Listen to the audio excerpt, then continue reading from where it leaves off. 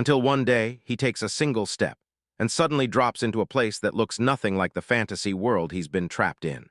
He finds himself staring out at a calm countryside, mountains in the distance, farmhouses that look just like home, and he's like, wait, so he finally clicks everything into place, spins around in pure shock and blurts out to himself like, wait, am I really back in Japan? Staring at this old traditional house, he can't believe it's been more than 10 years since he last saw it. He'd honestly sworn he'd never come back until. Then right behind him, someone shouts his name, and when he turns, a stranger has spotted him standing there and calls him Kid, an old man. An old man in a sun hat strides up to him and tells him, straight up, that he's never seen him around before. Then he leans in and asks what on earth brings a kid like him to a place like this. The old man leans in and asks if the kid missed his bus or something, and the boy just freezes there, stammering and fumbling for words because. So the guy tells him it's basically lunchtime, then drags him along for a quick bite. A fresh tray of soba gets slammed onto the table as the man thanks him for waiting, but the second the boy takes a bite, tears hit. So the old man blurts out, "Are you really okay?" The kid mumbles an apology while slurping his soba, saying it's been forever since he's had it, and the old man cracks a joke that he's got to choose, slurping his nose or the noodles. As they dig in, the man drops a surprise compliment, saying the kid's Japanese is solid for a foreigner, and it hits the boy so hard he's left totally off balance, like, wait, what? Because he spots his own reflection in the window and suddenly remembers. He looks completely different from the person he used to be. He clocks that the old man was right about his looks, and his mind starts racing about how.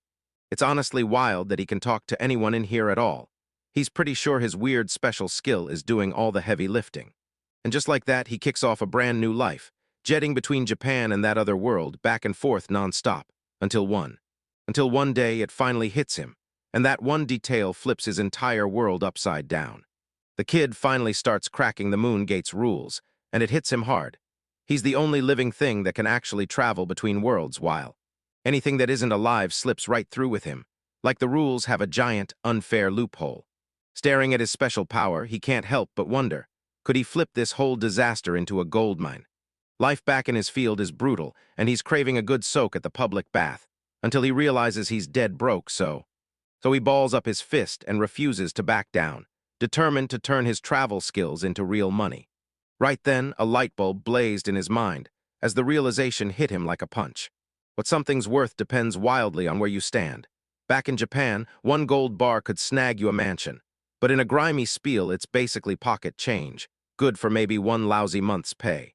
In the other world, sweets and spices are pure luxury, so rare that one fancy cake can straight up buy a person a whole house. He suddenly figures out that if he just resells Japanese goods in the other world, he'll be swimming in money in no time, and back at his place in Japan, her voice rings out from the garden, thanking him for everything he did. Hold up, smash that like button, then hit subscribe. For more secret manga gems, go on, hit that comment section and prove you're brave. Comment down below. I'm absolutely loving this, and I bet most of you are too. If you're not gonna do it, then say so. All right, let's keep going. The protagonist tries to play it cool when the woman thanks him, but she refuses to let it go, insisting on handing him a reward and telling him, because this village is packed with seniors, his help makes all the difference, and he snatches the money, shoots her a quick thank you, and he's already buzzing, because this cash finally means he can stock up on a mountain of Japanese candy. The woman looks genuinely confused and asks if he really loves sweets that much. He suddenly gets flustered, blurts out a laugh, and agrees, like, "You're totally right." And then while he's saying goodbye and she's begging him to stay safe, he clamps his lips shut about the real plan. Because how do you even tell someone you're taking the snacks to another world? So, with the goods secured, he basically shouts to himself, "All right, this is it," and dives in to turn that business plan into a real, living thing. In the other world, he tracks down a young merchant named Albert, who's completely frozen, staring at a chunk of chocolate like it's some alien treasure, demanding to know where it came from. The kid scoots closer and asks Albert if the local nobles would actually buy in, and Albert just goes silent, eyes locked on the sample as his mind races over the payout. Then Albert shatters the silence and goes, "Choco, this stuff is going to be a hit with the rich," and he's dead certain they'll get hooked fast. The protagonist perks up. Then, as Albert says he doesn't personally know any nobles, he decides he'll still slip his way in through a friend. Even though Albert looks a bit unsure, the kid just grins and asks if it's possible, sure as they'll pull it off. Albert folded his arms and fired off the hard truth, telling Alan that trying to sell to nobles out of the blue is a massive blunder, because the moment he steps out of line, every single one of them is coming for him. When Alan asks if it's really that serious, Albert snaps that if he keeps cutting into their turf, the other merchants won't just be unhappy, they'll be furious. He tells them that for the high-class crowd, those fancy sweets aren't just dessert. They're a flashy status badge, a loud signal of how much money a family is dripping with. Because it's a massive deal, merchants usually end up calling the shots, everything from the farmers to the bakers, so the whole system stays running like clockwork.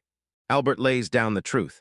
Breaking those unwritten merchant rules is a brutal mistake, but Alan just exhales a long, defeated sigh like, "Yeah, that's how this world plays." Albert lets out a heavy sigh and admits that with a shop this small, he's basically helpless when it comes to handling the noble side of things. And that's when Alan snaps and demands he shut up, only for Albert to shoot back fast. Yeah, it's annoying, but the kid's still dead right about what this product could become. Albert looks utterly crushed as he admits he's just a regular merchant, and there's no way he can stand toe-to-toe with the monsters who run the noble contracts. He blurts out an apology for dropping the ball, says he'll go hunt for someone who can actually handle the deal, and Alan tells him to do exactly that, until Alan suddenly remembers he didn't just come with chocolate. He yanks out a bag of Japanese snacks, and Albert just looks totally wiped out by the kid's non-stop surprises. Albert tells Alan it's totally fine to just share an opinion, but he can't help it. He's still dropping merchant advice like a real professional, and suddenly an older woman clocked them both and screamed their names, like it had been ages since the last time they saw each other.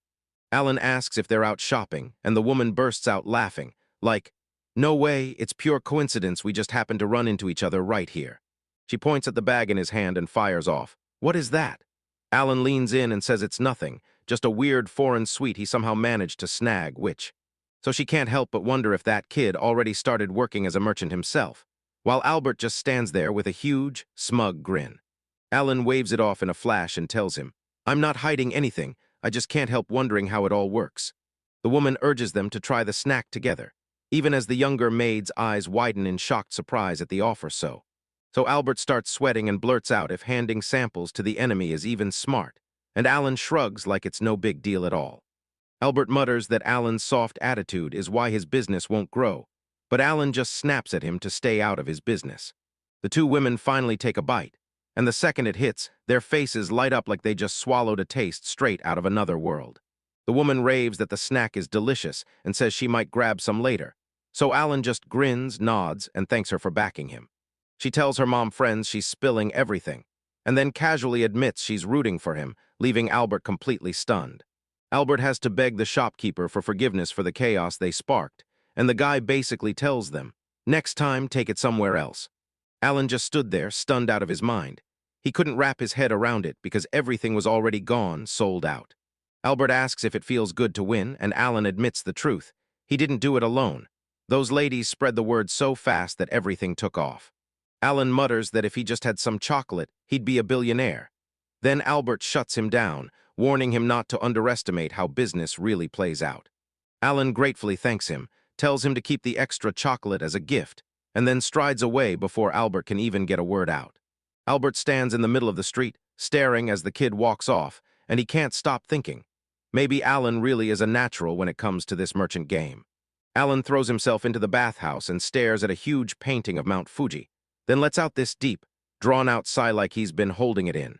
He sinks into the hot water, staring at the steam as it curls up, stewing over the fact that he's broke, can't land a job, and has no place to stay because the world won't acknowledge him as real.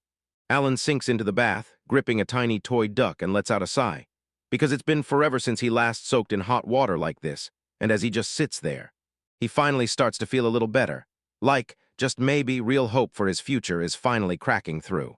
He glances back at that day and realizes the sweets never made him rich, but they still proved one thing: Japanese goods can hit and work in this world. But he knows this won't be a cakewalk. He still has to hunt for what to sell next and crack the exact rules every merchant is forced to follow. It's a lot to take in, and he keeps telling himself, "I've still got a mountain of stuff to sit down and think through later." But he can't even finish the thought because the next moment hits. He strides into a local tavern so packed it's bursting at the seams. People are eating, laughing, and the whole place crackles with non-stop energy as As Alan takes a massive gulp, his eyes widen. Turns out this alcohol hits way better than anything he's ever had before. He sinks back with a satisfied grin, convinced that even in another world, nothing beats cracking open a cold drink right after a long bath. But the mood flips in a heartbeat. Everybody at the nearby table goes silent, snaps their heads toward the door, and then it leaves.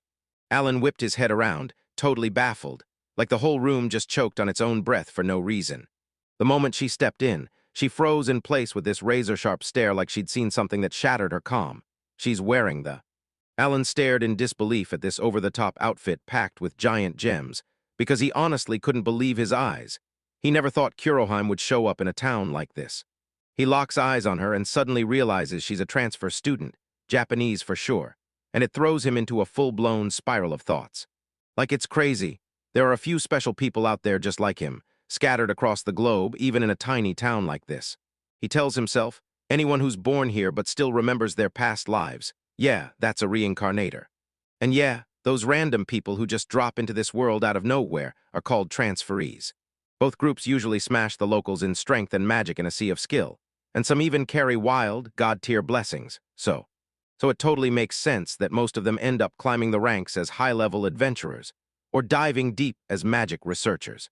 Alan keeps his eyes locked on her, and when he realizes this is the first time he's seeing one of those stories play out in real life, right in front of him, he can't help but be stunned.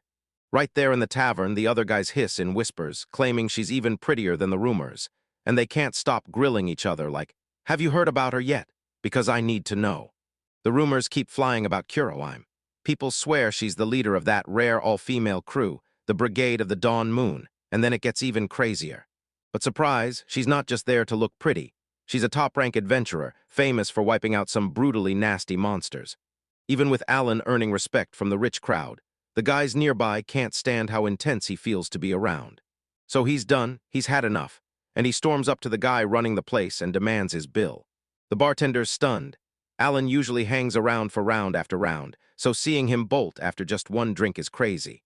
Alan flashes him a quick smile, then tells him he's got business to handle right now. Staring at Kuroheim snapped him back to his past life in Japan, when he'd been hounding a shop clerk begging, "Is that manga the big hit lately?" A clerk named Keita practically exploded with excitement and told him it was the one series in Shonen Champ. Turns out right at. Alan sprinted to keep up with what was cool, while Keita lit up and started geeking out with another manga fan, until Keita had to stop dead and ask, "Wait, do you really mean a women's fashion magazine, not the manga you were just talking about?" In the flash of memory, Alan snaps to it. Yeah, that's the magazine he wants. Then he fires off a quick excuse, claiming he's only grabbing it for a friend, which Keita jumps in and offers to add it all up and tie the books together. So right from there, things move fast. As Alan storms out of the store and hears the clerk's thanks chasing after him, he admits to himself with a bitter shake of his head that the whole friend story was a straight-up lie. But when Alan snaps back to reality, he realizes he made the right call earlier. Trying to talk to the Black Princess back at the bar would have been way too dangerous. So he starts cutting through the night, spiraling over how Kuroheim got dumped into a world with a spiel that brings zero entertainment. And he can't stop praying his whole plan lands, because if it doesn't. Because this is draining his wallet by the second, and every last bet he has is riding on her showing up and delivering for him. He hunts them down to a building, then stops cold when the door has a sign, "Closed for a private party today." And Alan just stands there, rubbing the back of his head, realizing this isn't some small issue. This is about to blow up way bigger than he ever imagined. He was convinced they were in there, but they'd already shut every curtain tight to lock everyone out, and that left him hanging there, alone. He's stuck in a heartbeat, wait and risk losing everything, or go for it right now. Because if he blows this shot today, he may never get another chance. Alan's already stepping out when a voice snaps from behind, demanding he stop, right there, right now. And it's Aina looking totally fed up, as she snaps at him, asking why he's just loitering in front of the shop. He stays calm, tells her he's only there for Lady Kuroheim, and hands the package over. Aina jumps in to stop him, telling him there's literally no charge, and if they don't want it, they can just toss it. But Alan just drops his goodbyes and bolts so fast she's left frozen in place, utterly stunned. She's stranded on the street, gripping her thoughts as she stares at that package, trying to figure out what the hell that guy was really up to. So she barges inside, and Kalkira snaps to attention. He spots she finally made it, then immediately interrogates her about that strange package she's dragging in. Aina blurts that this sketchy dude was posted outside, shoved the thing into her hands, swore it was meant for the captain, and then he cut off mid-sentence. That snaps Kalkira's attention. She blurts out that she has to see it for a second, while Aina slips the gift into her hands. Kalkira leans in and gives the package a sharp sniff, trying to figure out what's inside, while Aina holds her breath, dying to hear what the mysterious delivery smells like to her. Kalkira inspects the gift with a sharp eye, tells Aina it's not poisoned and not some cursed magic trick, and then she points out that she handed it to the captain. When Anna finally decides to go for it, she figures, if Kalkira says it's safe, then she should just do exactly what she's told. She spots Kuroheim at a table with tea, strides right up to her, and blurts out that she's brought her something. Anna's Kuroheim tilts her head and demands, "What did you bring?" Then Anna fires back that the package was stamped for the captain himself. Kuroheim asks if she's allowed to crack it open, and Anna shrugs and says it's probably fine, because the dude who delivered it basically told them they could just toss it if they didn't want it. They huddle up close, peel back the paper with care, and boom! They uncover a sneaky modern Japanese magazine tucked right inside. Kuroheim just freezes, staring at those pages full of romance high schoolers, like she can't even wrap her head around the fact she's really holding something like this. Aina flips through the pages too and admits it's weirdly rare, but she can't shake the question, why would the captain even care? Suddenly, Kuroheim jerks upright so fast her chair clatters to the floor, and Aina is left completely baffled by the shocking snap reaction. Kuroheim clutches the magazine to her chest, face blazing red, and snaps at Aina to tell her, right now, exactly who handed over the packet. Voices scream that she's the only one who can be the shrine maiden, and they all yell for the others to grab her before she falls. As Kuroheim snaps back to reality, she reels in panic. What just happened, and where on earth is she? Everything blurs out when she's just standing at school waiting for her ride, and then reality suddenly warps out from under her. And then bam, she dropped through a pitch-black void, tumbling with zero way to halt her fall. It felt so hopeless that she truly thought she was about to die on the spot, so she even blurted out an apology to her father. Her eyes flutter open, and she spots an old woman who looks totally relieved, asking if she's okay now that she's finally awake. Kuroheim snaps back, pointing at them, and demands to know who they are. Then the woman blurts out an apology, trembling because she scared her. The woman says, "Relax, we're just innkeepers," then explains how they found her sprawled at the bottom of that cliff, which slams a memory into Kuroheim, right to the instant she finally tipped over the edge. And the moment she realizes they saved her life, she rushes to thank that woman, only for the woman to wave it off like it's no big deal. The innkeeper woman leans in and says Kuroheim should have been done for after that massive fall, yet he walked away without a single scratch, just like everyone expects from a Miko. Kuroheim has zero clue what that word even means, and the woman can't believe she's that out of the loop. While he poured tea, he leaned in and swore Amiko was a divine messenger from another world, and her black hair was the only proof anyone should need. She goes on to hint that Kuroheim might have been handed some wild special powers too. She just hasn't realized it yet. And it's only making Kuroheim feel even more hopeless. She flat out admits she's clueless, because everything is flying by so fast that she can't keep up. So the woman thrusts a steaming cup of tea into her hands, like it's the fastest way to drag her back from the edge. She tells the girl, "Right now, the only thing that matters is sleep. Get some rest first, and you can deal with all those complicated problems later." Kuroheim glances down at the drink, then quietly murmurs her thanks, letting you feel just how kind that gesture was. Once she's finally ready to leave, she turns to the couple and thanks them for taking such good care of her while the innkeepers crowd outside to watch her go. They beg her to stay healthy and take care of herself, and she sends them off with nothing but the best as she heads on.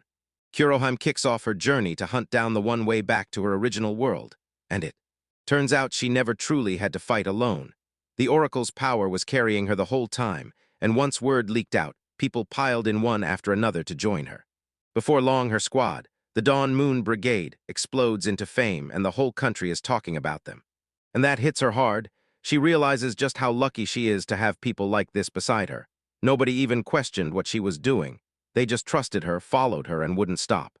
And deep down, she can't stop wishing that one day she'll finally get the courage to lay it all out. The full truth about everything.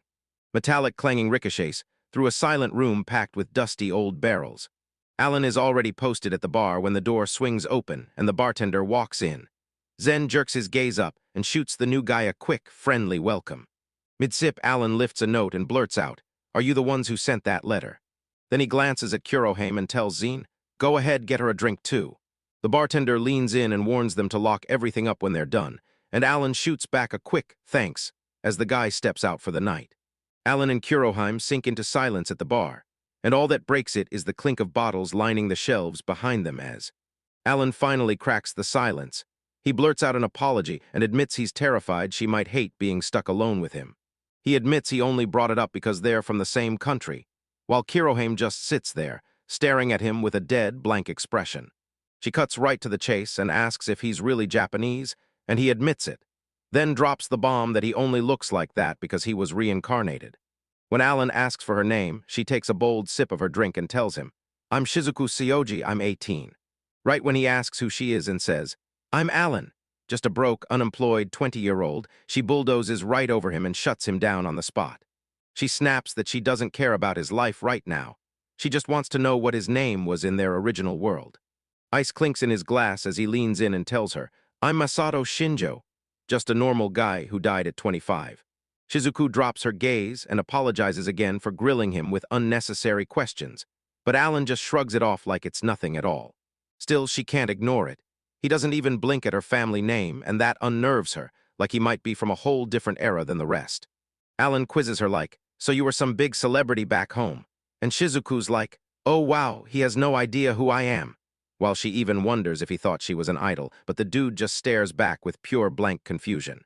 He explains, "Yeah, you and me, different eras for sure, because it's been 20 years since I died, and for me time just warps," right as his sentence falls apart, "because my Japan's bass still hits him like he's trapped in the Showa era, so the whole time gap idea hasn't sunk in as real yet."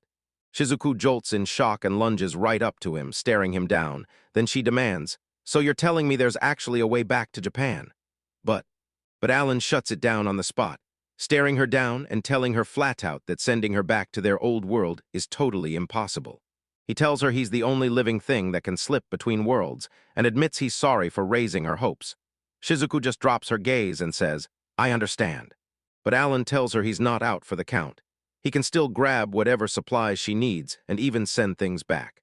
He tells her this deal isn't so bad for her either, but Shizuku says nothing, just sits there and clenches her grip on that glass like it's about to crack. Tension crackles in the air until Alan spots that she's already done her drink. Then he leans in and asks if she's ready to go for another round. She's totally baffled and demands, "How is that supposed to work if the shopkeeper's gone?" But Alan keeps his cool and just tells her, "Don't worry, I'll handle it." Alan yanks out a bottle of Japanese green tea and offers Shizuku another sip, hoping it'll finally hit the spot. He starts pouring it for her, mumbling that he wasn't even sure this brand would be her kind of thing. Shizuku just smiles and says thanks, then watches as he fills the glass. Alan snatches a sip right away, eyes locked on her, then blurts out, "So, how does it taste?" She stares, startled, then blurts that this flavor is totally different from the tea she usually makes for herself. Alan's stomach flips with nerves. What if she hates it? But Shizuku shuts that worry down fast, saying the smell and the taste are on a whole other level. As she leans in and tells him it's actually crazy delicious, you can feel his resistance melt away. Staring at her, Alan realizes that even with all that grown-up poise, she's still nothing more than a high school girl. She drops her gaze and admits she hates how pathetic she acted earlier, but Alan cuts in immediately, telling her she has nothing to be ashamed of.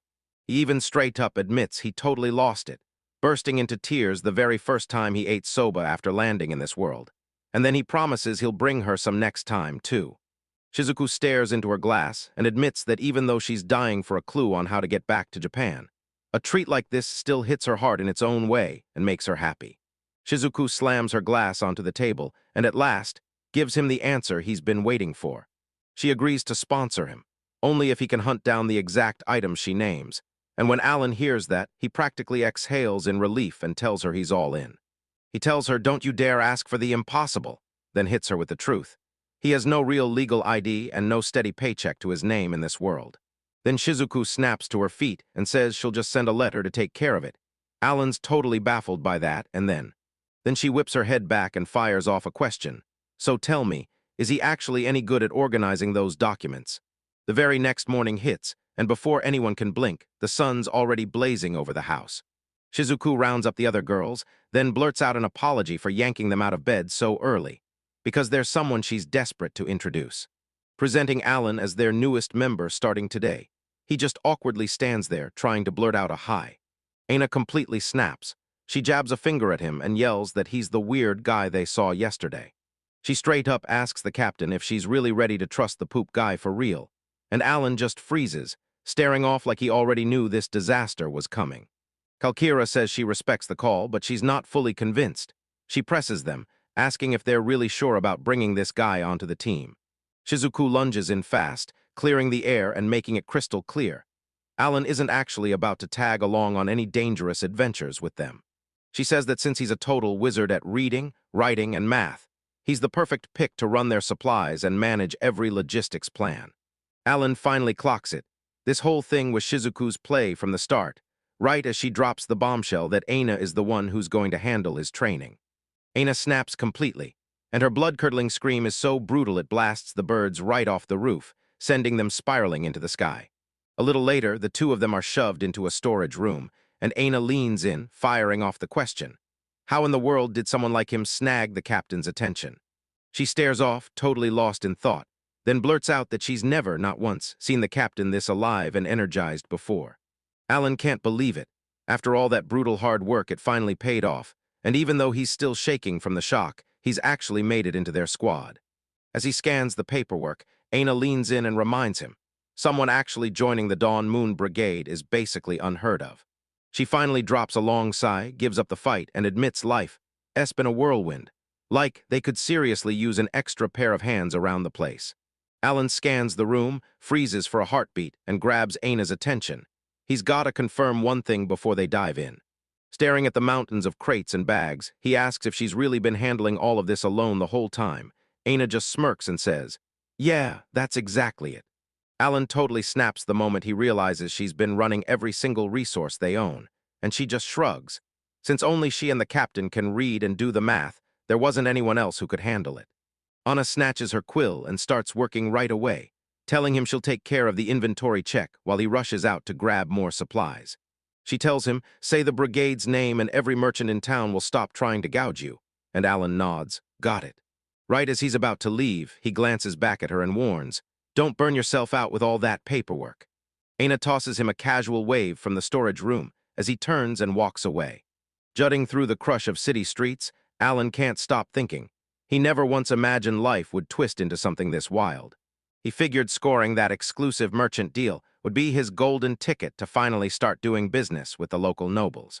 But now that everything's shifted, he realizes he has to level up fast, prove himself with real results if he wants the rest of the crew to finally welcome him as one of their own. Alan's just strolling along when someone screams his name out of nowhere, and it knocks him completely off guard. A local woman rushes up to him, eyes wide with shock, and blurts out, "Are the rumors I've been hearing about you actually true?" Alan's like, "Wait, what?" But she barrels right through it. She just told him she heard he's joined up with Akatsuki's brigade. He's totally stunned and blurts out how she found out that fast. But she just smirks and tells him not to ever underestimate how quickly gossip rockets through the neighborhood. With stars flashing in her eyes, she leans in and blurts out, "So, you and Lady Kuroheim, are you really dating?" She can't believe he somehow landed a job and a girlfriend in one shot, but Alan freaks out fast, snapping that she's got it all twisted. He blurted out that she only kept him around because she loved what he was trading, and it felt like he wasn't a person to her, but just some bonus, add-on, thrown in with the deal. Alan suddenly gets how terrifying rumors really are, because the woman shoots him a sharp, skeptical look and doesn't buy his excuse for a second. For now, she drops the topic, and then she casually admits that the sweets he brought her last time were seriously amazing. She congratulates him for finally debuting as a merchant, tells him to give it everything, and Alan just bursts into laughter, because in his eyes, he's only a delivery guy for now. The woman tells Alan to swing by her shop sometime, and even sweetens the deal with a generous discount just for him. Alan freezes for a second, then blurts out, "Wait, are you sure you're really okay with this?" And she just laughs it off like, "Yeah, I'm totally fine." The shopkeeper tells Alan to hang tough, then wishes him luck on the new job, and Alan bows deeply, thanking him for all the support. Alan clocks that all the neighborhood moms are basically doting on him, and just when he thinks he can relax, he hears his name ringing out again. He glances over his shoulder, already asking himself, Who on earth is trying to get his attention now? Alan is totally stunned, because a whole crowd has been waiting for him just like that. Everyone brings up the rumors of his huge promotion and sweet-talks him with special supply deals, all to prove they've got his back. So when he finally comes back, Aina rushes over, greets him, and fires off. "How'd your shopping trip go? Okay." Alan awkwardly ducks behind the door, muttering that he'll just drop the invoice right there, only for Aina to stare like, "Why are you hiding and peeking through the crack?" She shoots her hand out to snag the papers, then blurts that she has to double-check everything first. Anna flips through the shopping flyers and goes, "What's with this total?" And the second Alan sees it, panic hits. He blurts out if they somehow blew past their budget. But Aina shoots back that it's the exact opposite, revealing everything was 20% cheaper than usual. Then she leans in and asks if he pulled some shady stunt just to score those prices. Alan blurts out that she's got it completely wrong, that this whole mess is just one giant misunderstanding. He tells everyone that a friend just hooked him up with a discount as a personal favor. And then, straight to Aina, he dares her to go ask the shops herself if she's not buying his story. Alan lets out a shaky sigh, realizing he never meant for his shopping trip to spiral into this gigantic mess. Yet he figures it doesn't matter. Anna glances back with a shy little smile and tells him she'll give him just a bit of credit for making it work. Later on, Alan strides through the blazing portal, hopping between worlds. Then, just like that, he lands back in the countryside. He leans into the chirping crickets and thinks, yeah, Japan really does feel peaceful. He snatches the thing he came for, then shoots himself a quick reminder. He's got that letter from Sioji tucked away, too. Alan glares at the envelope marked for Master Rujin, unable to shake the thought that handing this letter over might finally fix things, or just make them worse. The horse-drawn carriage rattles down the dirt road, shaking the whole group as they roll along together. They finally crest the last stretch and boom, there it is. The massive royal capital, looming behind towering walls like it's daring the world to come closer. Alan eyed the group and said, "You've come a long way," then fired off the news. "Rainburg is officially going to be your new base starting today." Kuroheim strides up with a stack of papers, announces their new team house is already ready, and tells everyone to go straight to their rooms. The whole team shoots her a quick shout like, "We've got this." Kuroheim catches Alan mid-stride with a stack of boxes in his arms, then asks if he'll swing by Japan for her once he finishes his errands. Alan says it's fine, then asks if she wants him to grab something while he's there, but she shuts it down and says it's not that kind of thing. She turns to walk off, tells him he'll understand when he gets there, and makes it crystal clear she's really counting on him. She flips her decision again and tells him to bring back the rest of Dream Love, leaving Alan realizing, with a jolt, that she's not just a fan, she's completely obsessed with the series. Later in Japan, a guy in a dark suit strides down a silent street, slipping past a parked car. Alan finally makes it back to Japan, and the second he steps out, the noise hits him like a wave, the street's packed tight, and he's staring around like, what's going on here? He barrels into Genji-san, the old man, and they break into warm greetings, because it's been way too long since either of them talked last. Alan leans in super close, drops his voice to a whisper, and asks the old man who those people gathered around are, just as the question hangs there. Genji-san tells him they're part of the Sioji group, and the shock hits hard when he realizes Alan still hasn't heard of them. Alan's whole body locks up the second he hears the name, and when the old man says someone has been in the village for a week hunting him, the fear hits him like a punch. The old man makes up his mind. He rushes over first to corner the guy, grilling him and telling him how relentless his search for Alan has been. He left Alan stranded beside the car, still wrestling with the question of who the heck Sioji really was. Suddenly, a voice bursts from inside the car, and it snaps his attention instantly. A girl leans out the window, locks eyes with him, and demands, "So you're really Alan?"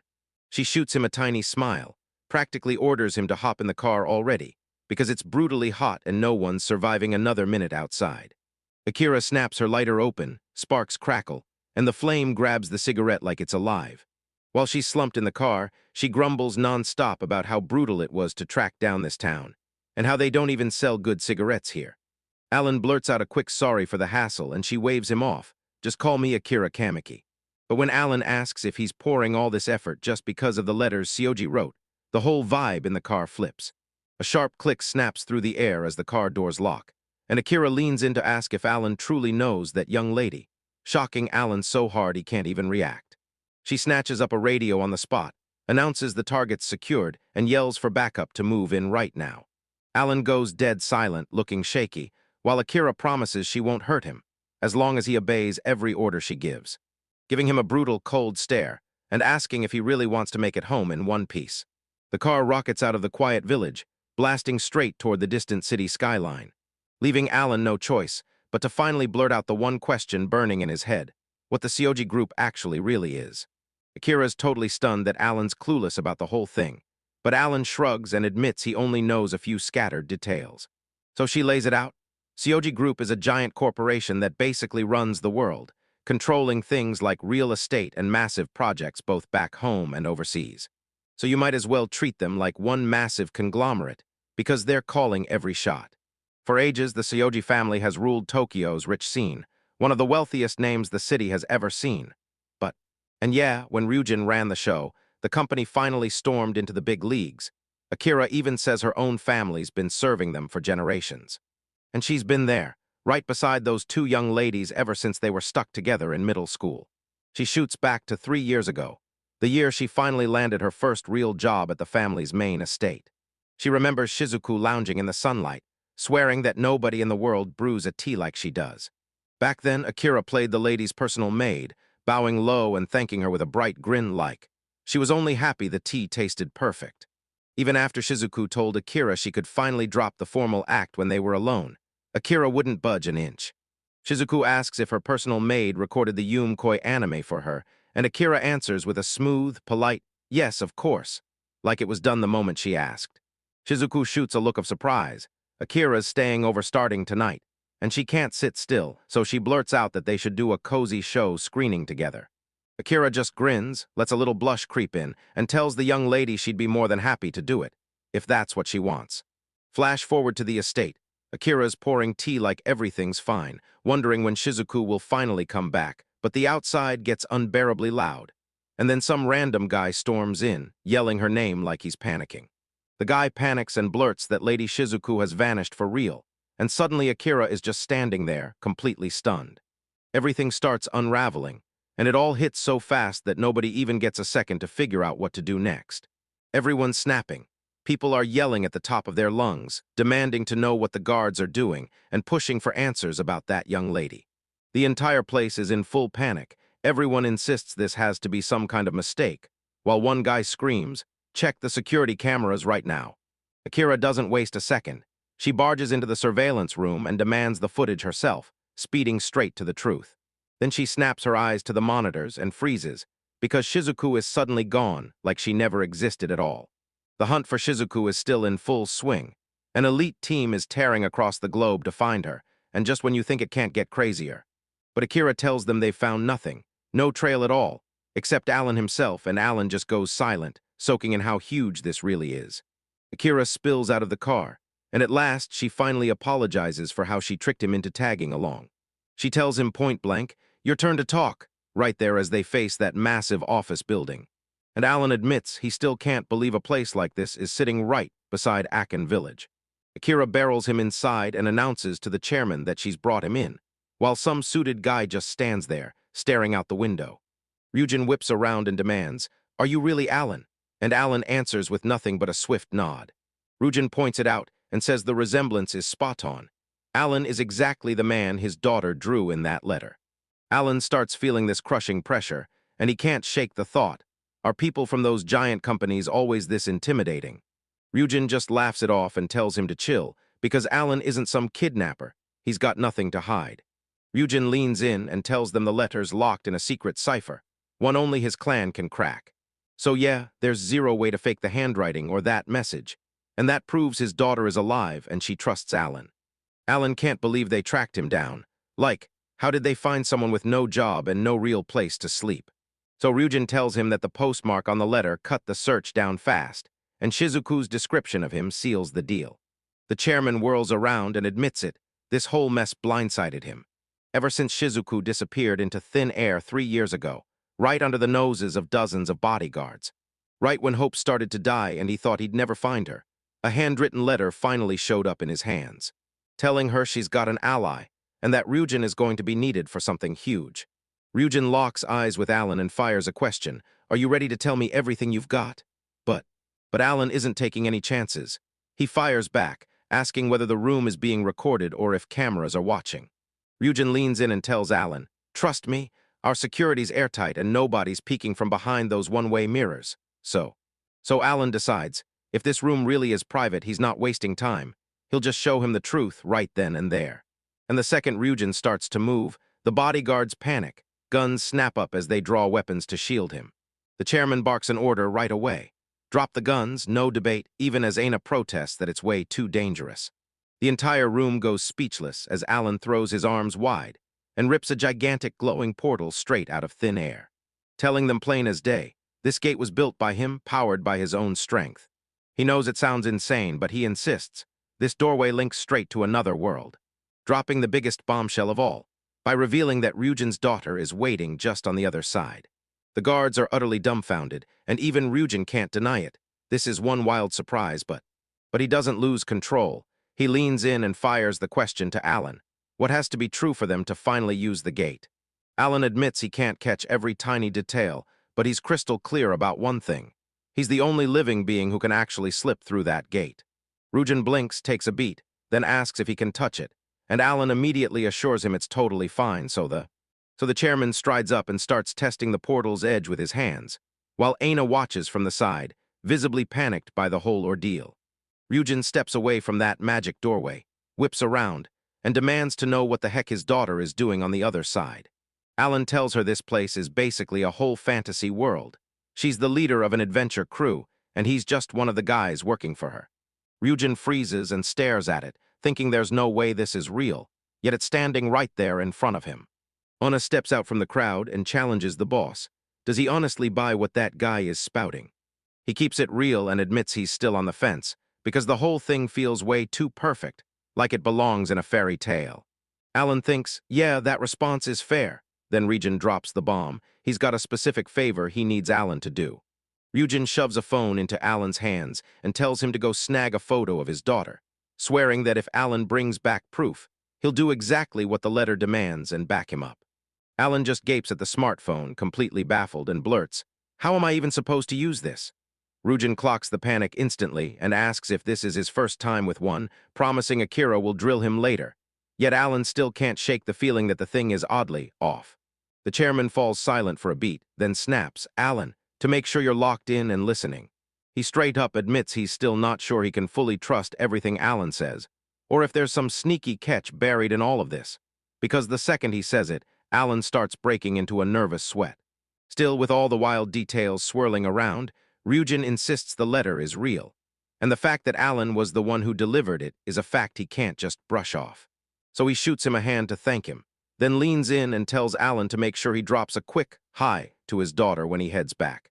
They lock it in with a solid handshake, and Alan swears he'll carry the message and make sure it lands. Back in the other world, Shizuku takes a slow sip of tea, hears the report, and her eyes widen because Alan really did it. He even met her dad. Alan can't believe it. He was shocked out of his mind that the chairman, of all people, would personally trek all the way out to the countryside.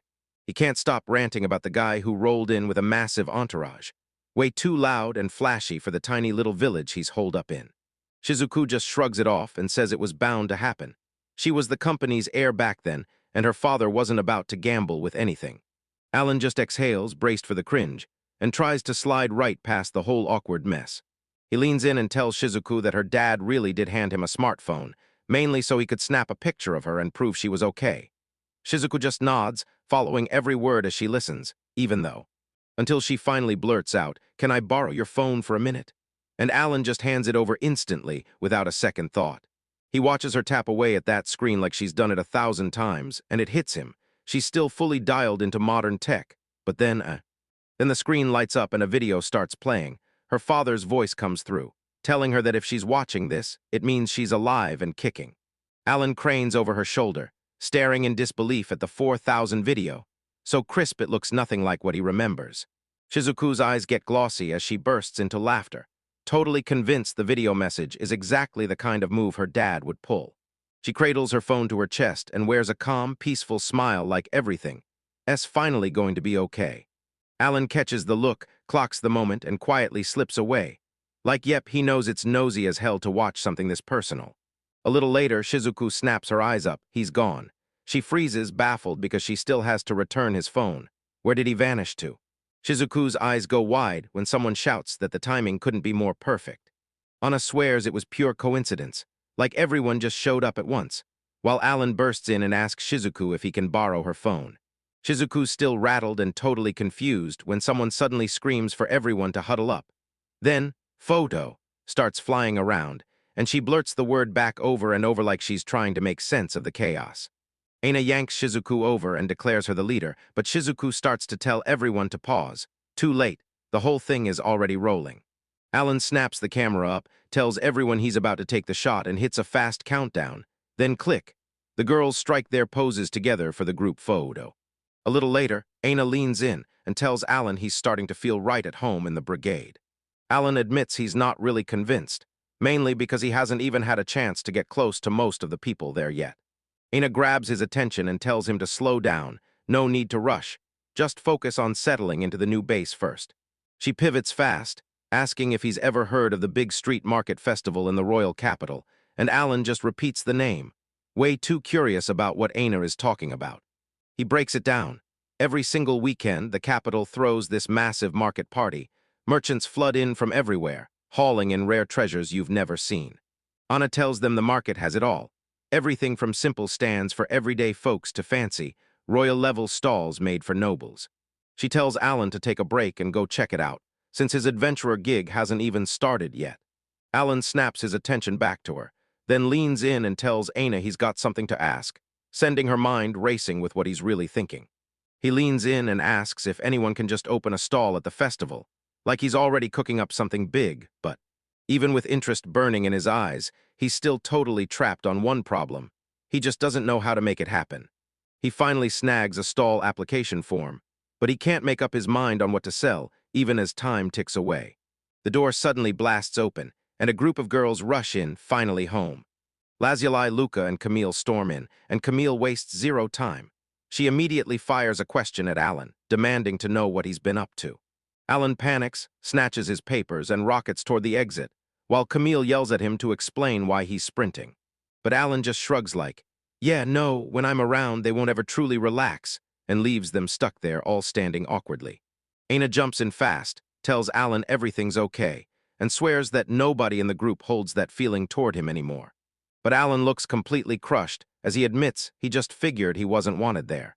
Kalkira straight up apologizes and admits they've just never had a real decent guy join them before, so nobody meant a thing by how they were acting. Lazuli admits, with a bright bit of gratitude, that the captain used to look so stressed out all the time until, not long ago, he finally seemed to hit his calm stride. Ain't saying that to sound nice, he just made it clear. Anyone can join, but you've gotta actually step up and help the brigade. After praising him, Camille starts scratching her head, trying to find the perfect way to describe Alan's whole vibe. Camille blurts out, "I'm basically your dad," and Alan just freezes, jaw on the floor, suddenly rethinking everything he thought he knew about his own life. She wonders if he's basically like a little brother, but Alan shrugs it off. If they've accepted him, then everything's fine. And just like that, Camille cuts straight to it, grabbing his attention and demanding to know what he was even doing with those papers earlier. Alan snaps his head up from his desk and demands why everyone's swarming him, insisting, "I'm just filling out an application for the street fair."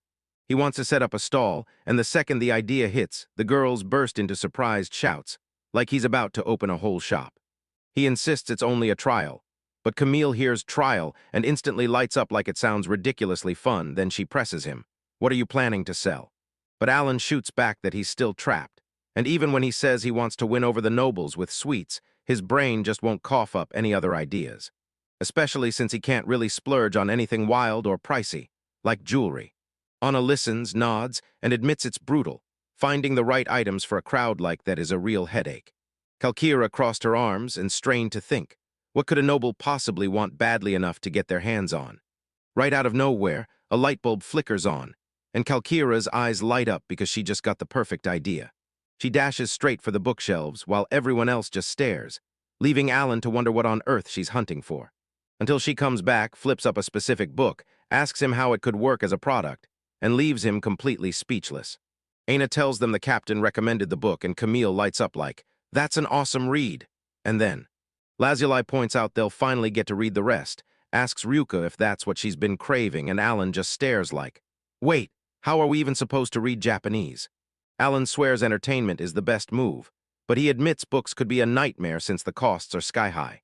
The girls totally sink into despair after hearing that, trading heartbreaking, what a shame talk, so yeah, it leads to what makes out. After Alan changed his mind, he promised to stock at least a few, and the place instantly erupted with thrilled faces. They force him to swear on it, and the girls grin and tell him they're absolutely coming by to hang out the second he opens the door.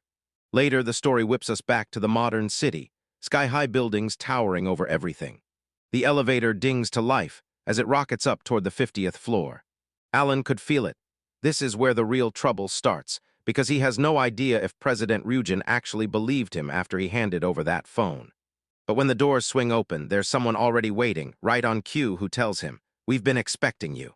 Kamiki steps forward and introduces herself the right way. She's Alan's attendant from now on. Then she bows deeply, tells him it's a joy to be working with him again. She tells him, "I've got this, follow me." And Alan just stands there, clearly stunned by how effortlessly professional she's gone. Something about Alan was so out of character that Kamiki suddenly blurted his name, shocked, flustered, and completely thrown off. Alan drops his gaze, embarrassed, and blurts out an apology for how he acted. Because the truth is, everything hit him like a truck and he was utterly stunned. He begs her to talk to him like old times, but Kamiki slams the door on that idea immediately. No, normally, not anymore. Still, Alan can't help but feel a wave of relief. She's actually buying his story, and her reaction is screaming it loud and clear. Kamaki tells him straight up, Lord Ryujin, the big boss, was actually over the moon, and all because the glowing stone Alan sent wasn't just something special. It turned out to be a totally unknown material. She slams a few things onto the table and tells him, no beating around the bush, that she's done doubting him. She finally has zero reason to question a word. She shoves the stuff on the desk into his view, calls it the support they promised him, and vows she'll go through every single item, one by one. She shoves fresh ID and family registry papers into his hands, and Alan snatches them up at once, thanking her like she's done everything for him. Kamiki leads Alan to his brand-new living quarters, tells him he can stay here, and points out that they've already hooked him up with a PC and everything he needs. Then she adds that all he has to do is tell the staff when he wants to eat, and Alan looks totally overwhelmed, and then she slaps a black credit card into his hands, bragging that it has 0 spending limits, so he can grab whatever he wants without a second thought, leaving him utterly shocked. Cold sweat breaks over him as the insane scale finally hits. Then Kamiki slides out the details for his brand-new bank account, calling him Lord Alan as he formally begins. He just gapes at that brutal balance of 100 million yen, frozen solid, barely breathing, until Kamiki finally breaks the silence, asking if he's still with her. Alan rubs his head, stress roaring as he stares at the sheer mountain of money and resources. Then he tells her he's grateful, but he can't shake the feeling this is way too much for just one guy. So Kamiki straight up says all this support comes with 2 hard conditions. Alan whips around, asking what she means, and she tells him the first rule: help them dig into the gate, find every scrap you can about his powers, and uncover the other world he's stuck living in. But then her tone sharpens. She snaps that the second condition is the real deal, and tells him point-blank to give that young lady his absolute fullest support. Alan agrees on the spot, and Kamiki scoots closer with that gentle look, asking one last time if he'll really show up to help her, pushing. Alan gives her his word, even though her request still rattles him, and Kamiki lights up with a huge smile, saying she's thrilled, while Alan scrambles to get his bearings after how hard she caught him off guard. Kamaki tells Alan that from now on, she'll be the one watching over him and helping him every step of the way. No weird feelings, no hesitation, and Alan quietly thanks her while, as it hits him that he's got a favor to ask her. Right now, Kamiki's eyes widen in surprise, but she keeps listening as they stroll down the street past the shops, and Alan is locked in on luxury goods, while Kamiki just keeps nodding along like he's right there listening to every word. He shrugs through his explanation, admitting that, yeah, he could have tried to figure it out alone. But the truth is, he doesn't really know how Japan works these days, so Kamiki says she'll help no problem, but she demands to know why he's so determined to open a shop. Alan leans in and tells her it's all about the right connections, then admits, back home, I had people who backed me up, but this is my first time in the capital, so I'm starting from zero. And he's determined to win over the nobility, because once those highborn folks back them, their money will finally stabilize, and the brigade will get access to way sharper information. But Kamiki straight up tells him she can dump as much money into this as he'll ever need, and she's convinced his plan clicks, so the funding part shouldn't be a problem leading. Alan shuts down the jokes and tells her this straight. Even if he's chasing a rich dream, he wants to earn it the hard way, by learning how to make his success happen with his own grit. Kamiki admits he's way more serious than she ever imagined, and honestly, that puts her at ease. Alan just stands there, staring like, what did I really think she'd expect me to be? As they keep moving, Kamiki suddenly grills Alan about what he's really planning to buy, so hard he freezes in his tracks mid-step. As he spots a display case, he blurts that he found exactly what he needed and jabs his finger at it. Then the rest of the sentence cuts off. She blurts out, "You really mean trading cards?" And Alan laughs it off, explaining that years ago, in one wild speech, people were basically starving for any fresh entertainment they could get. He says nobles mostly mess around with plain board games and run-of-the-mill cards, so he thinks trading cards would blow everyone's minds. Though even he admits he's totally turned around since he's never played a single one of these modern Japanese games before, and Kamiki just nods like he finally gets it. Then and it basically screams that the Syoji crew is in everyone's business, in every industry, and Alan snaps back that he remembers her saying the same thing, so. And then she lays it out. Entertainment isn't different at all, because they've got a whole company working behind the scenes, handling the trading cards. She doesn't even pause. She snatches out her phone and orders someone to rush over an entire warehouse full of a game called Crossworld, leaving Alan utterly stunned at just how lightning fast she is. Once the bags are finally in their hands, Kamiki shoots Alan a question. Are you sure this is all you need right now? Alan nods and insists it's enough because this is only a trial run, but he makes sure she knows how grateful he is for her help. Kamiki waves it off like it's nothing, and off they go. Alan says he's heading out next to hunt down sweets and books, assures Akira she'll be fine without him, and tells her to take it easy for a while. But Akira slams the whole idea down on the spot, making it crystal clear that she will not let that happen, no exceptions. She warns that if anything goes wrong with him, Shizuku's the one who'll get dragged into trouble. Alan just stares at her, stunned by how brutally direct she is as he finally breaks and tells her to go ahead, but she snaps back. Just leave it all to me. They shove deeper into the shop, and Alan just freezes, jaw hanging, staring at the futuristic tech like it's magic, completely blown away by how incredible it all is, especially since Akira spots him staring and blurts, "What's going on?" And he fires back that videos now look just like CDs, even the TVs have totally changed. He admits that back in Akin Village, he barely noticed the world shifting, but then seeing this hits him hard. Time really is racing forward. Then, right out of nowhere, his eyes lock onto something on one of the screens, and his mind starts racing. Please tell me it's what I think it is, so he leans in and asks, is that the Koi series Nishioji keeps raving about? And honestly, it sounds like it's super popular. Akira suddenly goes silent, stares off into the distance with a weird look on her face, and Alan has to shout her name just to snap her back. Alan stares at the series in his hands and grins, saying he just got hit with a wave of nostalgia, but Akira reminds him, dead serious, that he did invite her once, back when they were supposed to watch it together, only for life to steal that moment. Alan just freezes there, stunned and clueless, like he doesn't even know what to say, so he starts to apologize, but Akira shoots him down fast. She realizes she was a little thoughtless and tells him, I didn't mean it in a bad way.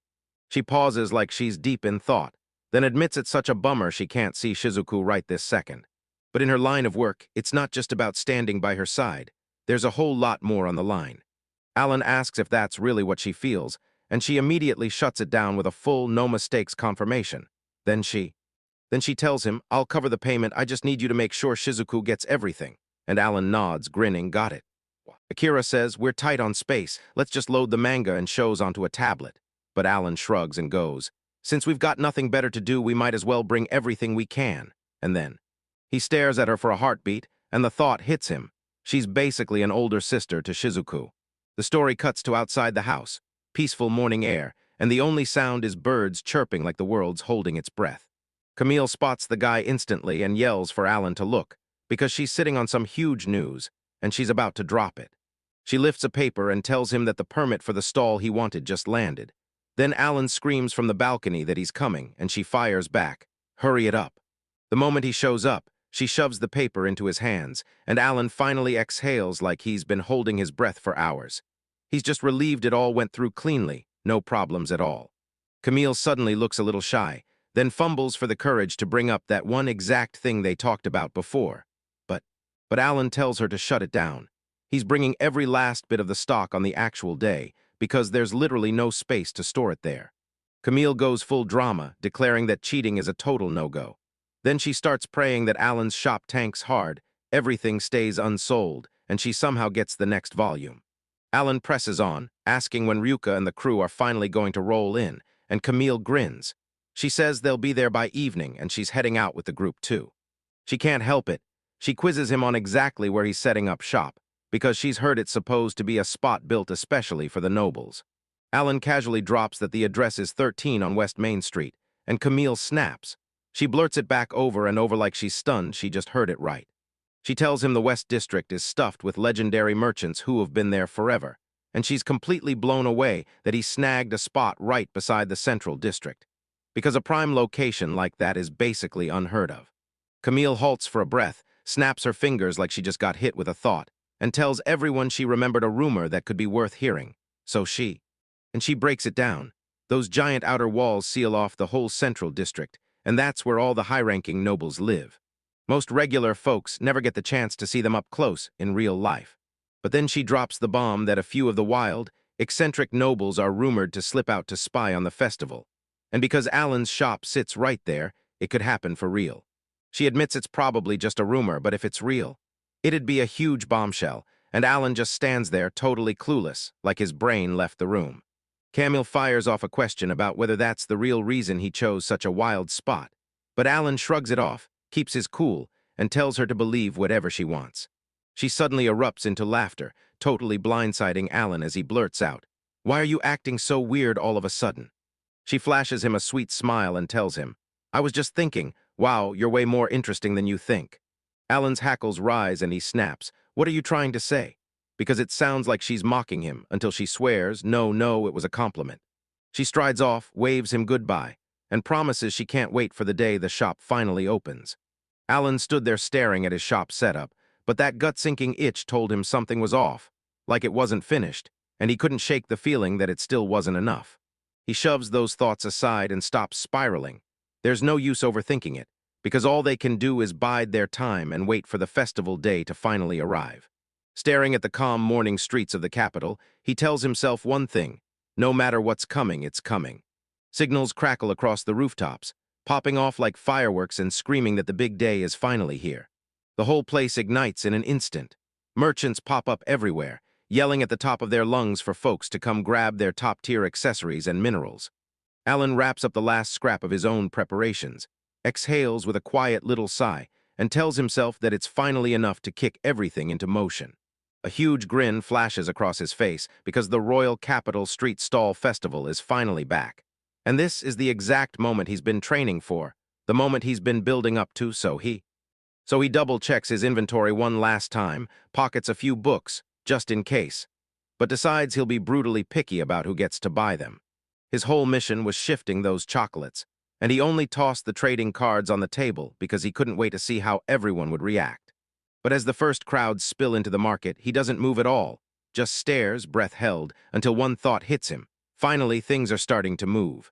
The big festivities aren't even meant to start until evening, yet the streets are already jam-packed, and Alan clocks the pattern fast. Most of these folks look like they belong to the upper class.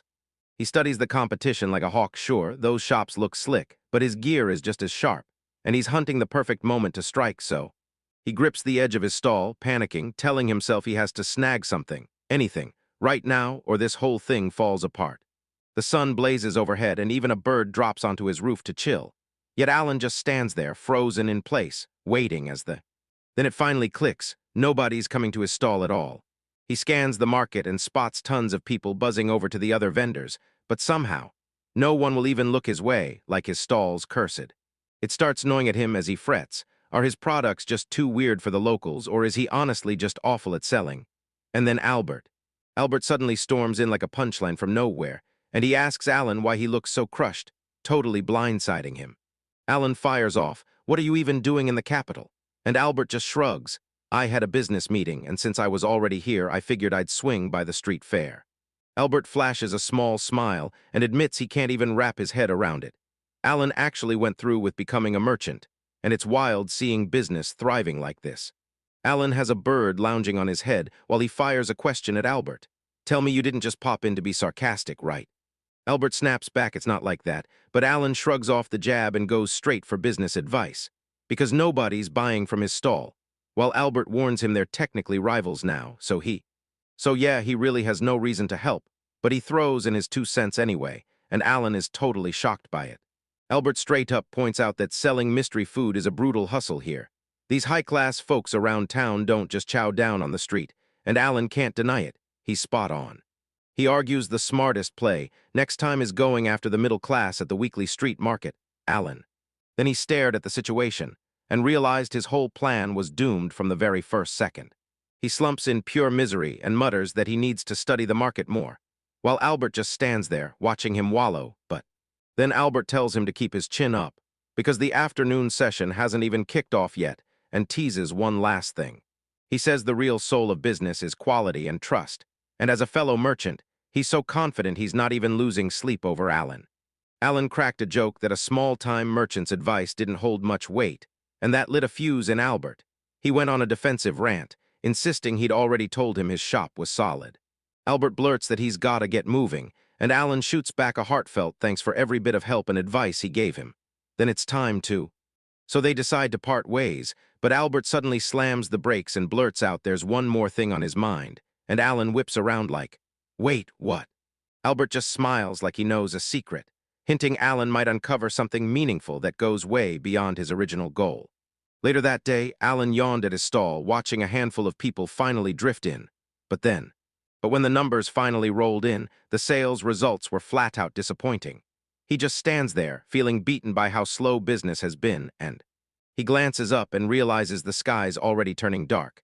So he figures he'll shut the shop the moment Ruka and the rest of the crew finally roll back in. And still, that dream of striking it rich all by himself won't stop haunting him, even if it's totally separate from his real mission. Right then, the street's energy flips. People nearby start whispering, staring, and asking if this guy is really who they think, and watch him stride right past, eyes wide like, what's all this chaos about?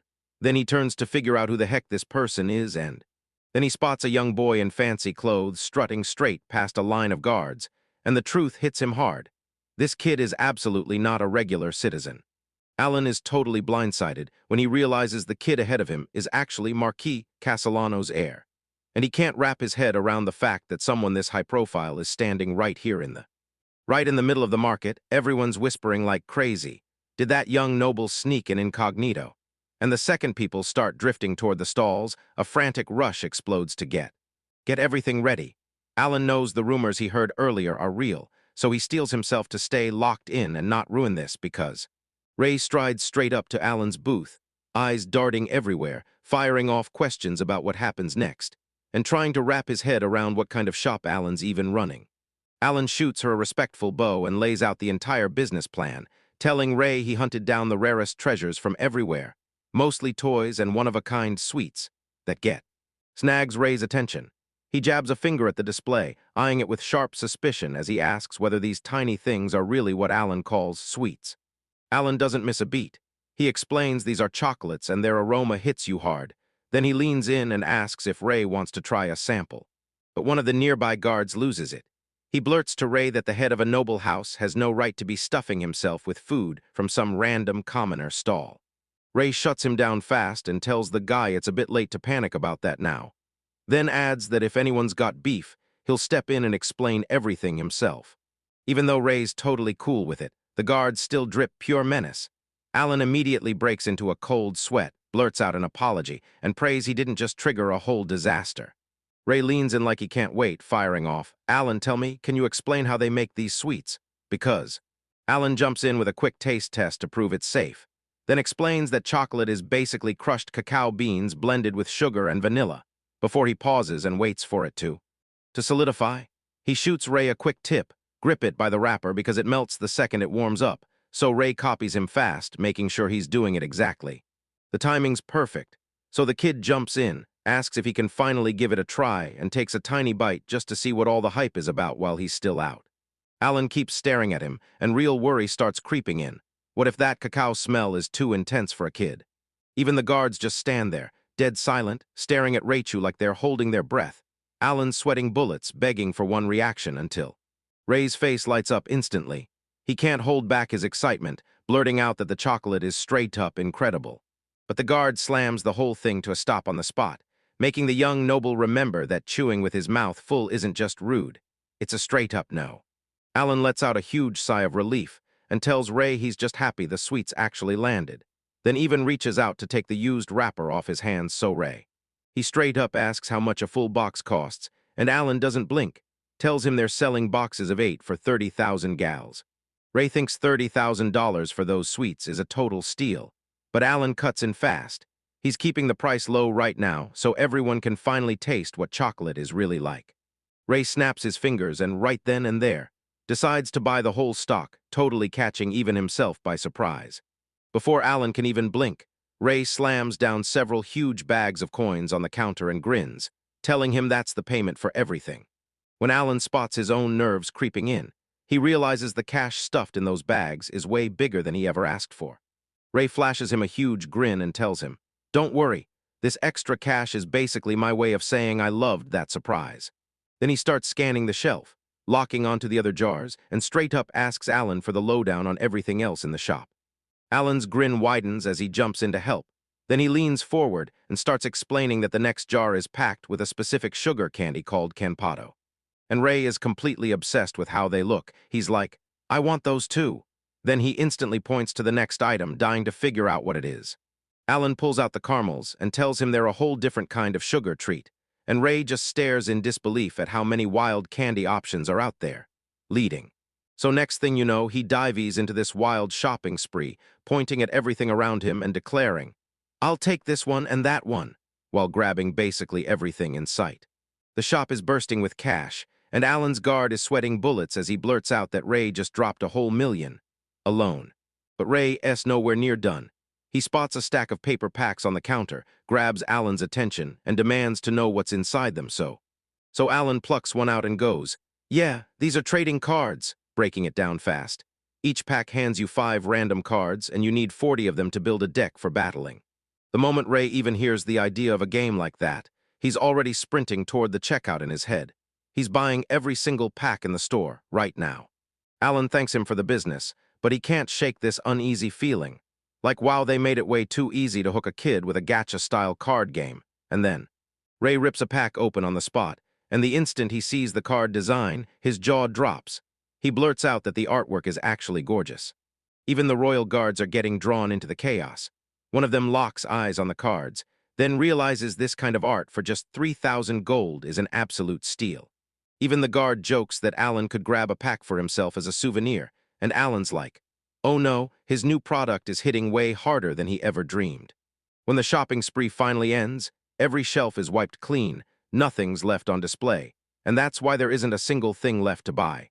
Alan dipped low, thanking the crew for their business, just as they finally geared up to hit the road for the day. Ray pivots to leave, telling Alan not to sweat the thanks, because it was Ray who had the awesome time today. Right as the kid is about to walk away, it clicks. He never even learned his name, so Alan snaps in close, introduces himself the right way, and Ray reaches in, drops the gift straight into Alan's hand and tells him, "Keep it, this is yours." The young noble throws a wave over his shoulder and strides away, grinning as he says he's counting the days to see Alan again soon. Alan just stands there, staring as the carriage rattles away, and yeah, this whole visit felt absolutely unhinged, mostly because those nobles clearly have zero clue how money actually works. But his mind is locked onto that gift, and he can't stop staring at the strange metal in his hand. Like, what in the world is this even supposed to be? Right when he's lost in thought, someone across the shop yells his name out of nowhere. He jerks so hard he almost jumps out of his skin. It's Camille. She bursts in, apologizing for being late. Then her world flips the second she spots the empty shelves and realizes everything's already gone. Alan flashes her a warm welcome, but the second he steps in, the shop suddenly feels way louder.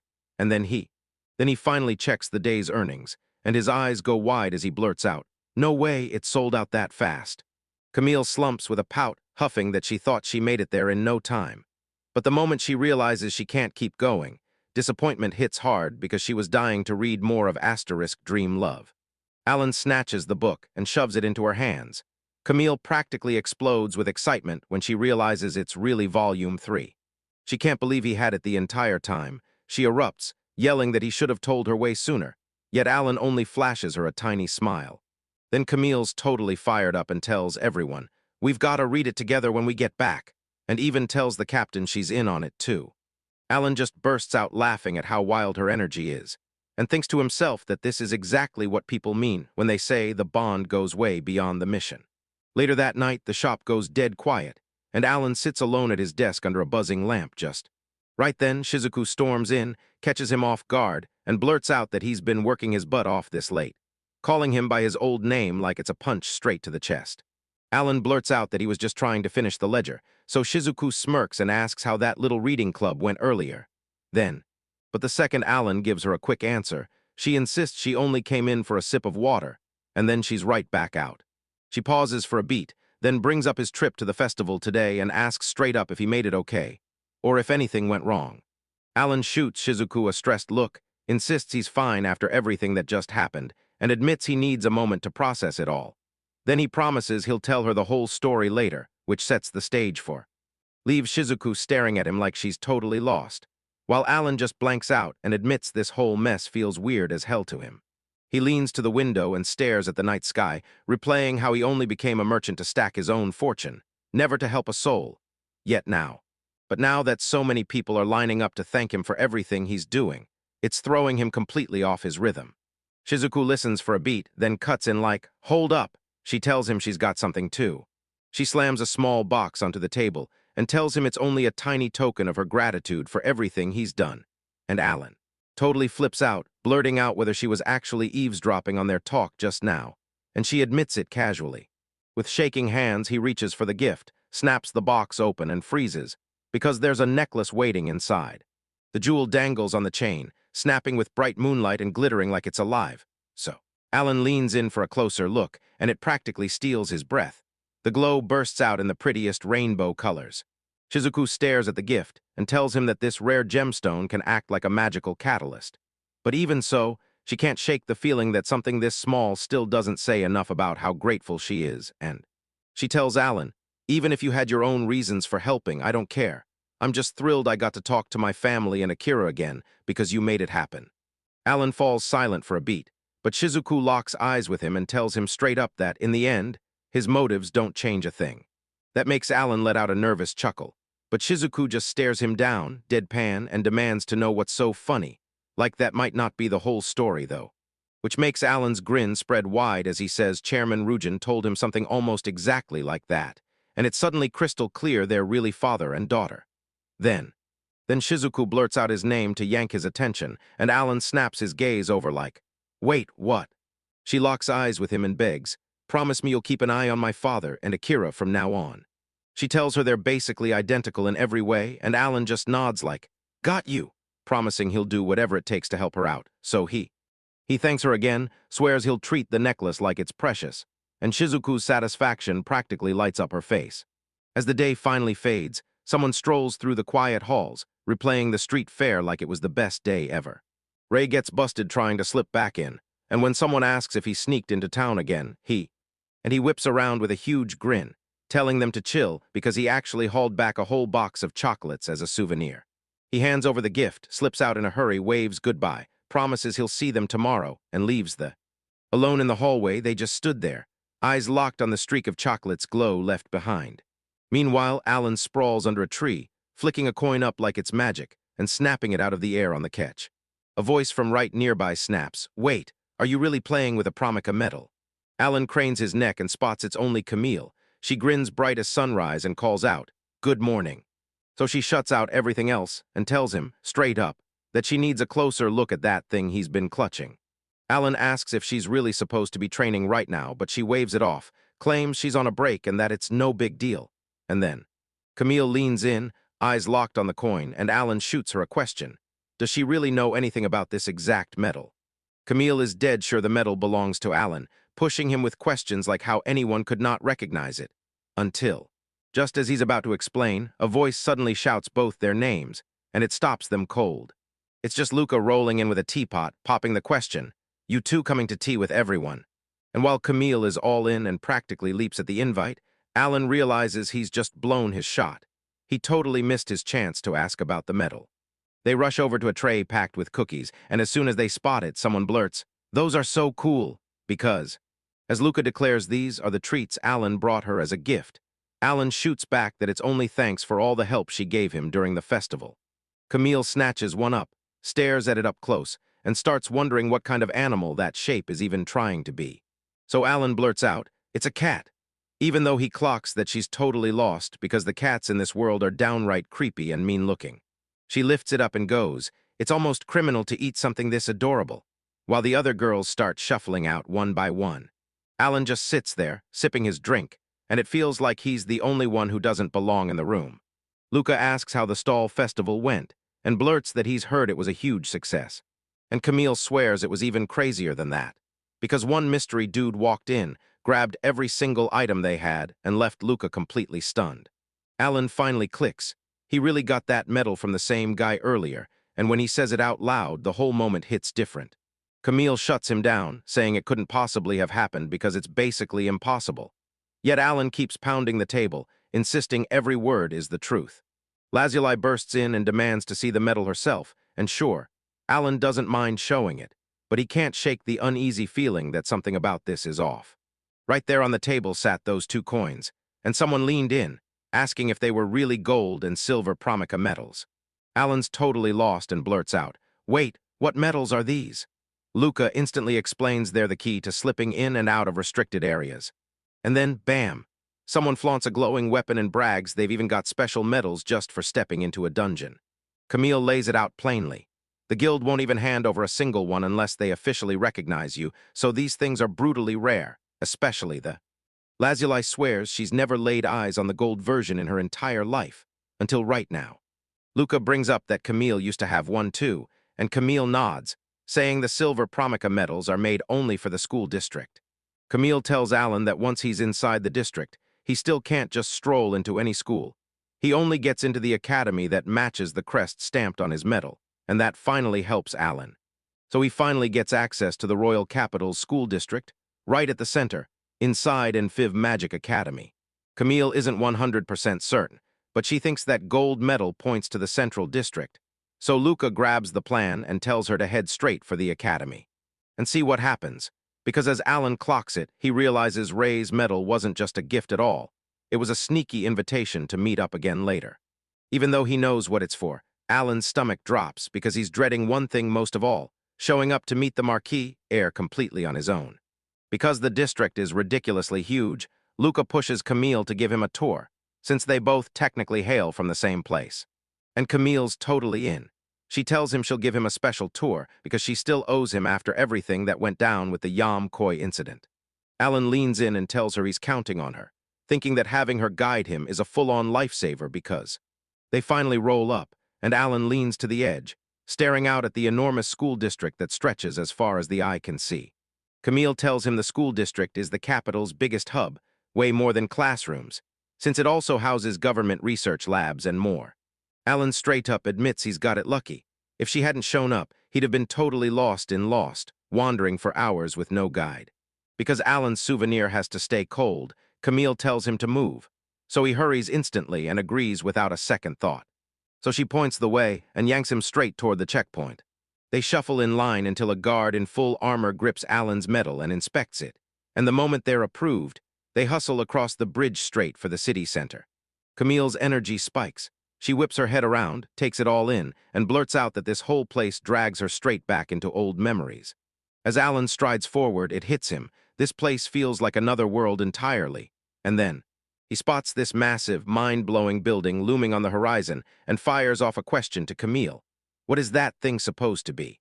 She points it out and tells him, that's the Cathedral of St. Leek, the only religious school in the entire royal capital. And then she lets the words hang there like a bomb.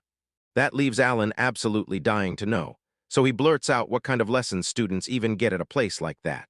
Camille breaks down the curriculum for you, religious doctrine, medicine, and holy magic. But she warns that healing magic isn't something you just pick up. It demands serious training. She also drops that Vice Commander Nana went to a religious school, just not the same one as before. and Alan can't help but find that insanely interesting. Camille won't stop going.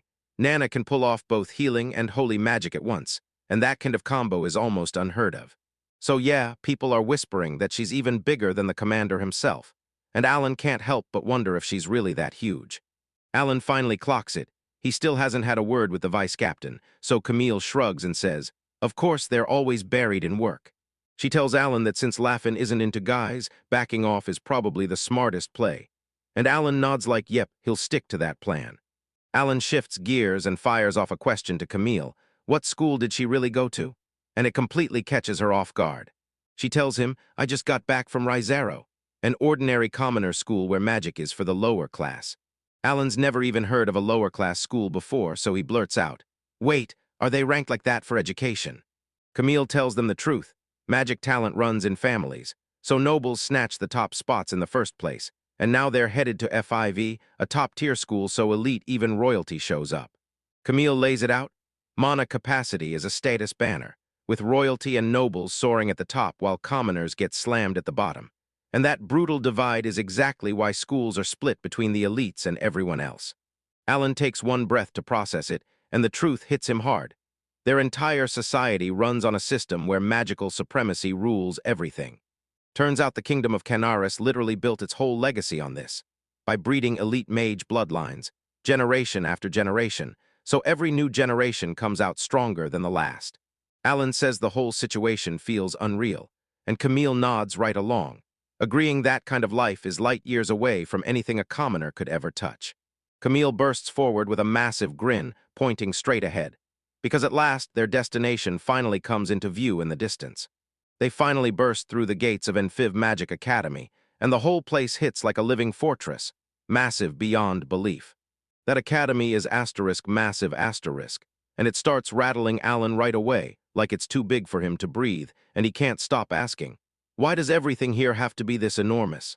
Right when they hit the entrance, Alan flashes his promica, and then immediately leans in to make sure the guard lets Camille walk in with him. The guard laughs it off then, before Alan can even react, tells him to hold out his right hand, and a bracelet suddenly snaps onto his wrist. Alan blurts out what it's for, and the guard shrugs like, "It's just a magical security tool, don't think we're singling you out." Camille snaps at Alan to behave, because the guards will swarm the moment he starts causing trouble. Yet Alan just smirks and asks what they're even doing there, and then they keep coming. They keep trudging through the grounds, and right as Camille points out, this place is on a whole other level compared to Rizal. She points straight to the famous lion dorm, and tells them that's where the royal family usually stays, right. It absolutely wrecks Alan's brain.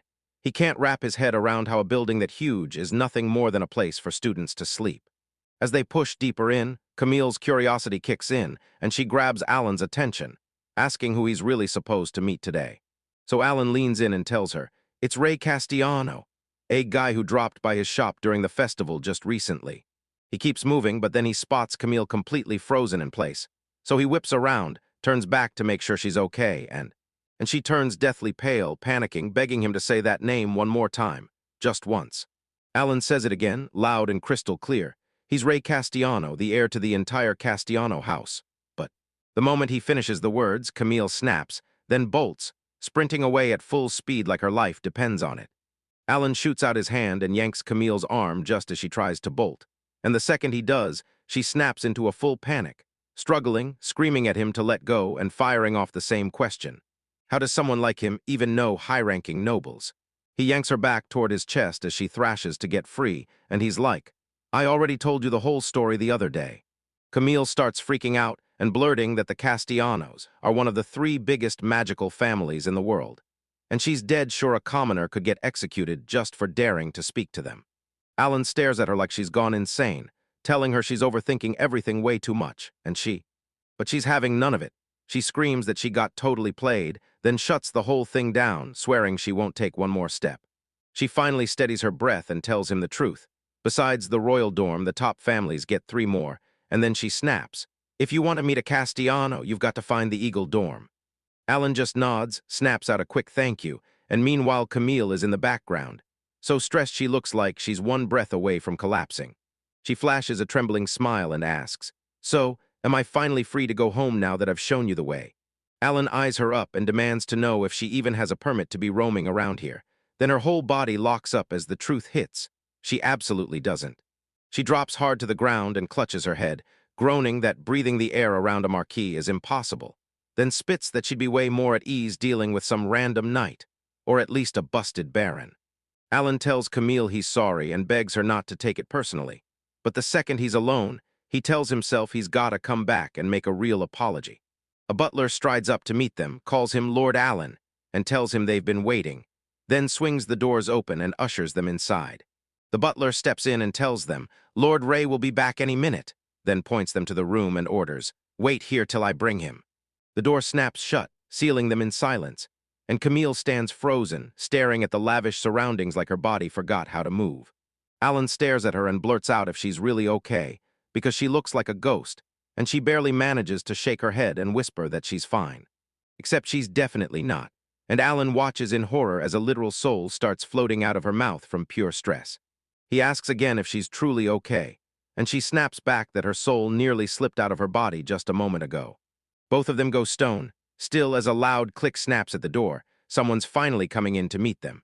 Ray slides in with a grin and tells them, Man, it's been forever since we last saw each other at the street festival. Alan stays calm, thanks him for the invite, and in the background Camille keeps bowing again and again like her life is on the line. Ray spots Camille freaking out, grabs her by the moment and tells her to chill, because he's the one who dragged them here in the first place, so this is totally fine, and the room snaps into silence the moment someone else walks in. Alan and Ray freeze, watching as Kuroheim brushes past them. Alan blurts out a word, but she straight up shuts him down and keeps grilling Ray, asking who that kid is supposed to be, and it all spirals from there, making the mood get really weird. Alan throws a shaky smile over his fear and blurts that he thinks they're friends, maybe, but nobody answers. He just stands there, sweat pouring down his face, watching the silence crush down harder by the second, and he starts panicking for real, like he's spiraling in his own head, asking himself if he somehow screwed up and triggered everyone's fury. So he glances at Camille and pleads for help, but she just stands there stone still. Then it hits him, it's all on him. Alan decides to pivot on the spot, snatches out a gift bag, and asks if they want to try what he brought along to break the ice. Then he grins and says these sweets are his very own, made only for today's meeting, and you can't buy them in any shop since they spoil fast, so he snaps his hands to cue the staff. And just like that, the butler swings the door open and rolls in a tray, finally kicking the meeting off. The crew set up the table at lightning speed, and Alan couldn't help thinking the whole thing was done in the blink of an eye. Ray wonders if the sweets need slicing, and Alan grins, telling him they're already individually wrapped and ready to go. Right when the fruit tart finally hits the table, it looks absolutely unreal, so someone in the room blurts out a little gasp of pure excitement. Alan finally lets out a huge breath, saying he's just happy Ray actually likes it, especially since Akira came up with the gift idea, while Ray stares at it and says it looks like a jewel. Kuroheim stays silent, just watches them like a storm in her eyes, thinking, yeah, that other guy is a total lost cause. Alan tells them to grab the food first and talk later, because it's best while it's still cold. Then he pushes hard for Camille to join in, but she's frozen in pure shock, standing there like a statue, convinced Alan is basically a dead man. Ray suddenly realizes he still hasn't even introduced himself, so he tells Alan, my name's Ray Castellano. He keeps the conversation alive by blurting out that he's a first year in the middle school division at the academy. Ray claims his gut feeling nailed it, and he's never seen sweets this fancy before, so Alan's like, all that prep actually paid off. Ray points to the girl right beside him and calls her his cousin. Then she jumps in and says her name is Chris Eraser. Ray shoots her a question about what's going on. Because yeah, Ray usually plays it cool, but right now she's acting way tenser than normal. Chris cuts him off instantly, shut up for a second, and Alan is completely thrown. He can't believe she's seriously talking to the air like she's got the nerve of a marquis with that attitude. Ray calls her out for lying and presses her, isn't there more to your name? But Chris just goes silent. Alan just stares, totally lost, trying to figure out why the guy keeps calling her by a different name. Ray leans in and says, since Alan's a commoner, he's got just one name. And because he's a noble, he's got both a given name and a family name. Then he hits them with the real bombshell. Chris has even more than that, and Alan is left completely stunned, just staring. Ray drops the bombshell. She's not just anyone, she's the princess of her country, and her real name is Chris Alyssa Caneless. Alan stands there stunned, jaw dropped, because the girl sitting right beside him turns out to be royalty. He can't wrap his head around it. He snaps the clues together, because Chris is the kingdom's second princess, and his mind spirals, asking why someone that high and powerful would ever be here. Ray kicks off the family history and drops the bomb that Chris's dad started out in a Castellano branch. So packed with mana, he ended up rivaling even the head of the house. Even though the royal family dragged him in through the back door, he still somehow ended up marrying right into the bloodline. So that one weird connection changed everything. Chris sits way higher in the succession than anyone would ever guess, so Ray corners Alan and asks why she's truly so special. But the kid has zero clue. Turns out she's an awakened, royal-blooded prodigy. So her magic stash is even crazier than the legendary kings from the old days. Alan just locks up, staring like his brain can't catch up with what awakened actually means for her. Ray keeps pushing forward, calling out that you can actually track down real commoners who have got the exact same kind of deal going on. And he's talking about those freaks of nature, people who just burst asterisk with insane magic power, no matter where they were born or what kind of family they came from. Then he flashes a grin and tells Alan, "You're the perfect example because you're just like her." Ray breaks it down. The church swears the awakened are holy little ones chosen by God, while Chris just stands there, staring, trying to figure out what her existence is really like beneath the story. Ray barrels forward, insisting that someone like him sees the world in a totally different way than normal people. So that's why he was determined to make this meeting happen. Alan just stood there, stunned as it clicked. This whole day had been a setup, a trap meant to shove them into the same room. He stares at the princess and instantly thinks, no way, she's reincarnated too, but he swallows the words because saying it out loud would be a disaster. So he scrambles to figure out how to act around these nobles without slipping into total silence, right as Chris shouts at Ray to grab his attention. She tells Ray that awakened doesn't make you some kind of chosen hero. It just means she's clocking how all those wild theories are stressing the poor kid out.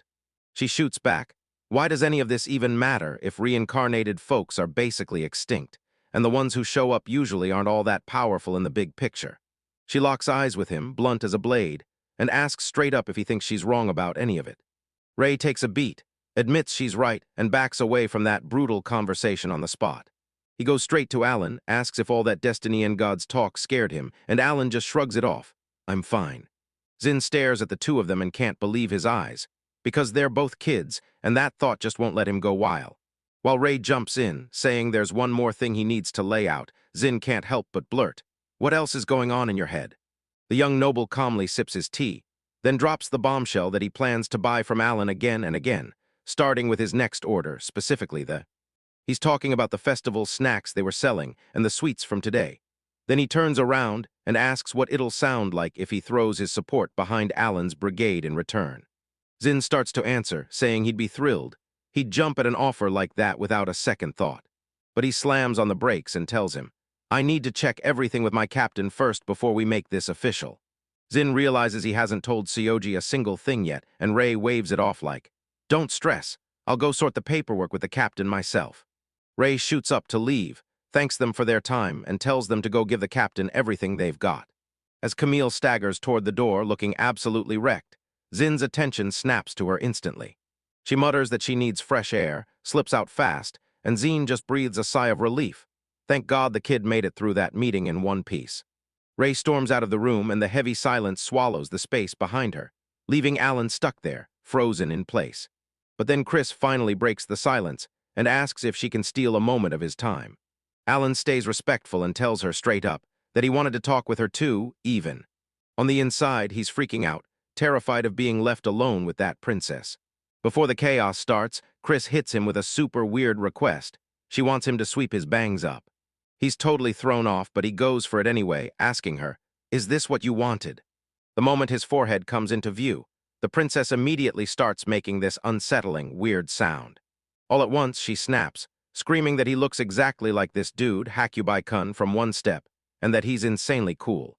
Alan is blushing hard and scrambling to keep pace, but she yanks his arm and snaps that he isn't finished, then demands he lift his hair one last time.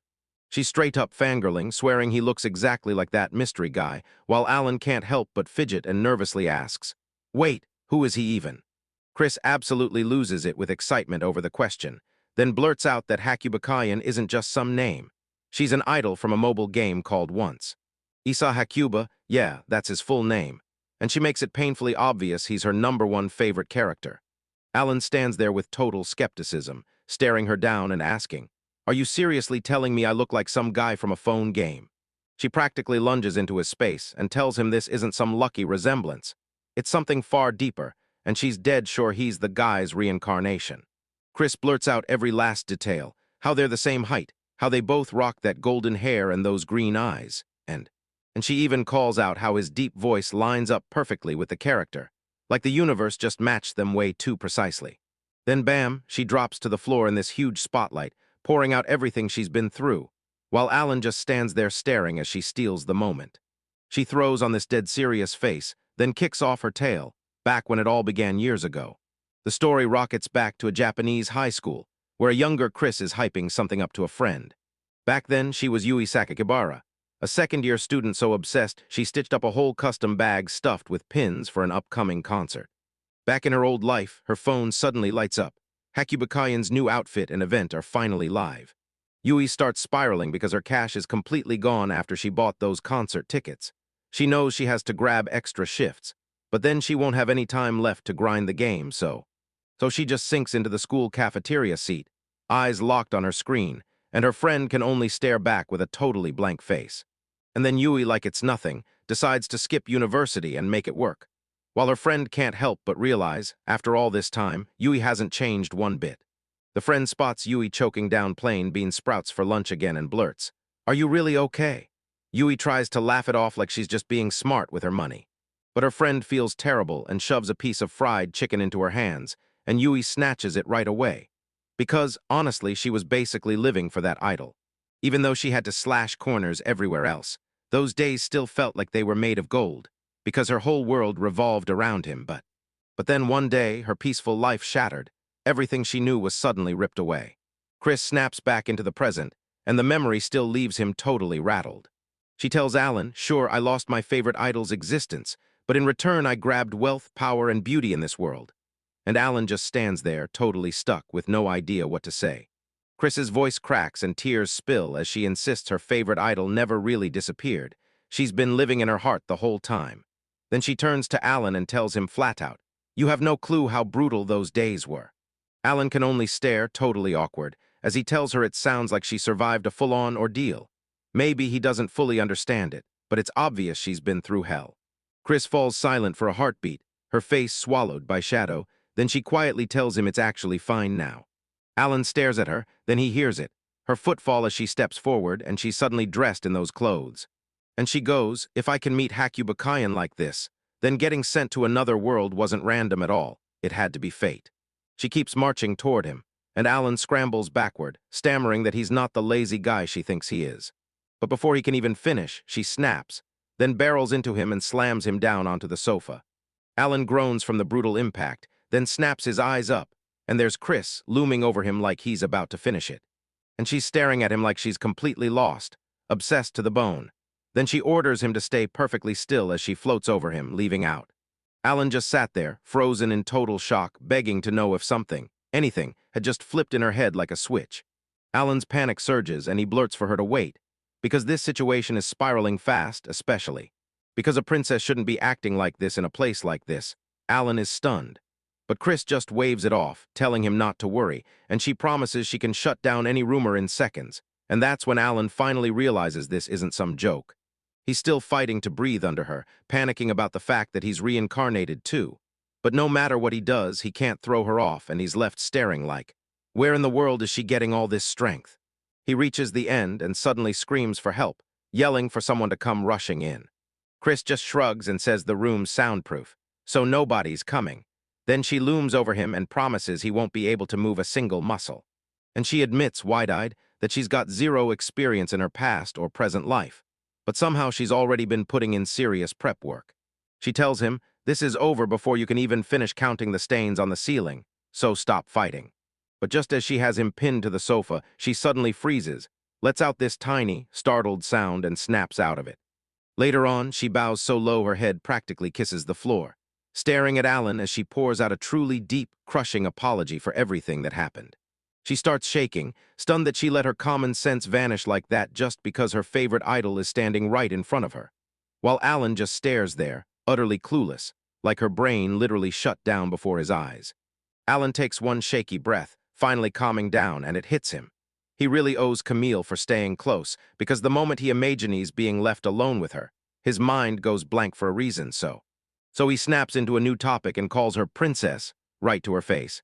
Chris cuts the formal chatter on the spot and tells him to call her Sakakibara. No royal stuff here, she snaps. And she goes as far as saying it's an official order, so Alan just can't keep playing along. Alan leans in and asks if she's a reincarnator like him, or a traveler, because the way her story unfolds makes it sound like she got dumped into this world out of nowhere. But Chris explains that for her it wasn't possession exactly, it was something way darker. Alan's jaw drops at the word, and then she tells him the twist is this. Only her consciousness got shipped over, carrying her memories and personality from her old life. And it synced so perfectly with the original Chris, it was like they were always meant to be one. Alan stares at her, tries to make it make sense, and blurts out, "So you're saying you don't have two different people living in one head?" And Chris confirms it, like the two of them fused into one living, breathing personality. She basically says that, yeah. The kingdom's strongest geek girl has finally arrived, and she's wearing that pride like a crown, while Alan is left standing there, totally unsure what he's supposed to feel. He leans back and you can see it, he's genuinely stunned. He's never heard of something like that happening before. Chris admits she doesn't have all the details, because today is the first time she's ever met another awakened person, face to face. She tells him her whole deal, that with her high rank she can't just slip out whenever she wants, and it turns out she gets totally freaked out talking to people here, because everyone is ridiculously good-looking, so the rumors explode, like she's some antisocial weirdo, while Alan just keeps listening, taking it all in as he tells us he's lived here for 20 years and never once seen an awakened person while living a normal life, so he figures an adventurer might change that. Then bam, he meets someone from the same home, and the luck hits even harder. Chris can't stop privately geeking out because this encounter is insanely rare, while Alan quietly vows to keep the details about Sioji under wraps for now. Chris finally pushes up to his feet and says she's kept him long enough, then adds with real warmth that he's genuinely glad they got to meet today. Alan tells her he'll soon send a proper support letter to her brigade, and then he lets it slip that he'd love to hang out later, just two fellow countrymen talking and catching up. She flashes him a huge smile and swears it's a promise, but she can't resist calling him by the idol's name he looks just like. She snaps back and asks for his name again, and Alan reassures her. Yeah, it's Alan. But then he grins and offers that if she wants to use his old name, she can call him Shinjo. Right when they're just about done, Chris glances around and freezes, because there's no way she has any idea where she is right now. Alan hauls Camille through the city on his back, and when he finally sees her stirring awake, pure relief hits him like a wave. He asks if she's still sick and nauseous, and Camille tells him, "I'm fine now." As she rubs her eyes, Camille starts snapping the pieces of what happened after she met Lord Ray and the princess together. And then the words blur again as she reaches the next part.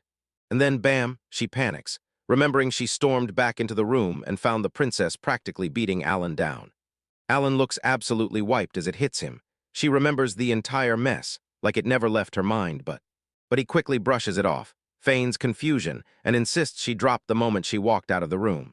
He keeps the performance rolling, leaning in and insisting she must have just had some wild, insane dream. He swears something like that could never, ever happen in real life. Alan throws out an apology for the trick earlier, admitting he never meant to stress her so hard she'd collapse. To make up for the mess that happened today, he shoves the sequel to Yumko into her hands, and just like that, all her worries vanish. Alan finally caves and promises he'll forgive her, while Camille cheers from behind, yelling for him to stop yanking her hair. He tells her that if she's got the energy to scream this loud, then she's got enough power to just walk by herself. Camille snaps that she can't, because if she stops reading her new book, she might faint again out of. Alan starts thinking, she really is my savior, and then immediately panics. Did he just blurt that out loud? He looks back at how brutal life used to feel, and now, after all the chaos, he's finally been soaking in some real peace and quiet. But just as he's getting into it, someone barges in and says the commander is demanding him, right now. Alan strides in, slips through the door, and gives a quick, polite excuse the moment he enters, only to see Kuroheim already there, glaring at him and demanding to know what on earth he'd done this time. He pretends he's totally clueless, Then she drags a piece of paper across the desk and then he quizzes him. Are you really gonna play dumb about the name sitting right there in front of you? Kuroheim flashes the declaration of support from the second princess and the Marquis, then turns to Alan and demands, was he the one who pulled this off? He looks totally awkward, blurts out that a lot happened, and then tells you it's a long story. She jabs her finger at the papers on her desk and snaps that his little stunt just flushed her whole plan. Right then, and Alan panics, terrified he wrecked everything for her. But she shuts him down, and then admits she actually owes him a heartfelt thank you for what he did. Kuroheim leans in and demands to know the real reason she quit being an adventurer, and Alan just admits, flat out, that he's got zero idea. So she breaks it down. If you want anything done in the capital, you better have the right connections, steady supply routes, and a blacksmith you can trust.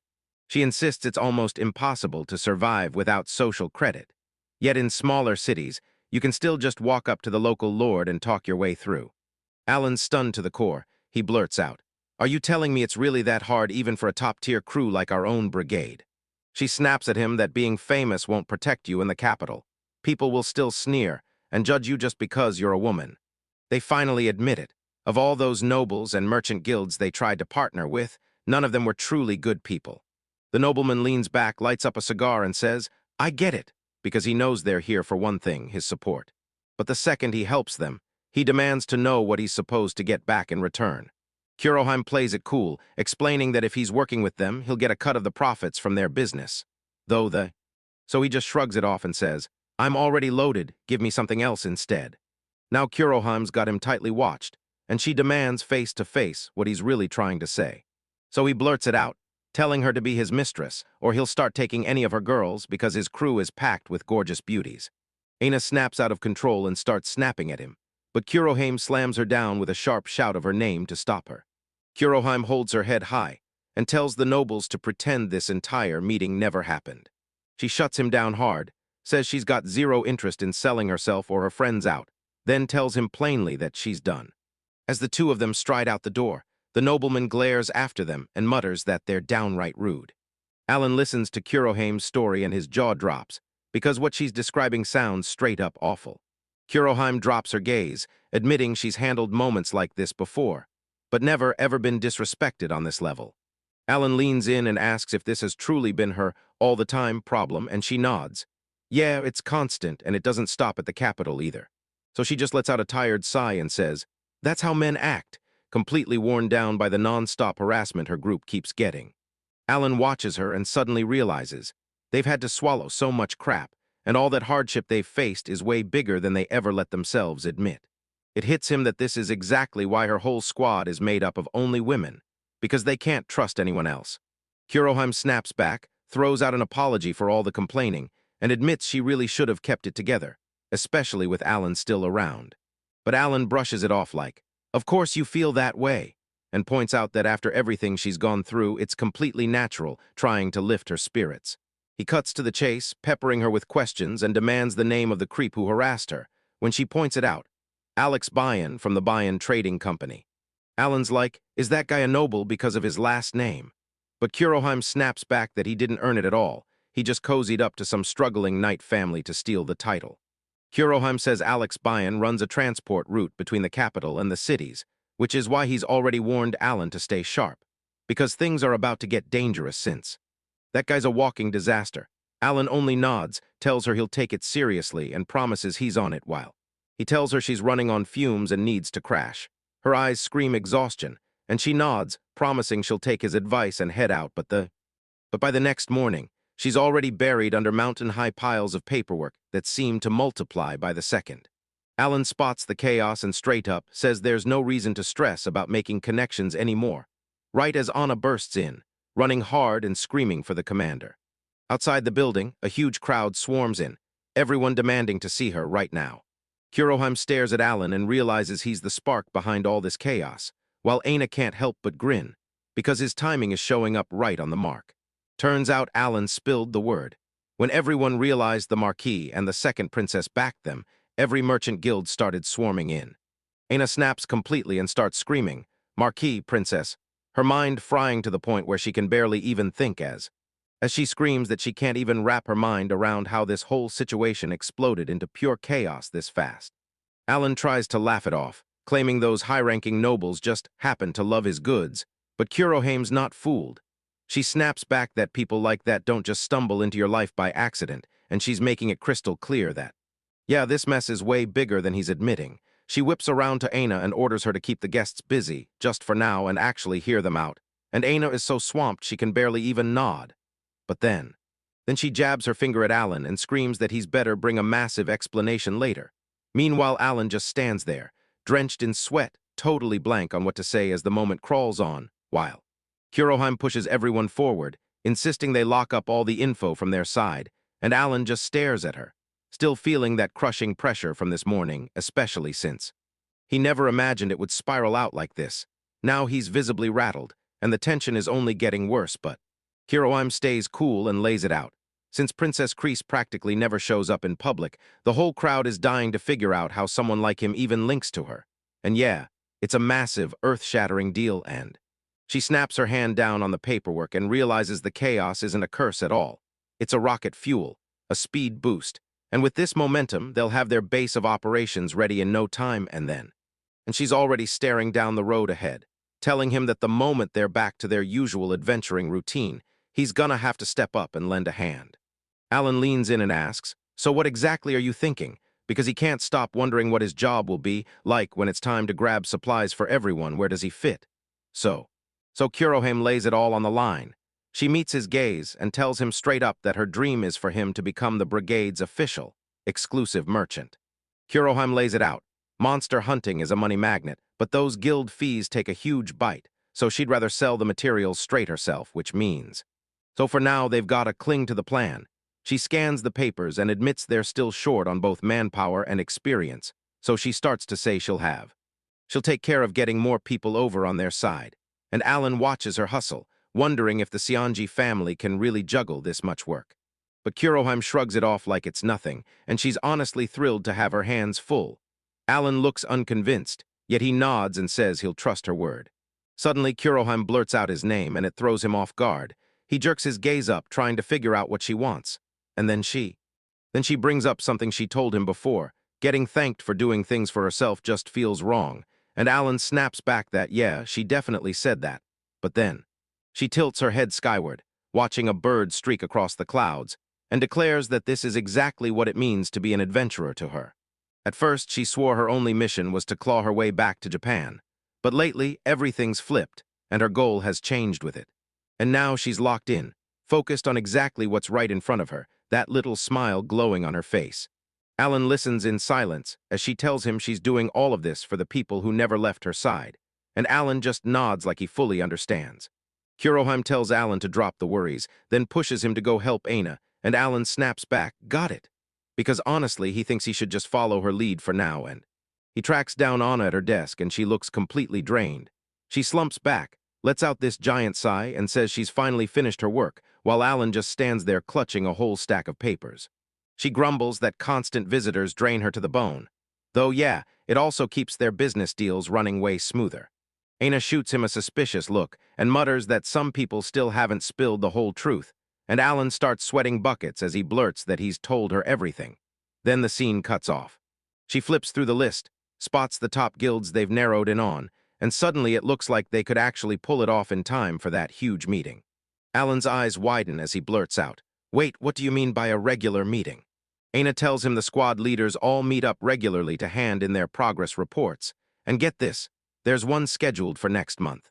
She blurts out that this is her very first time showing up to one of these, and Alan's completely caught off guard. Turns out she was the only one in the supply squad before, so they always let her off the hook because she couldn't just abandon her post. Alan only nods like, "Yeah, I get it." And that's when Anna jumps in to take over every bit of the accounting paperwork herself, and leans over to ask Alan if he's totally okay with it. Aina squints at the numbers and demands, "Alan, are you secretly a math genius? Because your calculations are always flawless." Alan hesitates for a split second, then tries to brush it off, but she clocks the pause instantly and fires back. "So what was that about?" He starts sweating, throws it off with a laugh, and admits he's getting a ton of help from someone else to make sure the numbers come out right. Leaving. Aina just shrugs it off and tells him she's leaving everything in his hands as she strides out of the room. Once Alan's alone, he stares down the mountain of work and snaps to himself, All right, this is it. Then, he snatches his mouse. A sharp click snaps through the room, and the numbers on the screen rocket straight up into the thousands. He grins at the monitor, catching himself like, man, I really should be grateful for all the crazy miracles modern civilization gives us. Especially because half the credit was on Akira. She taught him how to wrestle the spreadsheet software and dial in every perfect setting. As he scrolls through the data, something feels off. He stops dead and calls out that one section's expenses are wildly, dangerously high. He slumps back in his chair, locks eyes on the screen, and then it hits him. Those huge costs are being shoved into maintenance to cover the emergency potion stock. Alan's eyes narrow, and his mind races as the talk finally swings to potions. He admits he's been hustling back to Japan non-stop, not just to grab supplies, but to trade info and back up Kate while she pushes her latest research projects. He'll admit the Interworld Gate is a total nightmare to keep open. He can't stay there for long, and while it's running, it basically locks him out of using any other magic. But it pays off, because with the stuff he drags in from the other world, he can finally crack how magic asterisk really asterisk works. While he checks his phone, he says he just hauled over a fresh batch of herbs and potions for them to inspect. He starts shouting for Akira, but she's already slipping through the door, asking if he needs anything. Then everything just explodes from there. It slams into him out of nowhere. He startles, blurts out how long she's been standing there, and she just stays icy calm, saying she only showed up moments ago. He starts freaking out, wondering if he's got a tail watching him 24/7, because she pops up instantly, and it's honestly pretty terrifying. The camera swings over to Leaf, home of the Seonji Group's top-secret research facility, where a scientist in a lab coat greeted him with a grin, like they'd been waiting on his arrival the whole time. The lab coat guy? It's Yashida, and turns out he's the group's chief plant researcher. Yashida blurts out an apology for interrupting him while he's swamped, but Alan snaps back that the timing's perfect, because he's been waiting on that report about the latest findings. So they dive straight into business, and Yashida yanks up the data on his screen, laying out every last detail. He explains that when someone drinks the potion, the liquid cuts straight through the cell membranes, smashes into the nucleus, and kicks cells into insane, ultra-fast growth. And get this, the potion literally rush-fills whatever body parts are gone, so those brutal wounds snap shut at insane speed. Alan looked totally swamped by all that science talk, so he leaned in and asked if Yashida could break it down in plain, simple terms. He straight up asks, so it's basically saying this potion turbocharges your body's own healing power, right? And Yashida nods like, yeah, that's exactly it. But then the twist hits. These herbs' genetic code isn't as special as they claim because it's basically just like the normal plants back on Earth. He's basically saying, plants alone can't possibly spark a reaction that intense in a human, and that's why everything that happens next matters. Turns out the potion's power isn't just hidden in the plants, so Alan's left staring at the missing piece, desperate to figure out what's really behind it. Yashida nods along, saying the whole scheme only works because of one thing nobody can fully explain: magic, that mysterious energy in the shadows. Ever since Alan's physical, when the kid smashed every world record even though the lab swore he was just an ordinary guy, doubt has kept gnawing at him. Alan clammed up about the fact that Kuro and Heyman Chris are way stronger than him, and when the researcher asks if something's wrong, he brushes it off like it's nothing. Then Yasha burst in with huge news. He finally pulled off growing those medicinal herbs, and it worked. Which leaves Alan staring at the problem. How on earth did they sneak live plants through the gate? Yashida steps in quick, though, saying the effects hit at only half strength here. It's probably because this world is running on way less mana than the other one. Like, not even close.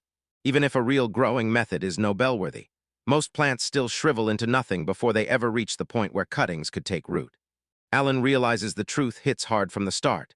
Those herbs are insanely picky about where they grow, even back in their own world. But then Yashida drops a wild curveball. He's curious about the reverse case, and Alan is completely blindsided.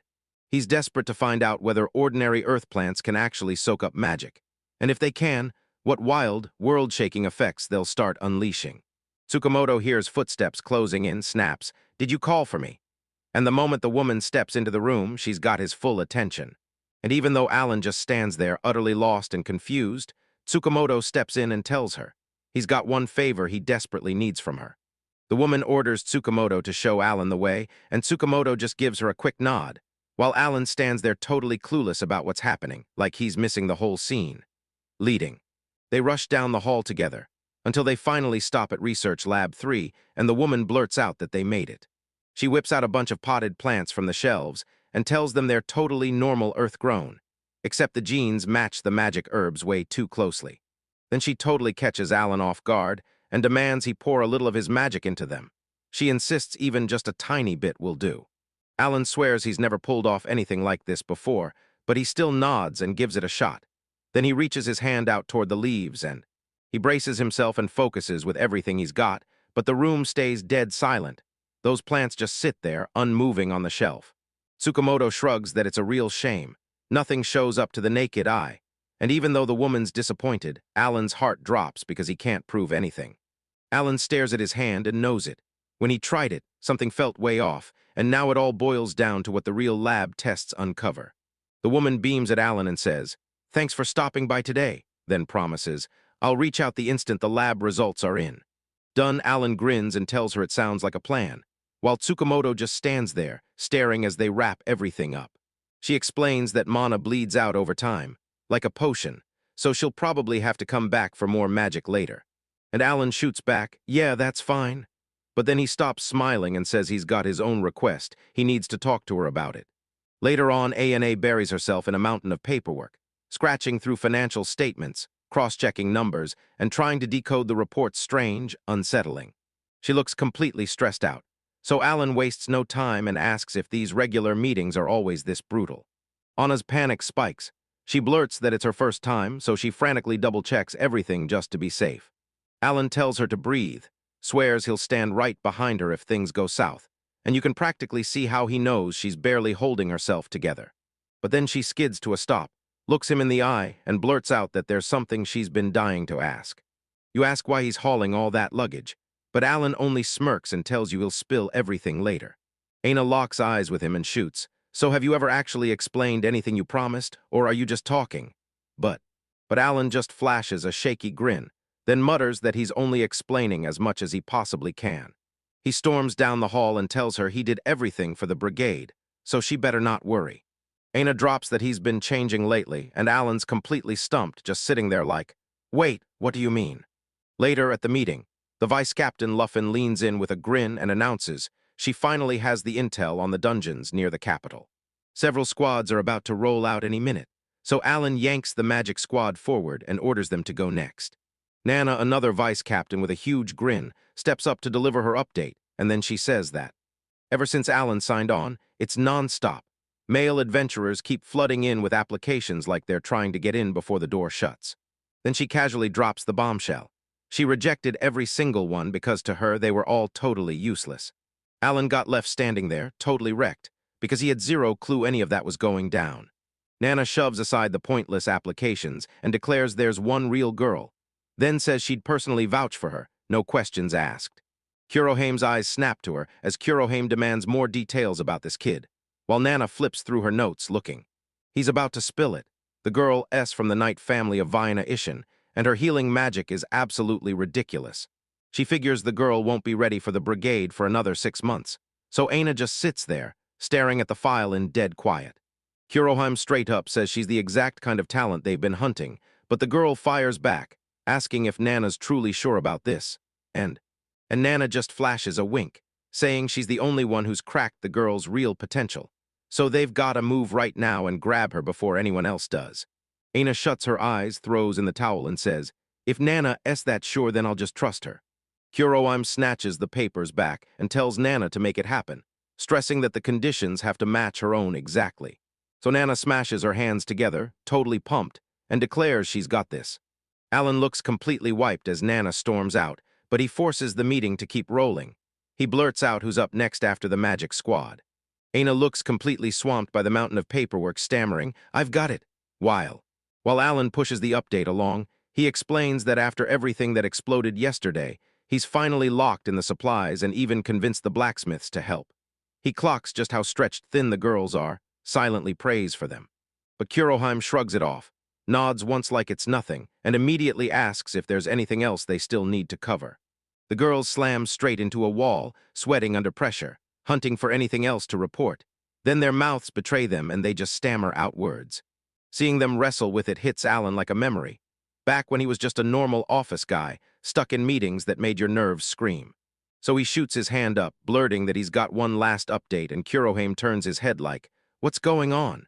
And that's how the whole thing kicks off. Alan demanded the materials be handed over, then told Anna, "Pass them around, everyone in this room needs to get them." After digging through the brigade's budget, he realized one brutal truth. Keeping potions stocked is draining them like crazy. And as Kurohime scans the new items, it hits her. She finally understands what he's bringing to the table. Alan flashes a modern plastic pouch and grins. He says he crafted these new containers himself using his own leads, and they're way better than the old glass bottles.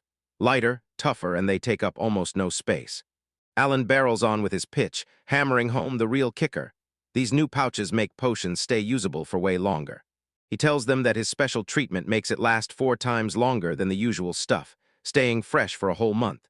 And everyone in the room is completely thrown off guard by the claim, and Aina is absolutely stunned, because she's always believed a week was the hardest cap any potion could ever hit. And right away the others start whispering like, "Can we even trust this?" Because it sounds so wild it feels impossible to be true. But Kurohime won't hear a word of it. She shuts the whole crowd down the second she snaps, "Quiet." Aina fights to back up her claim by admitting why they're suspicious. But she swears she'd never drop a lie that could be crushed with one look. So Kurohime makes the call, "Mix these with the regular potions for a full month," and says the results will shout for themselves before long. She quickly checks in with Alan to make sure he's on board, and he gives her a polite nod, thanking her like he's just been handed his shot. With everything finally locked in, she shuts the meeting down on the spot and tells everyone, "Don't miss this. Your teams need the memo about the new gear." As everyone files out, Alan pauses to stretch, grinning, because the potion cost nightmare is finally dealt with. And he's already planning to thank Yashida and the whole research crew for saving the day. Alan shuts down his stuff in the modern world, then checks the rose in his hand, relieved as hell that everything on this side is finally done. Then he halts, eyes narrowing as he double-checks the flower, because it hits him. The roses just might be the key to his next move. The woman researcher crushes his doubts on the spot, telling him his hunch was right. Because with his help, their data proves roses can actually hold more mana than any other plant. She shoves the charts in his face and tells him the other plants they tested were straight-up poison, too dangerous for people. Roses are a whole different case, because their properties are actually surprisingly close to everyday medicinal herbs. So she turns to Alan and asks, "Can you take the roses we've grown in the lab and try planting them in the other world, just to see if they'll come back to life?" Alan scans the samples, nods hard, and tells them the plan is a brilliant idea. She tells him, "I'll get a whole stack ready just to be safe," then adds, "A few should be enough," and Alan hits back with, "Don't worry, I've got it." Later, Alan stumbles into some messed up results, but the second he tries to tell Sioji shuts him down and blocks him from reporting it to the lab. Alan figured that creepy mutation was basically his fault, since he dumped a ridiculous amount of magic into that flower just to see if it would grow faster. Alan stares at the flowers he hauled back, refuses to let them go to waste, and decides to push his luck. Maybe he can experiment and see if they'll actually turn into medicinal herbs. He storms over to May, and she's caught off guard when he straight up asks her to teach him how to make potions. Alan leans in and tells her he heard she's the one expert people go to, and May's face lights up instantly. She can't wait to help him out. She rushes to her bookshelf to hunt for resources, then tells him straight up, "I might not have much new to teach you, you're already pretty capable at." Alan looks shaky and admits the reason. This herb isn't normal at all, so he's playing it safe. May snaps what she's doing, stares at him, and can't stop herself from looking completely lost at the fact he just called it something other than a normal herb. He blurts out an explanation, calling it some kind of sudwab, but she just stares at him like a giant question mark has been stamped on her head. Then he whips out the roses, and boom, she's totally stunned, staring in disbelief as she whispers that she's never, ever seen flowers like these in her whole life. She tells him he's still just as mysterious as ever, and Alan can't help but burst into a laugh, trying to play it cool, even as the whole moment makes him look a little awkward. Still, she decides they'll make it work. If they get a little creative, then it'll click, so she tells him, "Let's go for it and find out what happens." May kicks things off by grilling Alan on what he really knows about brewing potions, and Alan hesitates before admitting he's only got the bare basics. So May decides she's gonna give him a quick rundown of how everything works, fast, so he can finally catch up. She blurts that potions come in 4 colors, and each color splits into 3 grades, So boom, that's 12 totally different types. He points out that the lowest tier is the green grade 3, basically the small stuff rank, like bruises or chapped skin.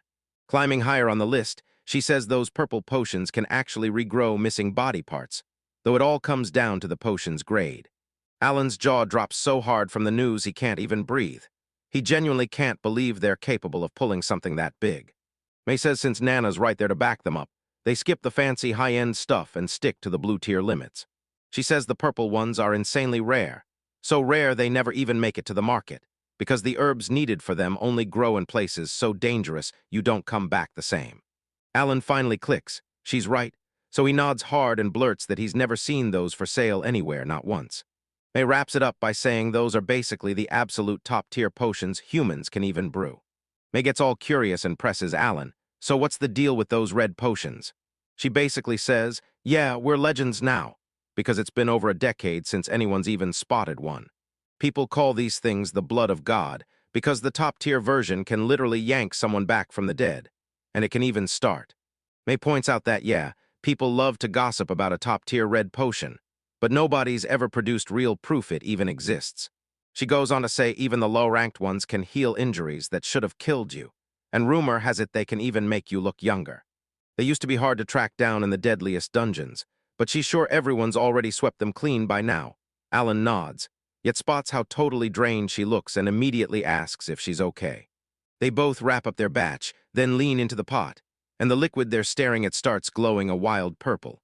Alan blurts that she literally just claimed they're rare, then he catches her staring as she admits, yeah, this is her very first time making one ever. May blurts that a potion like this is basically priceless, and Alan shrugs like it's nothing, then drops the bomb that it costs 5 million gold on the black market. That number was so massive it broke people, then a shocked yell tore through the trees. Kuroime lifts a flask of glowing liquid and tells Alan he's basically insane, in the best way possible. But Alan just glances back, dead calm, like he'd only been hoping to land a blue potion anyway. It might send them spiraling, because even trying to grow these magic herbs on your own is usually flat-out impossible. So she flat-out warns him, if he tries to sell something like this solo, he'll spark a huge scene nobody can ignore. Alan refuses to let all that effort rot, so he blurts out, why don't we just sell them to the guild? But Kuroime cuts him off cold, saying flooding the guild with top-tier gear would actually trash their reputation.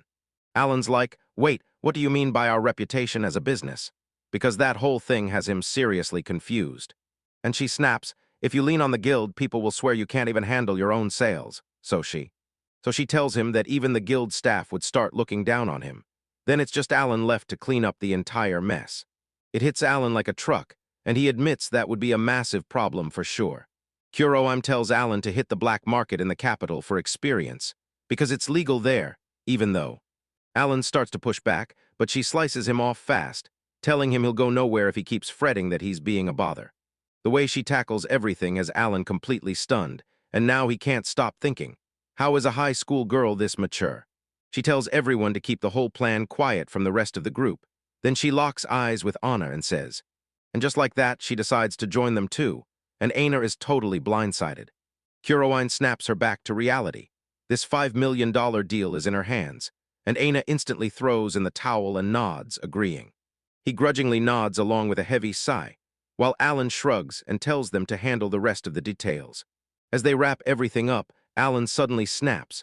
He forgot to ask how to handle the magic roses for the next potion batch, and Later on, he just stares at the brewing equipment, still reeling, because that simple liquid is actually worth 5 million. Because he can't let May uncover the truth behind the roses, Alan decides to burn the night, staying up to brew the rest of it himself. Alan shoves nearly 50 roses into the mix, burning through every last one he had, and now he can only hope this crazy plan actually works, because he's got to get that batch out by tomorrow for the black market. So right now, he locks in, trusts the grind, and keeps pushing. He reaches in and checks the test tube, but the second he sees the liquid flare bright red, he slams the brakes, stunned. He snaps his eyes back to his notes and realizes the liquid level has crashed hard. Then panic spikes, because it looks like he might have botched the whole brew, and it's no way this red potion is normal. He leans in, stares harder, and realizes the color isn't red at all, but this bizarre reddish-purple shade. But he can't make sense of what he's seeing, This awful sting crawls up him, and still that liquid just won't evaporate. This isn't even close to the purple stuff he usually whips up. And he knows if anyone ever stumbles on this disaster, it's game over for him, So yeah, he can't just wash it away. Those water facilities aren't built for this, and dumping it nearby is a gamble with everything. Because if he gets caught, he's not just doomed himself. He's putting everyone's life at risk, leaving him. He's left with just one real way out, so he swallows the panic and commits to his final, absolute last resort, and then storms off into the middle of nowhere, convinced the only way to get rid of it for good is to bury it deep in the wilds. Alan stared across the empty, rocky wasteland and muttered that it was a world of pure nothingness. But he's convinced this spot is exactly right for his plan, so he tells them to stash the bottle and bolt out of there. Only the sky flickers as a colossal high-tech ring materializes above him, blasting a scorching beam of light straight down. So he freezes in pure shock because there it is, an orbital elevator right in front of him. He loses it and snaps that this place is a total disaster. Then he bolts to find somewhere else. Finally, it finds a new spot by the mountain and decides, forget this. It buries the whole bottle and calls it quits. Later on, Alan looks totally wiped out. Aina clocks how rough he looks and fires off. Are you okay, or maybe he looks wrecked because he hasn't slept a wink. Alan rubs his eyes and admits he barely managed to fall asleep last night. He was hit with some serious trouble.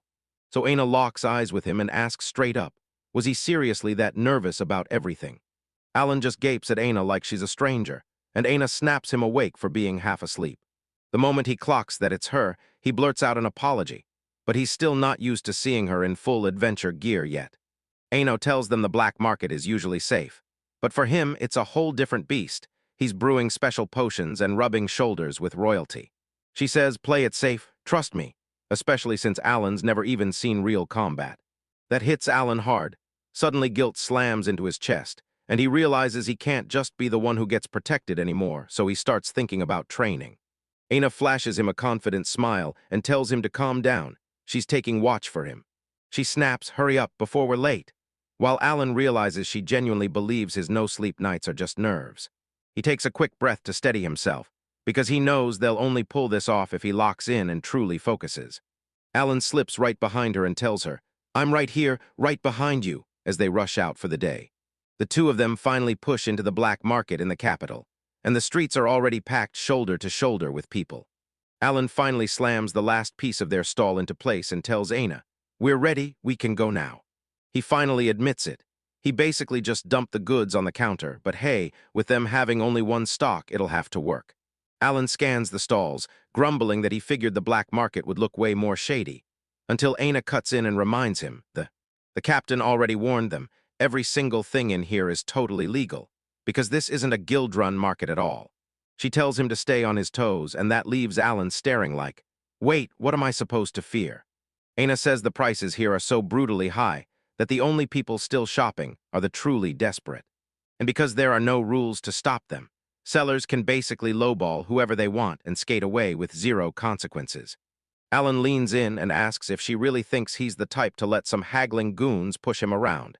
Then he forces her to admit it. So they both slide into place behind the counter, clocking the countdown, because the real chaos is about to explode any second now. The doors finally burst open, and a massive crowd stampedes inside right away, screaming, shoving, clawing for any spot they can grab. Alan and Anna hunker behind the counter as the crowd finally crashes into their stall, instant chaos, and Alan's getting swamped the moment it all hits.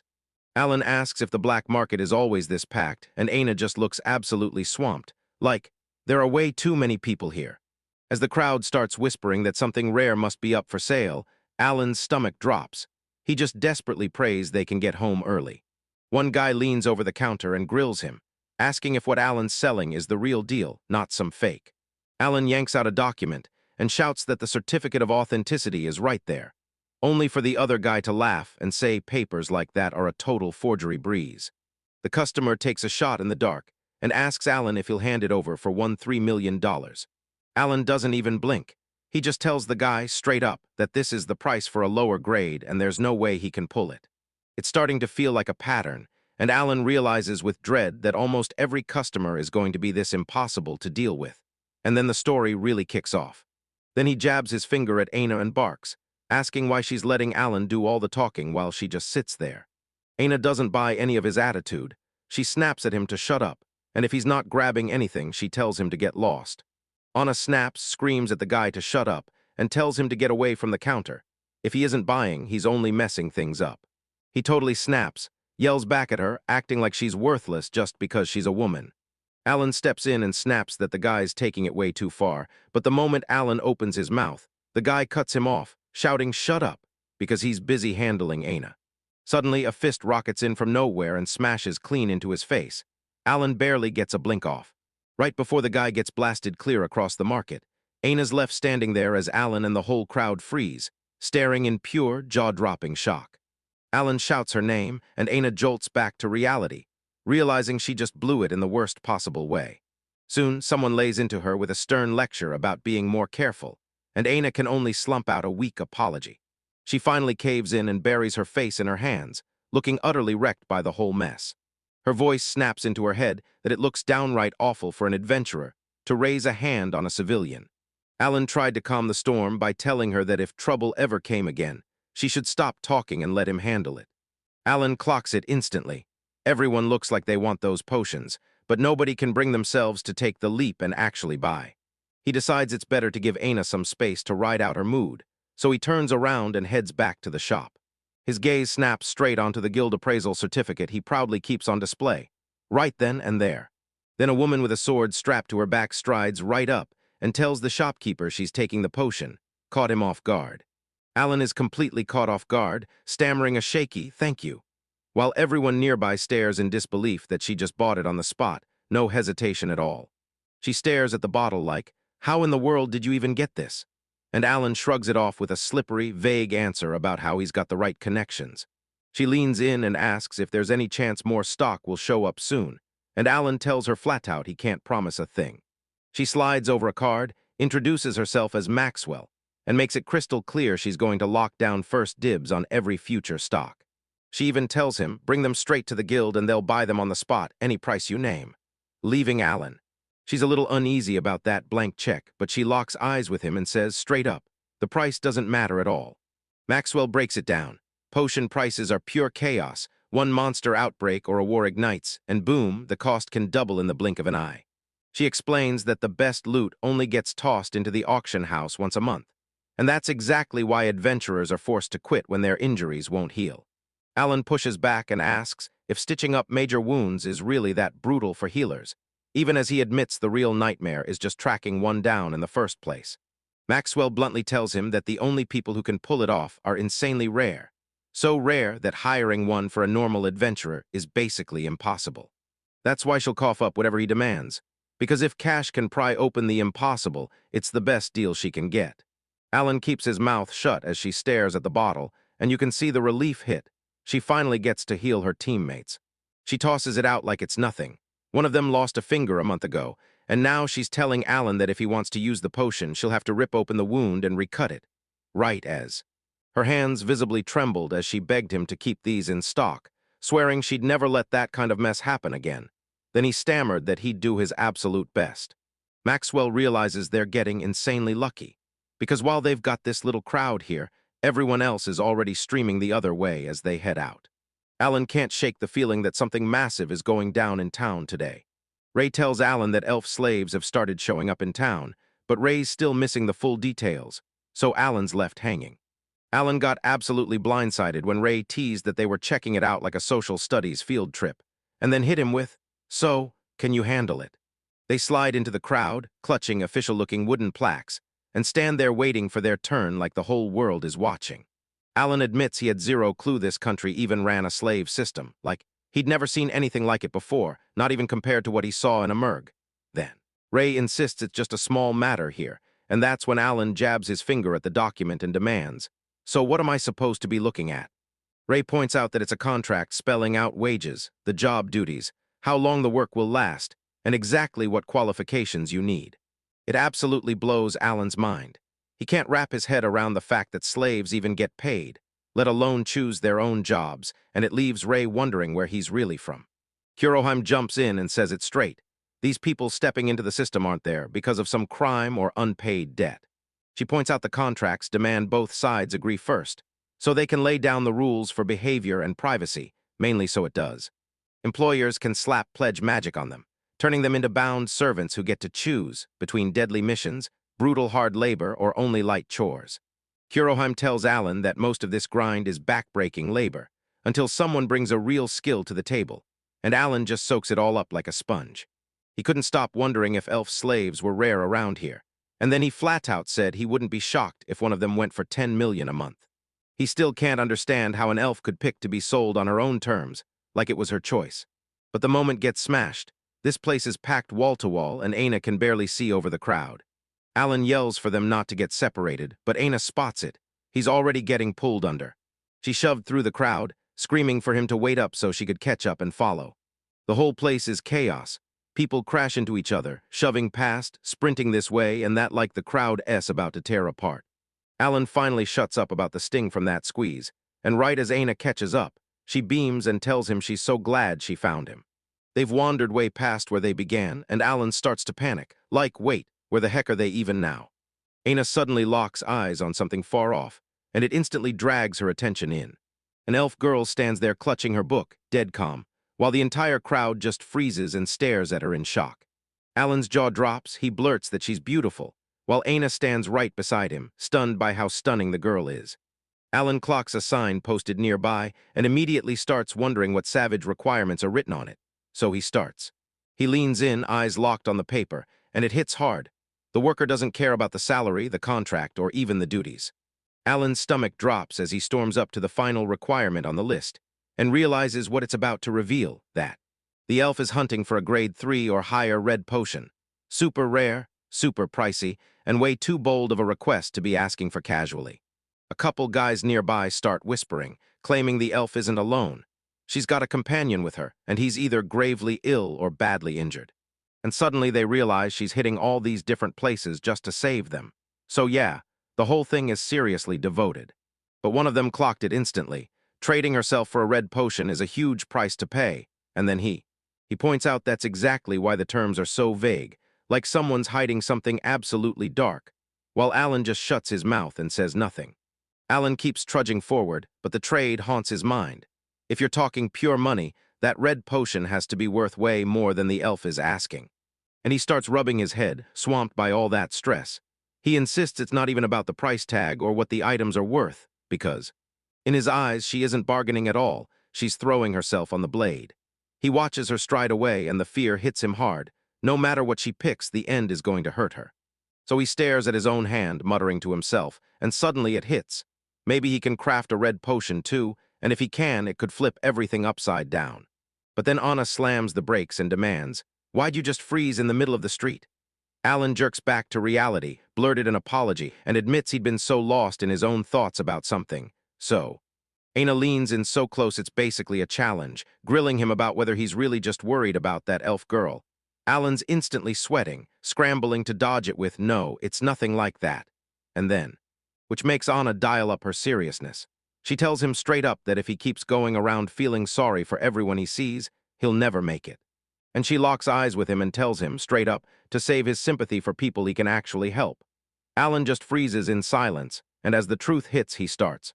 He thanks her, joking that she finally managed to say something smart for once.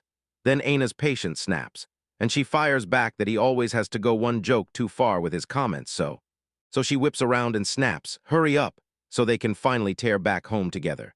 Alan strides through the silence alone, replaying every word Anna tossed his way.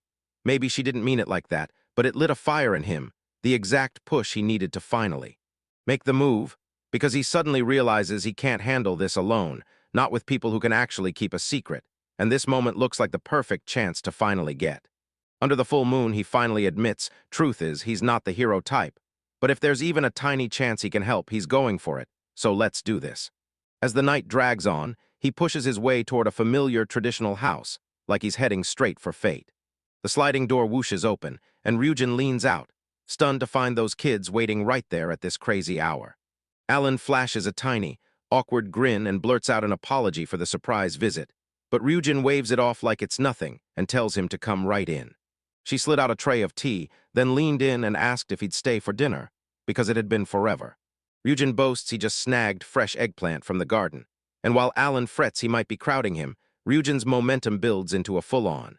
He can't stop shaking, then suddenly drops into this painfully stiff, super formal sitting pose. Ryujin spots it instantly and blurts out, "Why are you acting so rigid and dead serious all of a sudden?" Alan locks eyes with Ryujin and tells him point-blank that he didn't come here for nothing. He's got a massive favor to ask. Ryujin sounds totally stunned when he asks Alan point-blank if he really wants to borrow some land and Alan shoots back that even one measly month is more than enough, while the old man just glares at him, wordless.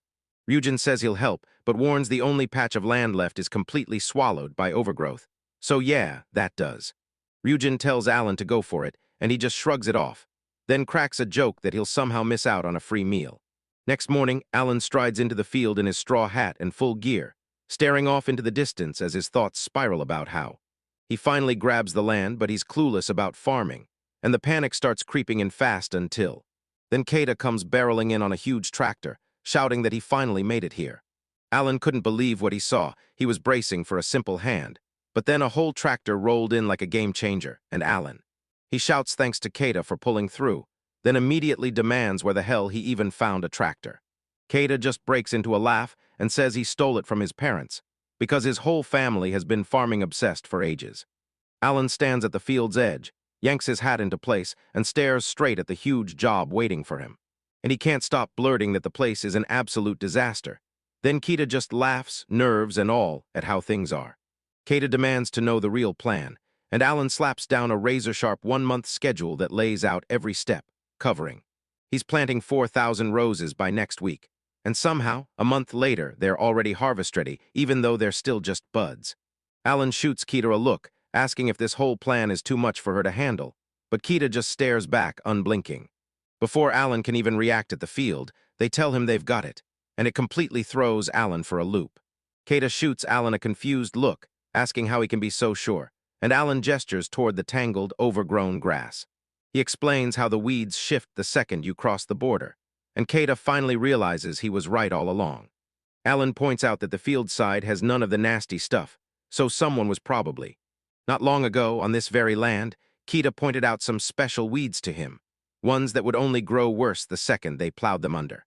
Alan glares at the weeds and says farming, never guaranteed, but they've got to start somewhere. Bye. Right before work, he snaps his safety glasses into place and tells Keita straight up, moving beats talking. They spend the entire day hacking through brush, stuffing the truck with supplies, and plowing the soil like it's a mission. As soon as that last inch of the field is completely wiped clean, Alan finally snaps. That's enough for today. Keita's totally wiped out, stares in disbelief and goes, "No way we pulled this off in a single day." Then he laughs and tells Alan, "You're a born natural farmer." But Alan just shrugs it off and grins at Keita, saying he tore through that field like a full-on human tractor. As they finally sit down to catch their breath, Keita's eyes start to dart, because he can't shake the feeling that they might have just made a huge mistake. They swept the whole place clean, because once they had permission, they could do whatever they wanted. The real giveaway was in the signs that someone had been tending this land, up until just a little while ago. Alan tells him, don't stress, because Ryujin was genuinely thrilled about it, and that leaves Keita completely stunned. Alan shrugs and says it's only natural since they're using the land for what it was meant for. Then Keita cuts in and tells him to do it. Alan cuts in and says Ryujin isn't just some guy. He's a massive landowner who controls a ridiculous amount of everything. Stress piled up until Keita couldn't stop asking himself, was all of this really some twisted inheritance mess behind the curtain? Keita lets out a heavy sigh about how brutal the world feels, but Alan cuts in. Then we keep grinding, no matter what, because they can't stop working hard for the old man's sake, tomorrow. Keita's completely thrown, because he honestly thought they were just here to help out for. Alan admits he already bilayed on his work shift, and Keita snaps back that he can still take care of the rest in one day. He practically shoves himself out of the way to not be a bother. Then the second Alan flashes that massive list of farts, sweat erupts on him. There are still farming chores piling up, and Alan finally admits he can only squeeze in a few more days to help out. So Keita shoots an apology for the mess, then promises he'll cover the gas and all the equipment costs at the next stop. Alan pushes for an answer, asking why Keita's been so distant about it, and Keita just stands there, completely stunned, barely able to speak. Alan flashes a grin at Keita and says he's jumping in only because he wants to, mostly because they're friends. The word slams into Keita like it's the first time it's ever landed, and when he repeats it, Alan leans in and asks if he's really hearing it for the first time. Kira breaks the silence, apologizes, and admits he never once thought he'd run into someone like that in Japan, so it just makes. Alan finally clocks how serious this guy is the moment Keita doubles down. Friendship, he says, means doing everything by the book, no excuses. Out of nowhere, Alan lights up with an idea and blurts out that he needs a favor. Keita locks in instantly. He wants Keita to stick around later for some anime talk. Straight up a whole rant about Yumikoi since they're kind of on the same age, and it's basically a classic move. Keita just stands there, dead silent, wondering if this is even a favor, because it sure sounds like it only pays off for him. A butterfly touched down on a branch as the morning birds erupted into cheerful song across the peaceful countryside. After grinding through hard work, Keita finally wraps up every last planting in the field and drops to a stop, wheezing as he catches his breath. He's sick about how much trouble he's caused everyone, but right then, someone's voice snaps out, calling for Alan. Akira storms in, clearly frustrated, and tells Alan they could have handled the land and everything else, if he'd just asked. Alan tells her that getting the roses ready was more than enough. Since it's a personal request, he even apologizes for making it harder than it needed to be.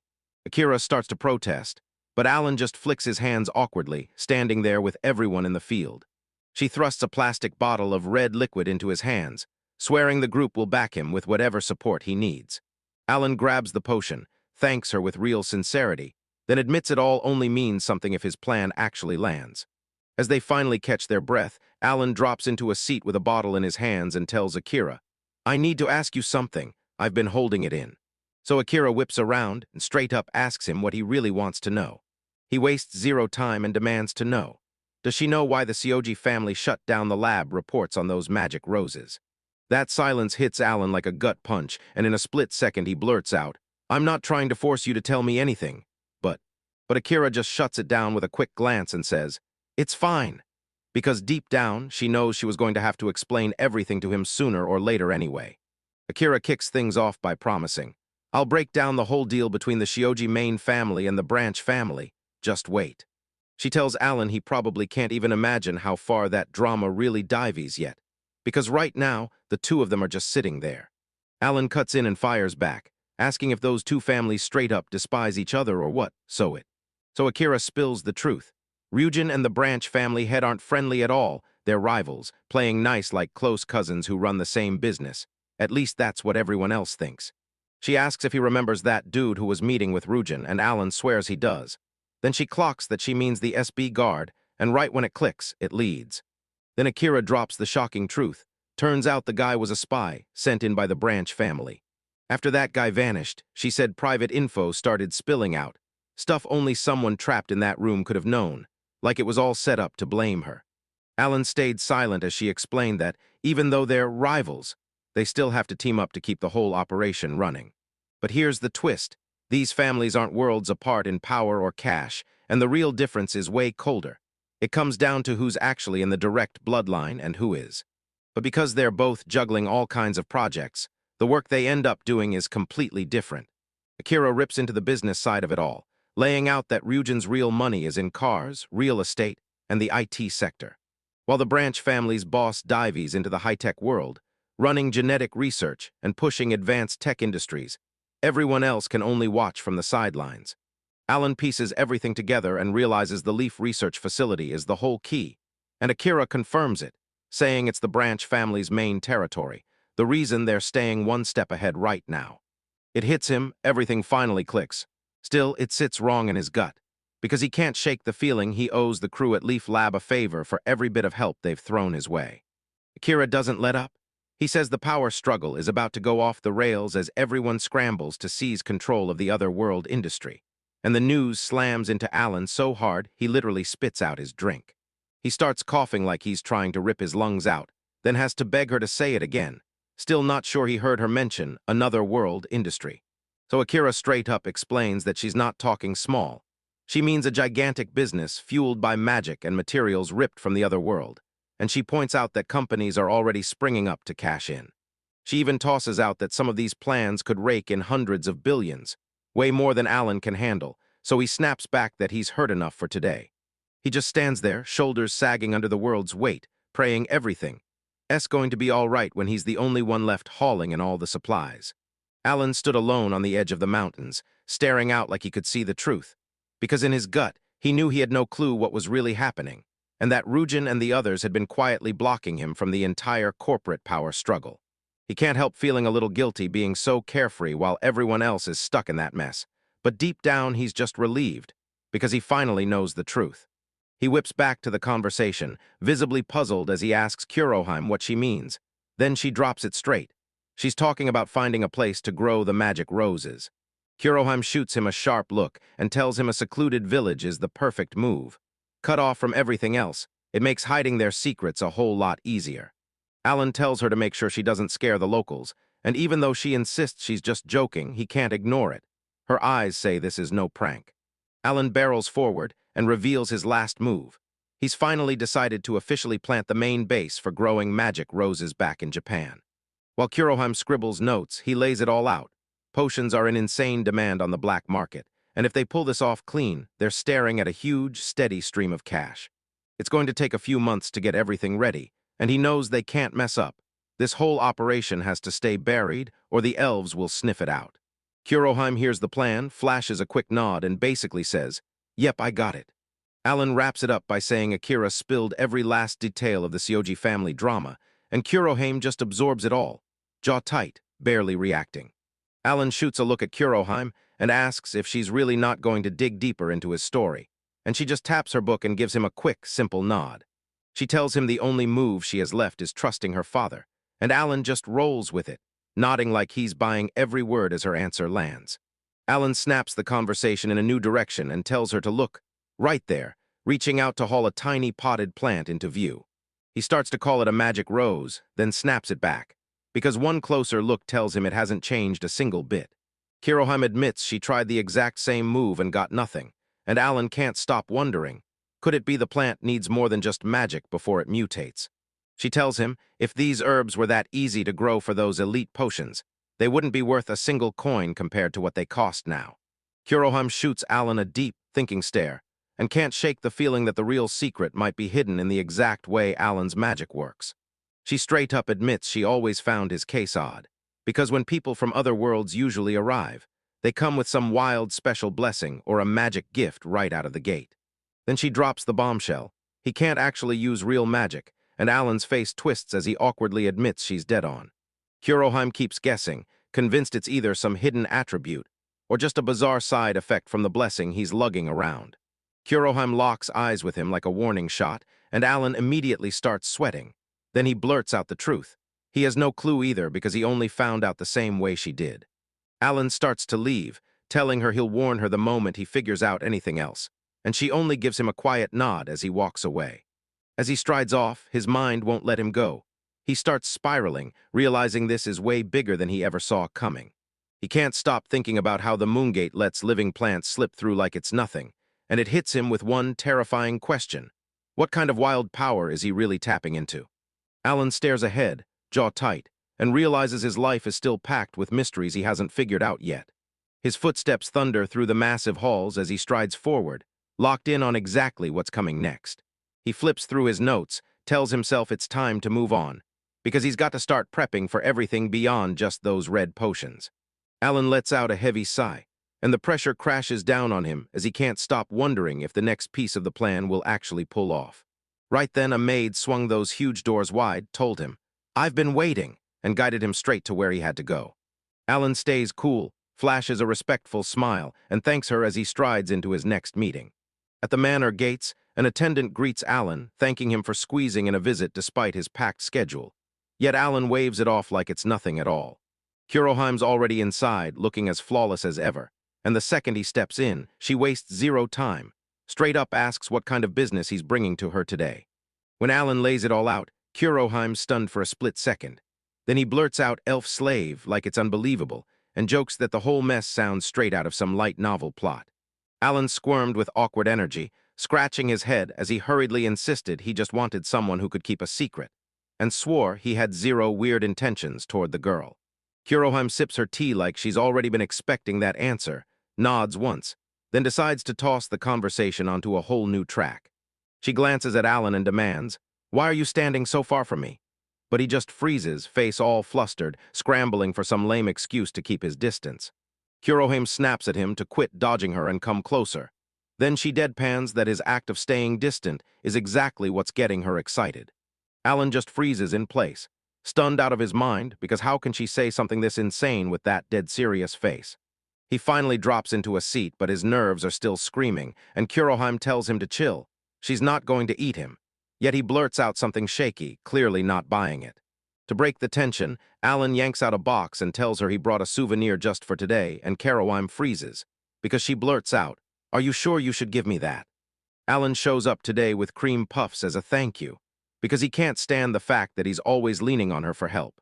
Kurohime grabs the gift with a bright smile, thanks him right away, and you can tell she hates that she's always the one getting handed things. But the joy on her face is impossible to miss. She says she'll save the box to show her family later, but the moment her fingers brush it, a chilling sound rips through the air, and frost starts crawling over the packaging like a living thing. Alan stares in total disbelief and blurts out, "Wait, was that real ice magic just now?" While Kurohime just shrugs with a casual nod like it's nothing at all. She says it's a killer trick. She can whip it out to fight or keep things ice cold on command, and Alan can't help but feel that sharp green jealousy at how crazy convenient it sounds. Kurohime shoots down the idea that what he just saw was magic, and Alan is left totally baffled, like, wait, what did she mean then? She admits she's been keeping her mana on a tight leash, then says she only loosened her grip for a split second, and the tea on the table freezes on the spot as she demonstrates. Kurohime's size is useful, sure, but it's also a total headache because every time her focus slips, the moment hits and Alan just stands there in dead, crushing silence. Alan glares into his teacup as it starts to ice over, then realizes her mana capacity is straight-up unreal. He's not dealing with a regular opponent at all. He's facing someone on a whole other level. Kurohime snaps out of the detour, yanks the talk back to the real issue, and demands to know what request he'd made about the elf slave. Alan shifts the conversation and dives into the exact details of his situation, right away laying out the favor he's desperate to get. He tells Kurohime he's trying to set up a house in the royal capital, and the moment the words leave his mouth, she repeats them back like she can't quite believe what she just heard. Kurohime blurts out, "Why can't we? You can't just crash in the brigade's team house for lodging instead." Alan shuts that down and explains he's still hunting for a separate place. Explains it isn't nearly as simple as it sounds, mostly because the elf has a traveling companion goes with her all the way to the top of. On top of all the legal mess, Alan admits he's terrified of being executed, imagining Chris finding out he had an elf slave. She'd probably end him right then and there. Kurohime nods like she totally understands, then tells him she'll help track down a safe spot, because from here on out, things are almost certainly about to get way more dangerous. Alan's freaking out over the whole mess, and he demands to know from Kurohime if it's really as dangerous as everyone's making it sound. Kurohime cuts in, saying there are tons of desperate folks who couldn't get red potions or afford their own elves, and she warns him, if anyone figures out where she's staying, they'll come storming in, ready to snatch her away the second they get the chance. She jumps in with a plan. Crank the security magic up to high-end levels. Yeah, it'll cost a fortune, but it'll lock that place down tighter than anything. Alan spots a vision of the magic zapping the intruder, locks in on that as the right move, and somehow the idea still makes sweat break out on his forehead.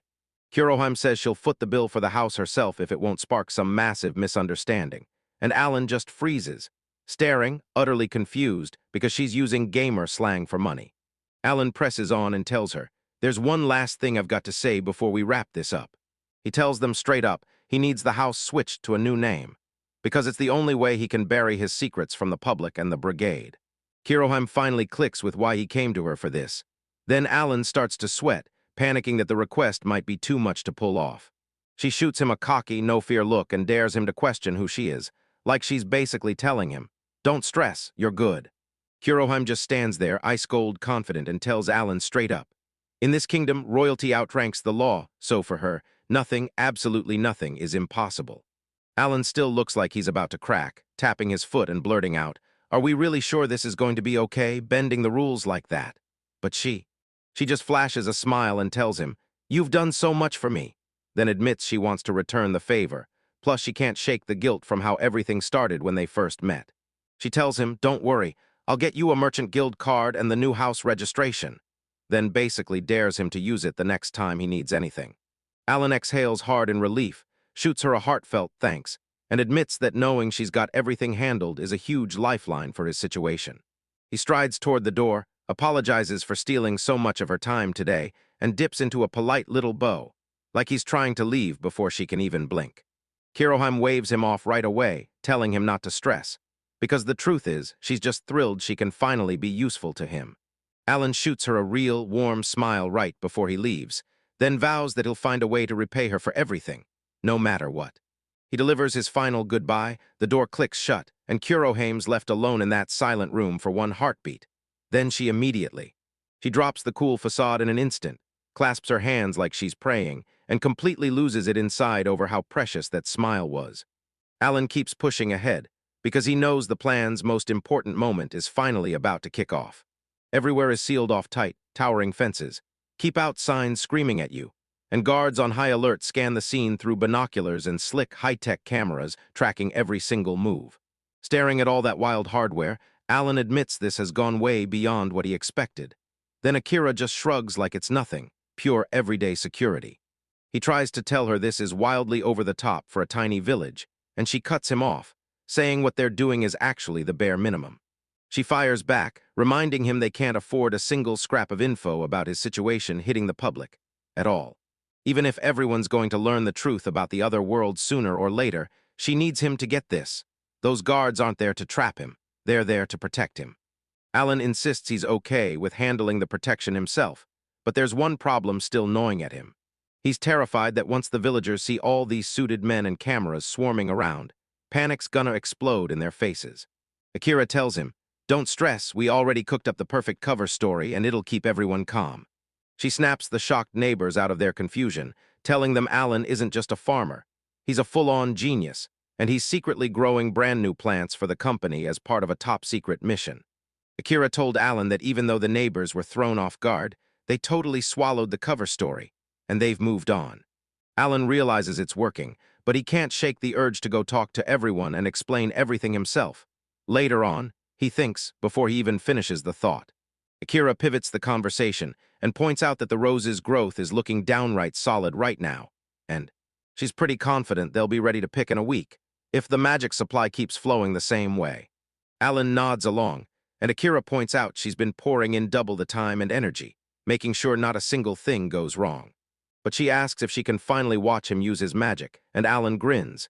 He's game because he's about to start right now, so. He stretches his hand toward the plants, and the moment he's ready, he braces to unleash his power. Akira gapes in pure disbelief, blurting, "Wait, the plants just started glowing out of nowhere, didn't they?" Alan tells her straight up he has no clue why this is happening, yet the light keeps popping up every single time lately. He leans back, locks eyes with her, and asks if their tech can crack what the magic is really doing. Like measure it, analyze it, prove it. Akira admits she's no wizard with the technical stuff, but tells everyone the researchers showing up today will handle all of that.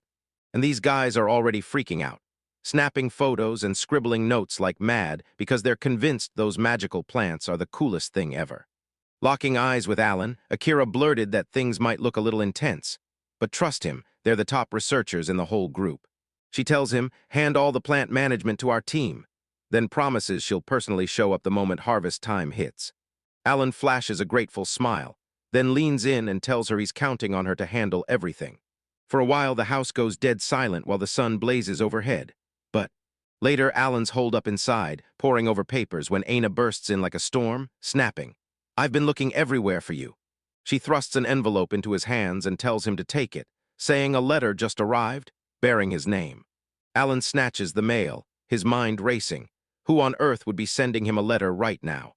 Aina just shrugs and casually points out that the return address on the back name's a real estate agent. Alan scans the letter, and the whole house situation hits him like a tidal wave, way faster than he ever expected making. Aina snapped back in shock when he casually dropped that he's buying a place and getting out soon. She can't believe how fast he's moving, and she blurts out if something happened to trigger that sudden shift. But Alan just shrugs it off, brushes it off as no big deal, and figures this is the perfect moment to welcome the new crew in. Anna's still hung up on the price, baffled at how he could have made that much money, so he tells her the truth. His customers were straight up a princess and a top-tier noble. That kind of wealth is totally out of her league, and the moment she even starts imagining it, a nasty headache hits. So Alan just lets out a small laugh. Then she goes dead serious for a second, and demands to know if he's bothered to tell the captain any of this yet. He finally fesses up.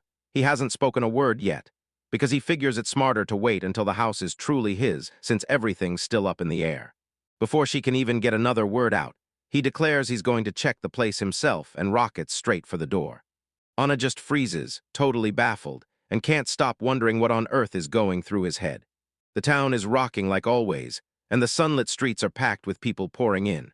The attendant finally catches up to Alan, throws in a rushed apology for making him wait, then immediately gestures him toward the property. Alan practically bursts with excitement the second he sees the place, calling it his dream home, even if it's not permanent yet. The attendant ushers him inside and kicks off the tour, telling him there are 7 rooms total and 1 extra study. And she even gushes about how the sunlight blasts in so beautifully, and how the whole house feels fresh and crisp in your lungs. Alan's jaw drops. He's sure the princess really hooked him up with a place that looks almost brand new. He keeps pushing forward, spots another door, and goes straight to the attendant. "All right, what's behind this one?" The door swings open, and there it is, an enormous stone tub sitting there with a shockingly modern shower rig attached. Alan's jaw drops as he blurts, "Wait, this is a bath for real." And the attendant nods with a grin, then offers to show him the ropes. She shows him the controls and tells him all he has to do is pour a little magic into the stone. And boom, water starts flowing. The attendant shows Alan the heated stone they use to warm the bathwater. And Alan can't help but silently thank Chris in his head for nailing such an awesome find. He strides back into the main hallway, stunned by how far beyond his wildest expectations this place really is. But he spots another door and starts wondering if this place secretly has a modern toilet too, then bolts over to check. The door clicked shut and Alan finally got it. He'd been spiraling, overthinking everything and expecting way too much from that local tech. He pauses for a beat, disappointment flickering on his face. Then the attendant steps in and snaps, stealing his focus. And she points out that every bit of storage is totally empty, even though he's been tearing through every cupboard and closet in the house. Alan blurts out an apology, claiming he only got curious about the space, but inside he's mortified, because every time he's in a new place, he acts like he's just checking into a hotel. The tour finally ends, and the attendant leans in like, "So, what do you think of the place now that you've seen every last corner?" Alan leans in and tells her he's got 0 complaints. He's ready to sign the contract right now, because this place is perfect for him. The attendant promises she'll run off and sort the paperwork, and Alan fires back that he's ready the second she is. Alan sinks onto the porch steps and lets out a deep, heavy sigh, taking one long second to breathe after that brutal, exhausting day. He suddenly realizes he's still nowhere near done with the red potions. Then it smacks him in the face that he's actually come way farther than he thought. The fear of failing slithers in out of nowhere, and suddenly he's panicking, like what if he ends up stuck in this huge house, alone for life. But he shakes it off fast, telling himself there's no point stressing over that right now. He tilts his head to watch the birds glide past, and the moment hits, he's done with the hardest part. Now he can only sit tight and wait for next week to finally arrive. Later, Chris can't stop thinking about Alan. She's burning with curiosity about the one person he's fighting so hard to save.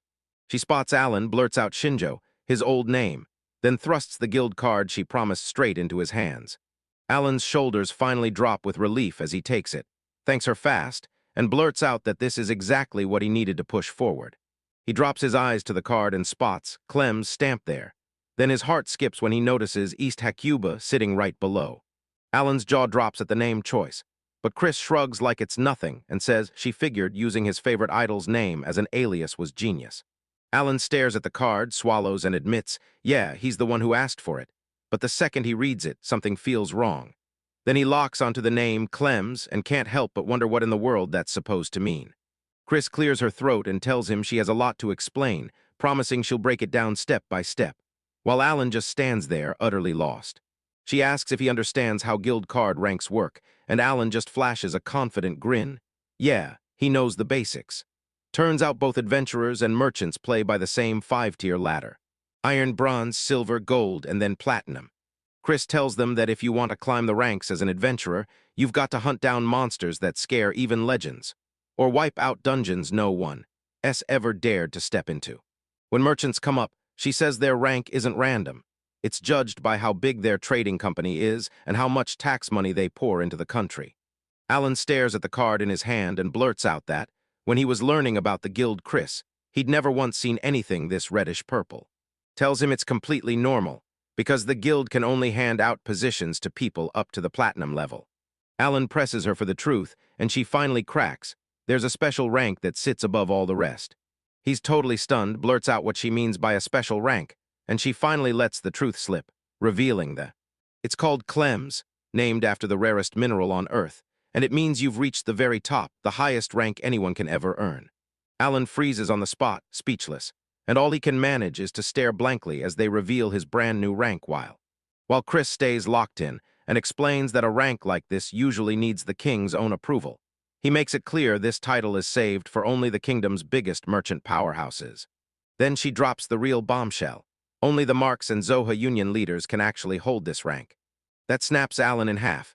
He roars that those are the two most powerful trading companies in the whole nation, and he can't wrap his head around being shoved onto their level. Chris suddenly looks guilty, like he can't believe she let it spiral this far. So she finally decides to lay it all out for him, starting with the moment everything went wrong. The second she stepped into the royal study to see her uncle, she flipped into full princess mode, perfect posture, perfect manners, then offered him a proper royal greeting, but the king, Romany's Fey, caneless eye, doesn't even flinch. He just lifts his gaze from the desk, asks what Romany needs, and somehow stays calm even while the paperwork piles up in front of him. Chris leaned in and told him she'd snagged some insanely rare sweets, and she was determined to make him be the first one to taste them. The king's curiosity spikes so hard he freezes mid-task, demands she said she brought him a special treat again, and only then does he start to open. He tears open the package, locks eyes on the round pastry inside, and can't help wondering what kind of secret snack this special treat really is. Chris hypes it up as a cream puff, this wild special treat from another land, and the king snatches it up, stunned at how freakishly light it is, even though it looks like a solid rock. So he chomps down hard, crunch, and his eyes snap wide as it hits him, and he realizes the dough is insanely light and smells heavenly, and inside, boom, there's a silky, sweet cream he's never tasted in his life. Chris asks if she liked it, and the king lights up, yeah, she loved it, but the real shock hits next. He can't stop wondering how she even tracked down something that rare. She tells you she snagged it from a merchant she's been dealing with lately, then she drops the real twist. She's got a favor to ask, so. The king tells her to speak up, and Chris steps in fast, begging the king to give this merchant a fake name and a rank high enough to keep him safe. She points out that sure, the guy's got amazing stuff, but his shop is still cramped, and that's what makes the king clocks her plan instantly. He nods once and says he finally understands what's going on. If you've got a chef this talented, you don't just let people know. You guard the secret with your life, because the moment word spreads, everyone will try to steal them away. King Romany warns that when a merchant lacks enough power, disaster strikes. People start seizing his family as hostage and even resort to kidnapping his skilled workers by force. So he decides the guy needs real backing. He pauses for a beat, then stamps it official. Clems. It totally blindsides everyone in the room. Every single person just freezes in stunned silence, staring at that high-profile name like they can't even breathe. And the king's aides start panicking, swearing that calling something that massive so fast is going to spark instant backlash from the others. The king isn't even panicking. He's bragging that he'll hand the rest of the sweets to his wife and daughters, and once they taste them, nobody will have the guts to complain. He stares down at the treats and admits, yeah, it's just a snack, but it's a massive deal because if they don't treat his talent the right way, he'll pack up and chase his future in another country, and they can't let that happen. Staring at the box, the king realizes one thing. No matter how hard that merchant tries to stay hidden, the spotlight will come for him anyway. Because these cream puffs are insane. Like they've got the power to flip the whole game, which is exactly why. Chris is back with Alan now, and she looks wiped out as she finally spits out everything about that insane meeting with her uncle. Alan's drenched in sweat, because the king's involvement just flipped his whole life upside down, and he can't wrap his head around how insane things have gotten. But Anna stays wildly optimistic, saying this new rank makes life effortless, like they can grab any land they want now, and the guild will even dish out unlimited loans with zero collateral.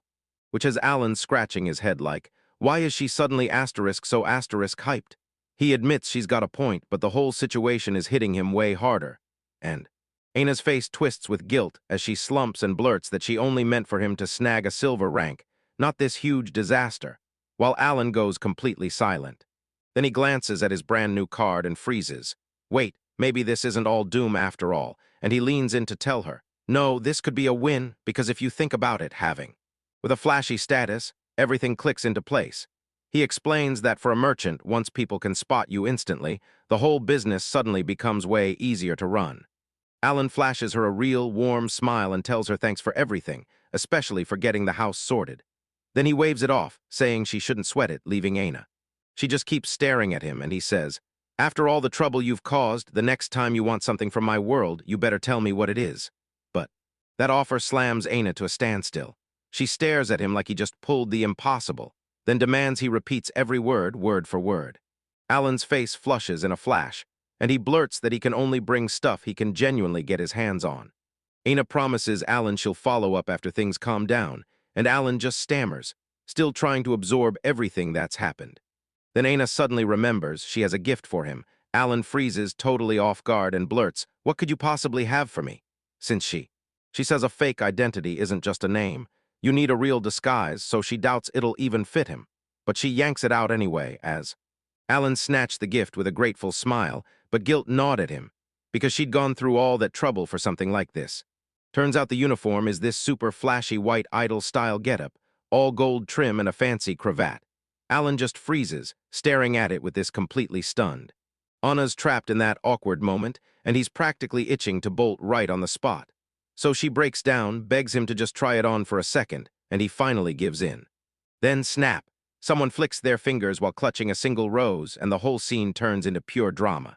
Back at the Japan research facility, Alan rushes to Akira and apologizes for yanking her into the harvest work. But Akira just brushes it off and says it's totally fine. Alan explains that every researcher they actually volunteered for the job, and that thought eases his nerves a little even. Akira is already locked in on the plants, saying they could squeeze out one more harvest this year, if they stay on top of the pruning. Alan says they need to talk about what's next, and that he's got to sit down with Genji and hash everything out. But Akira is already way ahead. She spots that land buyout talks are already brewing, then fires off a question. Is he really planning to keep churning out potions even when they're not the top-tier kind? Because what if that's the part that changes? Alan throws his gratitude at her, but he can't shake the creepy thought that she's somehow prepared for everything. Akira snaps, we've got to move now, because they have to pack up the whole harvest before morning even finishes, but then she abruptly stops and says, wait, actually, none of that's needed. Alan's totally thrown off until he spots Yashida standing by a truck that's already crammed to the brim, and Alan absolutely snaps, because it hits him fast. They didn't just pick the plants, they loaded the entire crop while you were. Yashida practically radiates with pure excitement as he blares. Everything's set, move it, get back to the lab right now. Alan just stood there, sweating buckets, shocked that the guy's energy was way higher than he ever expected. So Akira finally pushes them to get moving. She even apologizes for her team being so glued to the work. And Alan just shrugs it off and goes along with it as the crew rolls up to the research facility, they finally gear up to kick off the next phase of their project. The moment the materials get shoved into the system, the lab equipment erupts into a deep, electric hum, and all the containers snap into place with sharp little clicks. Yashida yanks the first sample and leans in, goggles locked on that dark, shimmering liquid inside the tube. Watching Alan work, he clocks the truth. This guy is an absolute pro, so locked in on the task that it feels almost unreal. A completely different person. One tiny drop hits the beaker, and the dark mixture erupts into a glowing swirl like it's alive, as Kirohime stares with wide eyes, then gasps at the result. Wait, that's it, the legendary red potion. Yashida shrugs and says it's probably true, and Alan hesitates before agreeing. If the process worked, then this should be the right stuff, but even then, no one can quite bring themselves to believe it. Because the idea of a medicine that can regenerate a brain or a heart just sounds impossible. It's impossible. Alan goes dead silent for a beat, eyes locked on the beaker, and right when Kurohime spots it, he shoots. You okay? He jolts out of his daze, shoots out an apology, and admits he doesn't even fully get how that potion truly works. He says, yeah, there are tons of legends about it, but every time I tried digging for real records, it all just vanished. Dark liquid spills from the glass as Alan leans in, saying grade 1 items are rumored to revive the dead or grant immortality. but there's zero real record of it actually happening. Then he tells them, it's the same story for the grade 2 and 3 items too, and they were just as rare. They'd show up every few years back then, but the higher-ups would grab every last one and lock it away for themselves. Kiroheim nods as the rumors of their anti-aging powers come rushing back, and it hits her that these legendary items were basically never used for real medicine. Alan locks eyes with her and breaks it down, explaining that if their heart or brain is already gone, even serious injuries won't matter, because the potion won't hit in time, so the only truth that really hits home is the life extension. He even rattles off a case where someone lived to 150, and that's what makes the anti-aging plan feel dangerous. The only part that truly holds up. Kiroheim drinks it all in, and you can practically see her mind snapping into place as she weighs the legends, like they don't quite. She basically says, even if the myths are fake, the purple potion that can regrow limbs is still absolutely insane. Alan fidgets and rubs his head, then admits, straight up, that the whole limb-growing thing is real. Alan glances at the young elf girl and admits those red potions are still a total gamble. No real proof they always work. They could heal someone, or they might completely miss. So yeah, it's a mess. Akira jumps in fast, saying it's messed up to dangle false hope just to get a smile for a second. She insists they need to handle this carefully, but she fires back in a hurry, telling Alan she doesn't buy his cautious attitude at all, and Alan freezes, completely blindsided by her sudden tone, standing there. As she tells him the one they're helping will already understand exactly what's coming, she locks eyes with him and she says, even if the odds are against him, a tiny spark of hope still beats having absolutely nothing to cling to. Alan pauses for a breath, admits she could be right, then shifts his mindset, seeing it exactly from her side, and starts wondering if Akira felt that same gut punch of desperation when Shizuku vanished back in their world. He tries to clamp it down, because he realizes Akira's locked in on her work, muttering that if she'd only stayed on the research, she could have at least calmed everyone down. Alan starts looking totally stressed, blurts out an apology for the insane schedule he's been forcing on everyone lately, and he calls it out with shock. He only expected one bottle, but somehow they pulled off way more and churned out this massive batch. The crew stares at the brand-new liquid sloshing in the glass, and one of them blurts, wait, are we really saying this is all we've got to fill 2 full bottles? Alan starts pouring the potion into a container, and the memory hits him hard. Back then, he'd wrestle for just a few drops all night, but now science whips up this massive batch in an hour. Akira hangs by the lab gear as the talk spirals into this wild idea. Anyone watching can't even tell where tech ends and magic starts. So she tells everyone, if you live in this world, the science people are doing probably feels like straight-up witchcraft, and then she just cuts her speech off.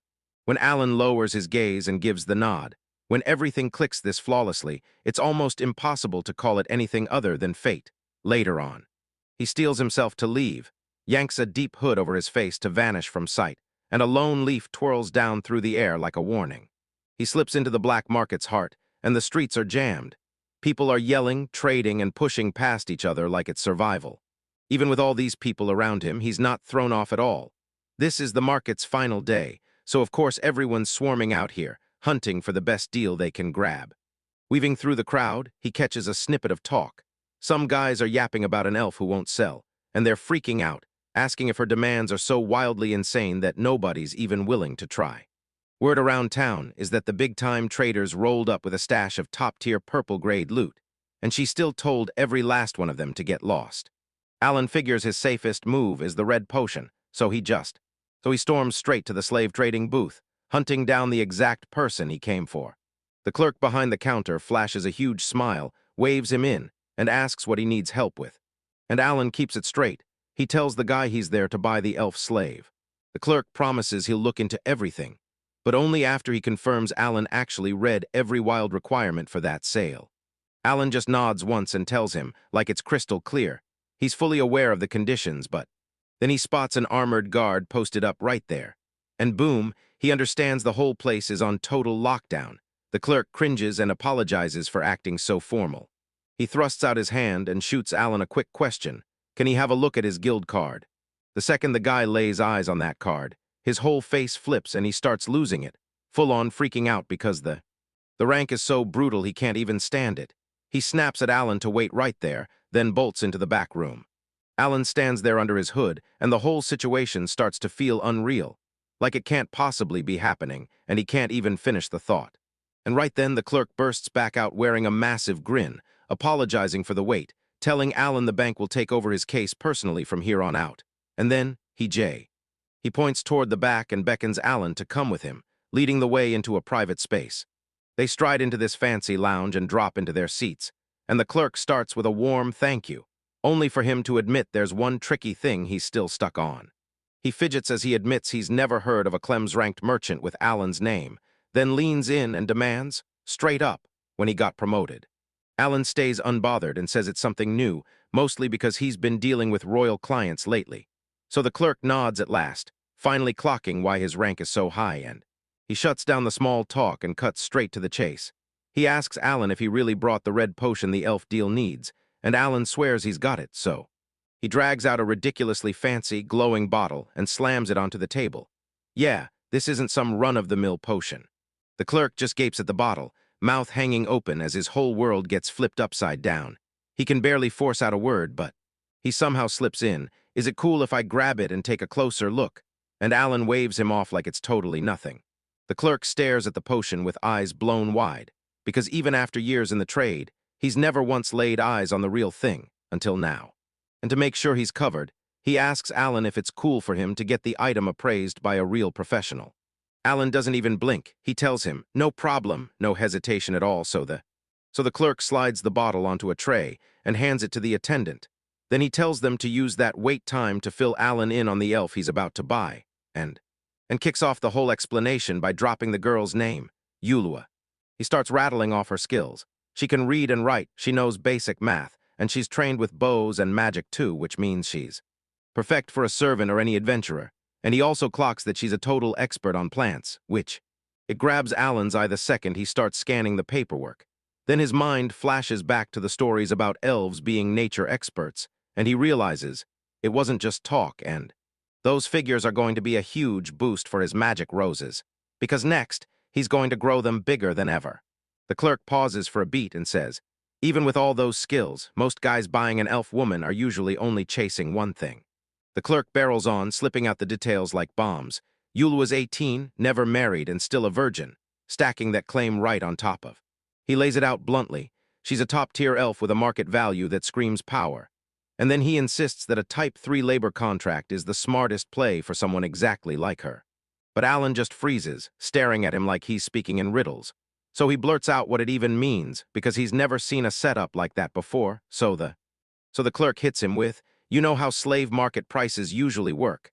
And Alan has to admit he doesn't have a clue about and bam, everything spirals fast into a full breakdown, because it turns out the elves cost about 5 times more than regular slaves, and even a basic light labor contract alone drains over $1 million every single month. Not to mention the contracts for a wife or a mistress. Those bills can skyrocket into the millions, and yeah, even with numbers this insane, the clerk snaps that Alan's red potion is worth a fortune, and Alan insists the fees he just told him about somehow cover it, like the numbers don't even matter. And in private, he shrugs it off like it's nothing. Yeah, the potions take work, but if he wants more, he can just whip up another batch anytime. Still, Alan presses the guy, straight up asking if he's truly fine with a deal that's wildly lopsided, especially when the guy's a seasoned professional merchant. The clerk only glances at him, then lays it out plain. Sure, profit matters, but he's just as obsessed with forging real trust with his customers. Alan just nods and goes, is that so? As he waits for the final word. One of the shop assistants hustles back and announces that the appraisal is finally finished for real, and the clerk leans in, checks it, and asks how it went. Then and somehow the outcome is even better than they dared to hope. They verify it's a red grade 3 potion and swear it's 100% the real deal. The clerk looks rattled, admitting the aura was wild. But he still can't wrap his head around the fact that Alan was really walking around with a red potion. Alan lets out a shaky breath of relief, and yeah, he's just relieved it worked. He had no clue what he would have done if it had. But here's the twist. The deal is officially moving forward now. The clerk promises he'll sprint off to grab Yulua, tells Alan to hold up for a second, and Alan just waves him along. Go on. A heartbeat later, he storms back with a young elf in a flowing white dress and slaps an introduction on her. Then Yulua tilts her head up at Alan and whispers, you are, as the Rue. The whole room freezes to silence for a heartbeat, and the two of them just lock eyes, standing there, not moving, not blinking. Then the clerk snaps his hands together to crack the tension, grins wide, and pushes them to lock down the contract details right away. He tells you the finder's fee for tracking her through those markets is already paid in full, so he's pocketing zero extra profit off this deal. The clerk flips through his papers, clears Yulua's name, and tells Alan he's off the hook. No lingering debts, no extra fees to worry about, and since that red potion is the only missing piece for the transfer, once the appraisal's finished, the whole deal is basically locked in. Yulua just freezes there, jaw dropped in disbelief, still unable to process that a real red potion actually arrived. The clerk clears his throat and says a Type 3 contract with 350,000 gold a month is a fair deal if someone shows up with a red potion. Yulua doesn't even flinch. She blurts out that she's totally fine with those conditions, but then she clamps a fist on her dress and snaps, "I don't care about the money, just hand me that potion." Alan listens for a beat, then snaps out a big hole in her logic. If she's not earning, the person she's caring for will pay the price. He leans in, eyes wide with curiosity, and asks her straight up who this mystery person is, and the clerk jerks a hand to the side, telling Yulua, "That's the person you're about to save. This medicine is meant for them." The clerk drops a jaw-first reveal. Her name is Arya Phoenix, a high elf girl from one of the rarest races still standing in the world. Alan froze on the spot, eyes wide, mumbling "high elf" over and over, trying to make it all click in his mind as everything finally sank in, and the clerk tells him, "They're so rare you wouldn't believe it, no wonder you've never heard of them." Then he adds the crazy part, they're basically royalty thanks to those insane mana levels. Alan snaps his head toward Yulua and demands to know what's going on.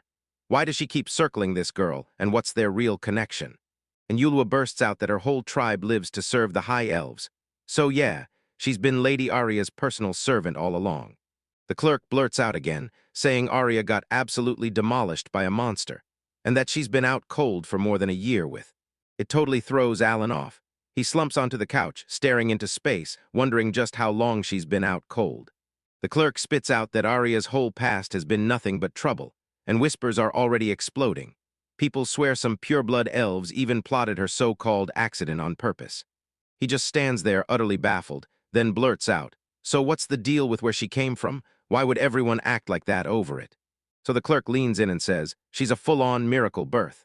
Usually high elves only pop up from other high elves, but she was the exception, and now the entire elf community is split in two. Some are begging her to rule, while the snobs demand she breed to keep their bloodline pure." The clerk grabs Alan's attention and warns him, now that they've got the girl, those pureblood elves could come hunting for them later. Then he adds, "Stay quiet, stay in the capital, and the danger should stay pretty low." He tells them the Gaja Forest, where all those elves live, is 2 whole countries away, and if they keep their distance from it, they'll stay out of danger. Alan takes it all in, tells him he understands, and promises he'll remember every bit of that advice. Even after every warning, Alan still forces himself to stare at the papers, and he can't shake how completely unhinged this whole situation feels, like one wrong turn away from disaster. Wondering if Yulua was genuinely warning them about the risks before they signed the contract, because that's just the way she is. The storm of drama between the High Elves and the rest of the world is way too much to carry, so Alan decides to shove it aside for now, and they realize all that political nonsense means nothing until she's finally healed up and standing strong again. Night crashes over the massive mansion, and under the full moon's cold glow, the whole place goes deathly silent. Inside, Arya just lies there, while they're still knocked out, waiting for the potion to finally kick in. Alan stared at the sleeping girl, thinking, "No way, she looks way too healthy for someone who's been out for a whole year." Then, he slams to a halt the second the air starts crushing down on him, and when he realizes this wild magic aura hits the exact same way Chris's did, he can't believe it, but then Yulua shatters the silence, saying that wasn't even her real full power, and she's only still alive because she's been burning through her energy to keep going. Which leaves Alan totally floored, barely able to wrap his head around it, because this massive stash of magic is somehow still less than half of what she's got. Staring at Arya, he realizes she might not match Chris's level, but she's still got way more fight in her than anyone he's ever seen in the Sioji family. As they gear up, Zine swivels toward him and demands, "Are you really 100% sure you want to use that potion like this?" Alan doesn't even blink as he flashes the green light, cracking the order that he wants the guy moving right now. Start this immediately. They mix the potion, and the Zine leans over the bed, slowly tipping the red liquid into the girl's mouth as... While the wall clock keeps hammering forward, the whole room falls silent like everyone's holding their breath, waiting for something, anything, to finally explode. After a bit, Alan's nerves start crawling up his spine. He blurts out, "Is it not working?" Because the girl still won't move an inch. Zine and Alan sit trapped in a heavy hush, and the tension feels like it could snap. Zine suddenly starts sweating with nerves while As Yulua stares at the bed and breathes Arya's name under her breath, her eyes lock onto the girl, while the wall clock keeps screaming forward, second by second. She keeps her head down, hands clenched in prayer. Then Arya's finger twitches out of nowhere, and everything changes in an instant. After what felt like forever, the girl finally cracked her eyes open and managed a feeble little whisper, barely audible, as she begged for Yulua. Yulua completely freezes, because those eyes are open. The second she sees them, tears flood her own eyes as... She drops down beside the bed and sobs in pure relief, because Arya is finally back, and the rest of the room just freezes, staring like they can't believe what they're seeing. Alan just stared, utterly stunned, whispering, "I can't believe it, the potion really worked like that." Seeing Yulu beam with tears in his eyes, Alan can't help but smirk. He's genuinely relieved he managed to help them out. Just as he starts to step back, Zine catches his movement and snaps, "Where are you going right now?" Alan glances down, mutters that he'll swing by another day, and decides it's safer, because he refuses to spoil their perfect moment by lingering here. Alan gives a respectful bow, turns to leave, and before he can even get out, the room's still buzzing. Everyone's fired up, peppering him with, "How'd it go?" News spreads fast. Arya's finally opened her eyes, and Maxwell's jaw drops like he just witnessed a miracle as he blurts, "I've got to tell the rest of the crew right now."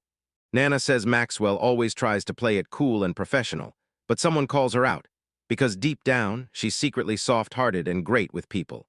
Aina and the others stare as everything plays out, and she can already tell Maxwell cared a whole lot, just from the way she's reacting right now. As Alan strides down the hall, a girl blocks his path and asks, way too nervously, if he's the one who ended up buying Yulua. He makes it crystal clear he's the one, and she exhales like a huge weight finally drops off her chest. She just needed to confirm it, then she tells him thanks for taking her in. She starts choking up, confessing that she's always treated Yulua like her own daughter, because they're about the same age as her kid. That woman is still battling full-on emotions, and it throws Alan for a loop. He just stands there staring, thinking, wait, how old is she really? Alan's voice sharpens, and he tells her straight up that even though everything turned out okay, Yulua is still technically destined to be a slave from this point on. He glances off like, "I'll never be mean to you." But then he admits the brutal truth, getting you back home isn't happening anytime soon. The woman bursts into giggles to herself, and Alan freezes, totally thrown off as he blurts, "What's so funny?" She drops a bombshell on him. She confesses she used to be a slave too, and Alan's jaw practically drops with the shock. She just shrugs it off, insisting it's no big deal. Certainly not the kind of thing outsiders blow out of proportion. She grins as she reveals the twist. Back then, her husband was actually her master, and she swears that the roughest chapters are what push you straight into meeting the right person. Alan leans in like, "Wait, is that really how it happens?" And she just nods once, smiling as she goes, "Yeah, exactly, that's how it is." With a thoughtful look on her face, she admits she may be human and the girl an elf, but she's certain that kids got the inner strength to face whatever hits next. A cool breeze brushes past as Alan smooths his hair, and he urges himself to move.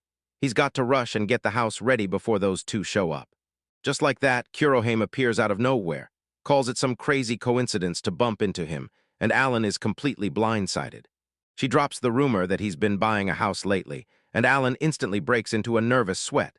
Then he scrambles to play it cool, claiming it's just some old single-story place. She fires off, "Did you really pay the full price up front?" And he just shrugs it off, like he's got extra cash to burn, while pure relief hits her hard because she finally knows his secret is still untouchable. Kurohime snaps his gaze to Alan and demands to know if the furniture for his new place is finally making it over from that other world. Alan shuts his eyes and blurts, "Yeah," admitting he's got zero real interest in anything this world has to offer. Right when Kurohime shifts into this sudden hush, she blurts out that she needs a favor, and Alan's mind instantly starts racing about what she's really up to. She locks eyes with him and asks, straight up, if it's cool for her to come over and check out his house. Alan froze on the spot, stunned by her request, and just couldn't figure out how to react when she asked him that. She blurts out an apology for the weird question, then admits the truth. Lately, she can't find a single place where her mind can finally let go and relax. As Alan swings the gate open, he realizes she's always been trapped at the team house, but he can't shake the mystery of why she'd even want to slip into his place. They finally hit the front door and Alan grins, telling her, "We made it. Welcome to my new home." He sweeps her inside and tells her it's nothing fancy, then insists she relax and make herself at home, while she eagerly thanks him for letting her come over. Alan tries to leave her alone, but the second the door clicks shut, Kuroheim whips around and demands, "Where do you think you're going?" Kuroheim tells Alan, "This is my house, so you're staying and showing me around," and Alan clocks it instantly. He's not winning that fight, so he goes, "If you're cool with it, then yeah, I'll stay," and kicks off the tour by guiding her straight into the living room. She whips her gaze around the huge empty space and bluntly points out that there's nothing in there. Yet, no matter how Alan tries to argue, he has to admit she's right. But then she whips her head back toward him and drops the bombshell. She needs one more favor, demanding he open a moon gate inside the house, one that snapped straight to her home back in Tokyo. Alan's mind seizes up at the thought, and he can barely wrap his head around it. Why would she want a portal in his living room? She tells him Akira's got everything lined up on the other side. Then, before he can even react, the gate bursts open, and Alan drags a massive sofa through the portal all on his own. He demands to know what all this furniture is for, but she shuts him down. "I'll explain later," then points and says the table is up next. Once all the pieces are in place, Kuroheim sinks back, kicks up a cup of tea, and praises Akira like, "You crushed it. Look at how perfectly you set everything up." Alan looks absolutely wrecked as he calls out to Sioji, yelling that while she's clearly kicking back, he's got to get things under control, because he really needs. He gets right to it and demands some answers about that house. Then he asks her to finally explain everything, and she realizes she's left him hanging, so Alan snaps that there's no way he can drag all this back. Panic creeps in, and he blurts out if she's really planning to move in here, then. But she just laughs it off, shoots him down fast, and tells him she'd never do something like that. She's no pushy wife type, not even close. She locks eyes with him and tells him to just take it all as a housewarming gift for his new place. No matter that the house isn't exactly brand spanking new. Alan can't even process it. He blurts out if she really means every single thing in this room, and she answers without pausing, leaving him completely stunned. He just stands there, staring as she lays it out. Everything's custom-ordered from the top-tier high-end brands. Then she swears the quality is the absolute best he can get and tells him to simply tell her to let him know if he needs anything else. Alan thanks her, but he's turning pale fast, already spiraling about how huge the final bill for all this is, so he points at that fancy coffee maker and shoots. "Does this come with the gift too?" She nods and says, "That's exactly what we planned." But Alan has to tell her the truth. He doesn't even drink coffee, so now she's left staring at her gift like she might have gone a bit too extra. Alan decides to take the gift for now, even as the whole thing still has him feeling overwhelmed, so he takes a sip of the coffee, and his eyes widen because it tastes way better than he ever expected. Kuroheim leans in and tells him, "I knew you'd like it," then explains that as people grow older, their tastes shift without them even noticing. But Alan throws out that maybe it's just the shock of his new body, then flips gears fast, steering the conversation straight into something way more serious. Kuroheim whips around and asks him straight up if he's the one who bought that elf everyone's been whispering about at the black market, and Alan slams his cup down, tension creeping into his voice as he demands why she'd even consider that, right before she goes, and she's forced to admit that the whole capital, every single person, knew that elf was up for sale, and she fires back, asking if he's actually following her logic. Alan just shoots her a quick nod, tells her to keep moving, and so she says, even with insane prices, an elf usually gets snapped up on day one, but this one just sat there for a whole month. And nobody dared touch the deal because the seller demanded a red potion, exactly that, before they'd even lift a finger to make the trade. Kuroheim leans in and tells you the truth. Top merchants in the capital still can't just snatch a red potion on a whim, so she figures, even if someone really did win, the trade value would still be wildly off. She says there's still been zero news of those potions. No sightings, no deliveries, for years, and that's why she's left feeling. She had to figure out one thing. If the information was truly that silent, the government would have had its hands in that secret deal. Then she casually says the potion might have been brewed right here in the capital, and Alan's face goes totally blank as the rest of her words cut off.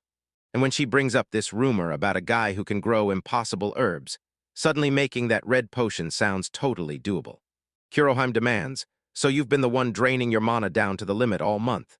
Then admits she totally missed his whole scheme earlier, and that's. And she basically spills the truth. These things are worth their weight in gold because they're insanely rare. Alan flat-out points out that they're basically just holy relics, things people rip out of high-level dungeons, and honestly, that's a fact that.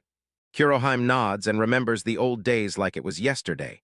People would swarm those dungeons non-stop, all chasing the loot. Kuroheim tells him that back then, dungeons got wiped clean. So if you're hoping to stumble on anything now, you're basically out of luck. So she figures, if they can truly brew that kind of stuff themselves, then a red potion isn't worth anywhere near as much to them. She casually points out the trade value is so high it can buy an elf slave, and Alan goes dead silent as it hits him. She's already got him figured out. Alan slams his hands in the air and admits defeat. She nailed everything exactly, and he's completely done for. Kuroheim tells him she's not trying to judge him. She's just feeling like she finally understands his personality by now. But she finally admits it. She feels awful because it was her own lack of influence that set him on this whole path of suffering in the first place. She balls her fist and snaps that if she only had enough power and fame to make sure nobody can lay a hand on her, then he wouldn't have to keep hiding. Kuroheim leaned down and told him, "At the very least, I just wish you talk to me about it." Alan panics and scrambles to cover it up, insisting it's just some personal business and she shouldn't worry. Until she shoots back, reminding him he's a crucial part of the brigade, and then makes it clear. Being the leader means protecting her people is her job. Alan replayed their talk in his head, stunned that he'd fully expected Kuroheim to spit disgust at him for buying a slave.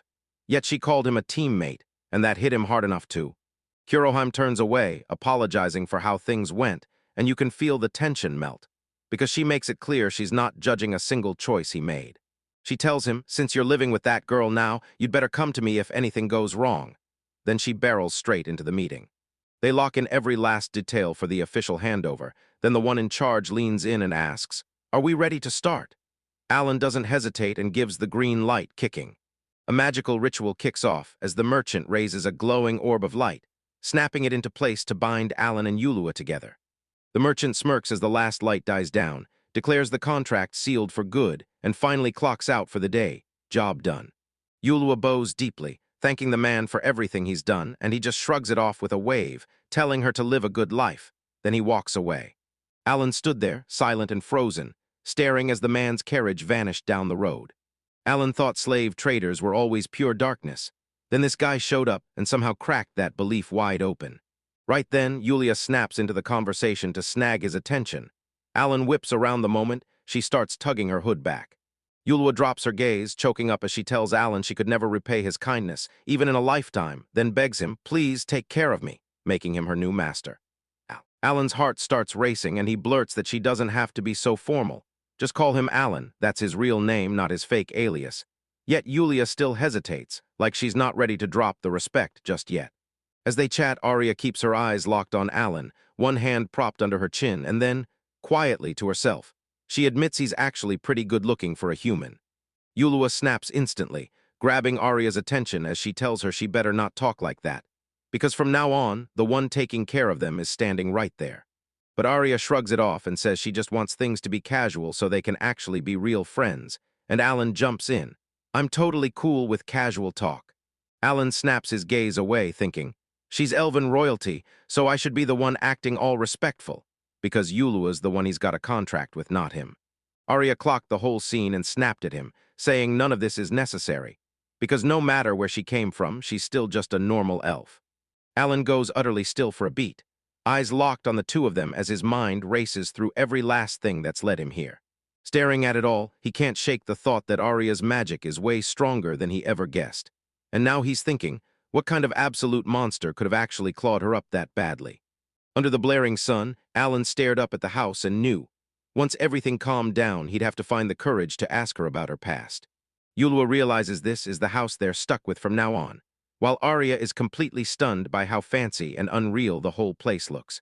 Alan snaps, "Wait up for a second," and Arya halts just before she barrels in right as he goes, "Wait, shoes are banned in here, take them off first." And right then Arya's like, this culture is seriously weird," but she can't finish her thought.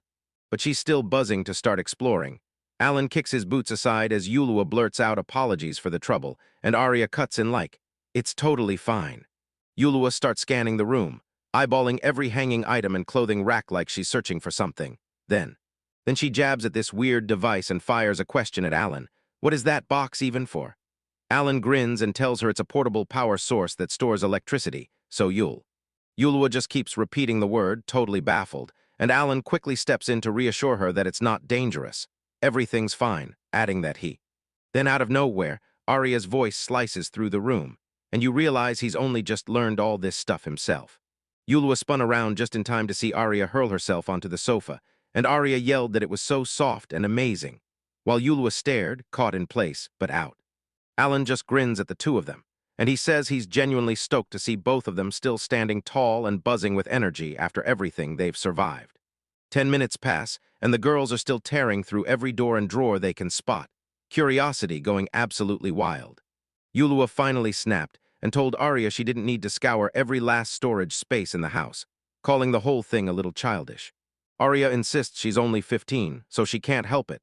Then Yulua snaps back that 15 is basically an adult, and Alan is left just standing there.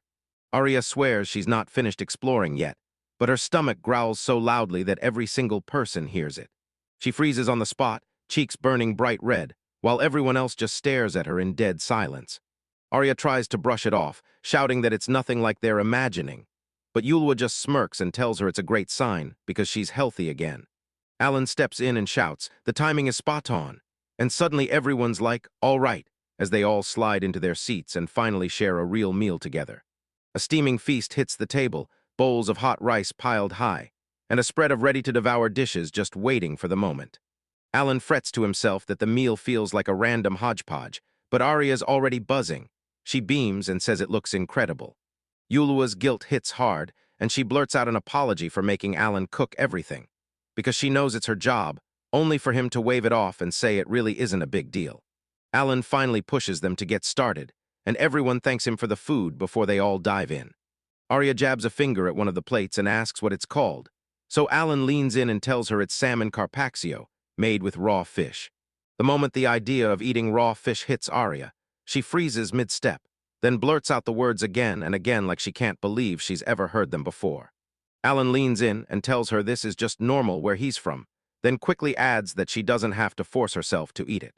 He instantly starts sweating, panicking that he might have forgotten elves could be vegetarians, while Arya nervously dares one tiny, hesitant bite.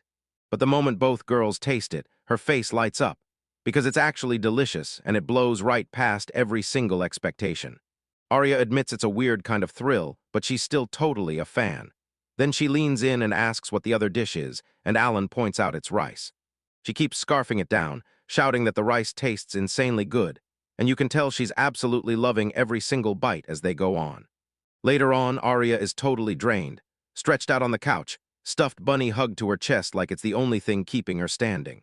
Alan lights up and tells her he's thrilled she liked it, then quickly says he's heading off to get the bath ready for the two of them.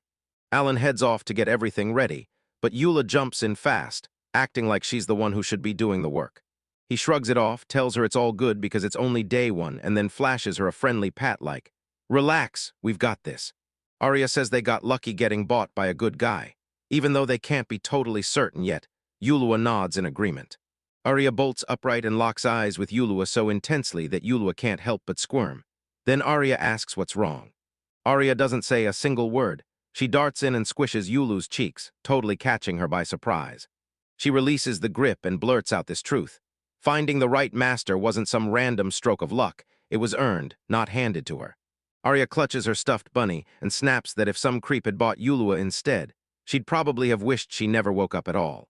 Yulua locks eyes with her and says her name in a hushed voice, like those soft, emotional gazes could shatter hearts. Arya's eyes harden, and she demands a promise. She's not letting herself get into danger like that ever again. Yulua just flashes a calm little smile and says she'll do her best, and Arya instantly loses it, because she didn't want maybe. She wanted a real yes right there, right now. Yulua suddenly snaps back to something huge, blurts it out at full volume, and Arya gets completely blindsided as the moment cuts off at. Alan strides back into the room and asks the girls if they want dessert, so Yulua and Arya instantly light up and agree on the same thing. Before the night's over, they're getting their hands on sweets. The sun bursts over the horizon, and Alan kicks off his morning with a huge stretch out on the porch. He's dreaming about finally having his own place to call home. Then it hits, and Then his eyes lock onto something sitting in the mailbox. His heart drops as he realizes a letter finally showed up today. Staring at the envelope, he realizes he has zero clue who could possibly be sending it to him. He flips it over, and there it is, the name *Ray Castellano * stamped on the back in crisp, unmistakable letters. Right before he heads out, Yulua urges him to give it everything at work, and Arya begs him to come home soon. Alan blurts out a sorry for making them stay inside, but Arya fires back that this is way better than hiding in the woods. Arya struts in like, "Yeah, I've got a massive job today. I'm reading every single manga in the study." And Alan just grins, happy she's found something to keep herself busy while As he gets set to leave, he tells the girls he's out for the day. Yulua warns him to be careful, while Arya flails both arms like crazy and yells for him to have a good trip. As he steps outside and tells himself it's showtime, he's already locked in. Honestly, he looks insanely focused, especially with the fact that hearing that he's juggling 3 completely different jobs at the same time right now. First up, he's got a spot in the Akatsuki Brigade, basically the one running logistics, hauling in the supplies, and keeping their books in order. His second job, he's the exclusive merchant for that same brigade. No one else sells to them. Basically, he's out here running his own little business as a fresh rookie iron rank merchant, churning out buzz by selling Japan-imported goodies, like candy and books. Then comes the third job. He throws on a hood and turns into a fancy, high-class merchant named Issey Hakuba. Right now, he's hawking those special purple potions brewed from magic roses, begging to get them into the hands of adventurers who are stuck waiting on real healing. But today's mission sends him straight toward a huge, fancy building right in the middle of town. Nothing small about it. Ray swings up to Alan with a laid-back grin, casually saying, "Man, it's been way too long since we last saw each other." Alan dips into a respectful bow and calls him Lord Ray. But Ray waves him off, telling him to relax, grab a seat, and even apologizing for yanking him away from whatever he's got going on. Then the mood gets heavy. Ray drops that he's got something seriously important to say, and Alan can't help but wonder what kind of advice the kids even got coming. Ray starts laying it all out, how the academy runs, right down to the fact that every dorm has its own shop, stocked by different merchant guilds. He tells you the merchant running the Uwashi dorm is packing up for good, and that leaves a huge opening for. Ray meets Alan's gaze and tells him straight up he wants to recommend him as the next successor for the job. Alan's totally blindsided. He blurts out, "Wait, are you talking about me for real?" Ray only nods, then leans in and asks what he thinks. But Alan starts to look stressed because that school is huge, over 1,000 people to handle, and he just can't shake the feeling his little operation won't be able to keep up, so he tells Ray, "Yeah, I'm thrilled you asked, but handing daily necessities to that many people is way more than I can handle solo." Ray grabs his attention and says, "Hold on, I'd never ask for something impossible." Then he makes it crystal clear. He doesn't want Alan for the dull, everyday chores. He wants him bringing luxury and entertainment goods. Ray stands there staring at Alan as he finally kicks off his explanation, and Ray's like, "Tell me straight, what can you actually handle?" So Ray clears it up fast. His little brother and his crew are obsessed with the trading cards they scored before, and he only needs Alan to stock more of that kind of hobby stuff, making Alan. When Alan clocks that this is way more doable than running a whole general store, he tells Ray, "If that's true, I can absolutely make it happen." And then Ray bursts out laughing, looking totally relieved as he thanks him. Then he tells him how his little brother Roan has been completely hooked on those cards lately, and it got so bad the kid was practically begging for fresh packs every single day. So yeah, it's a huge relief to finally have a steady supply for them now. Ray declared, "You're my go-to from here on out," and officially welcomed him as the new supplier for the dorm's entertainment supplies. The two of them lock eyes and shake hands to seal the deal. Alan grins and says he can't wait to team up, because even with the agreement already signed, he has zero idea these trading cards are about to flip the whole academy upside down, and that this, just a hobby, is about to spark a massive scene and lay.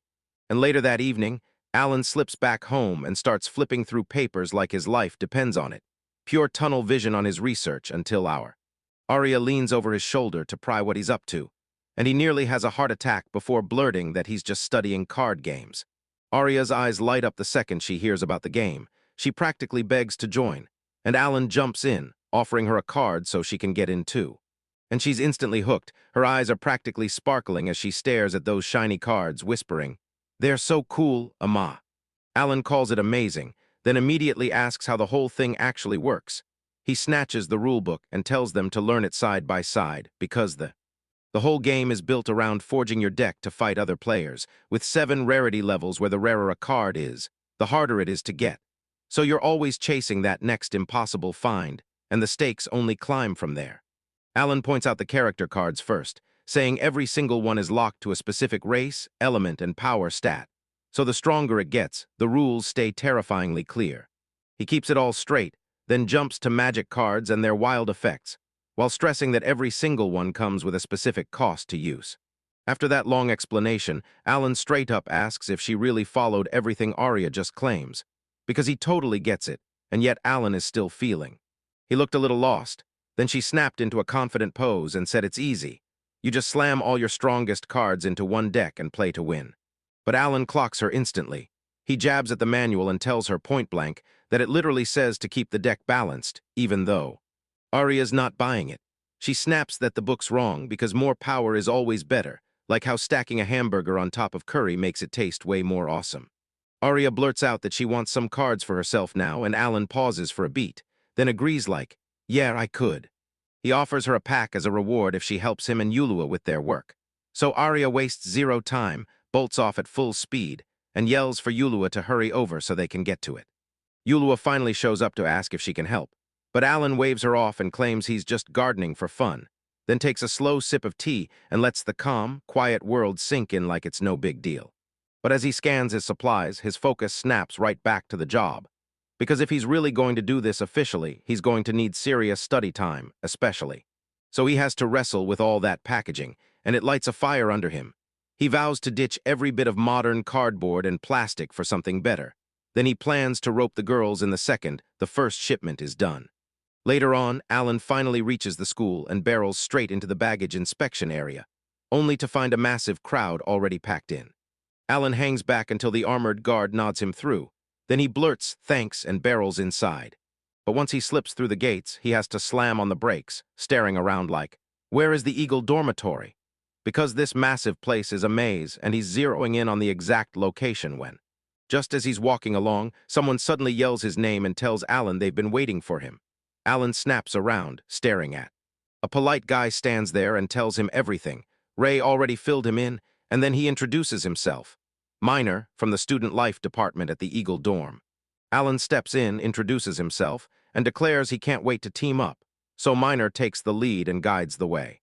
He grabbed him and hauled him straight to the shop area, then laid it out. Every delivery from here on out has to be dropped off right here.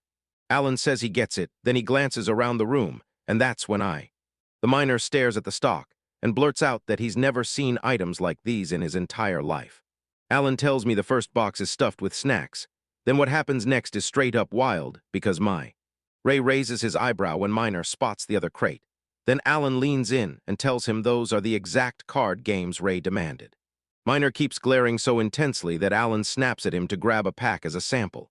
And that's what sparks the next part of the plan, leading the guy finally figured out what made Ray push these things so hard.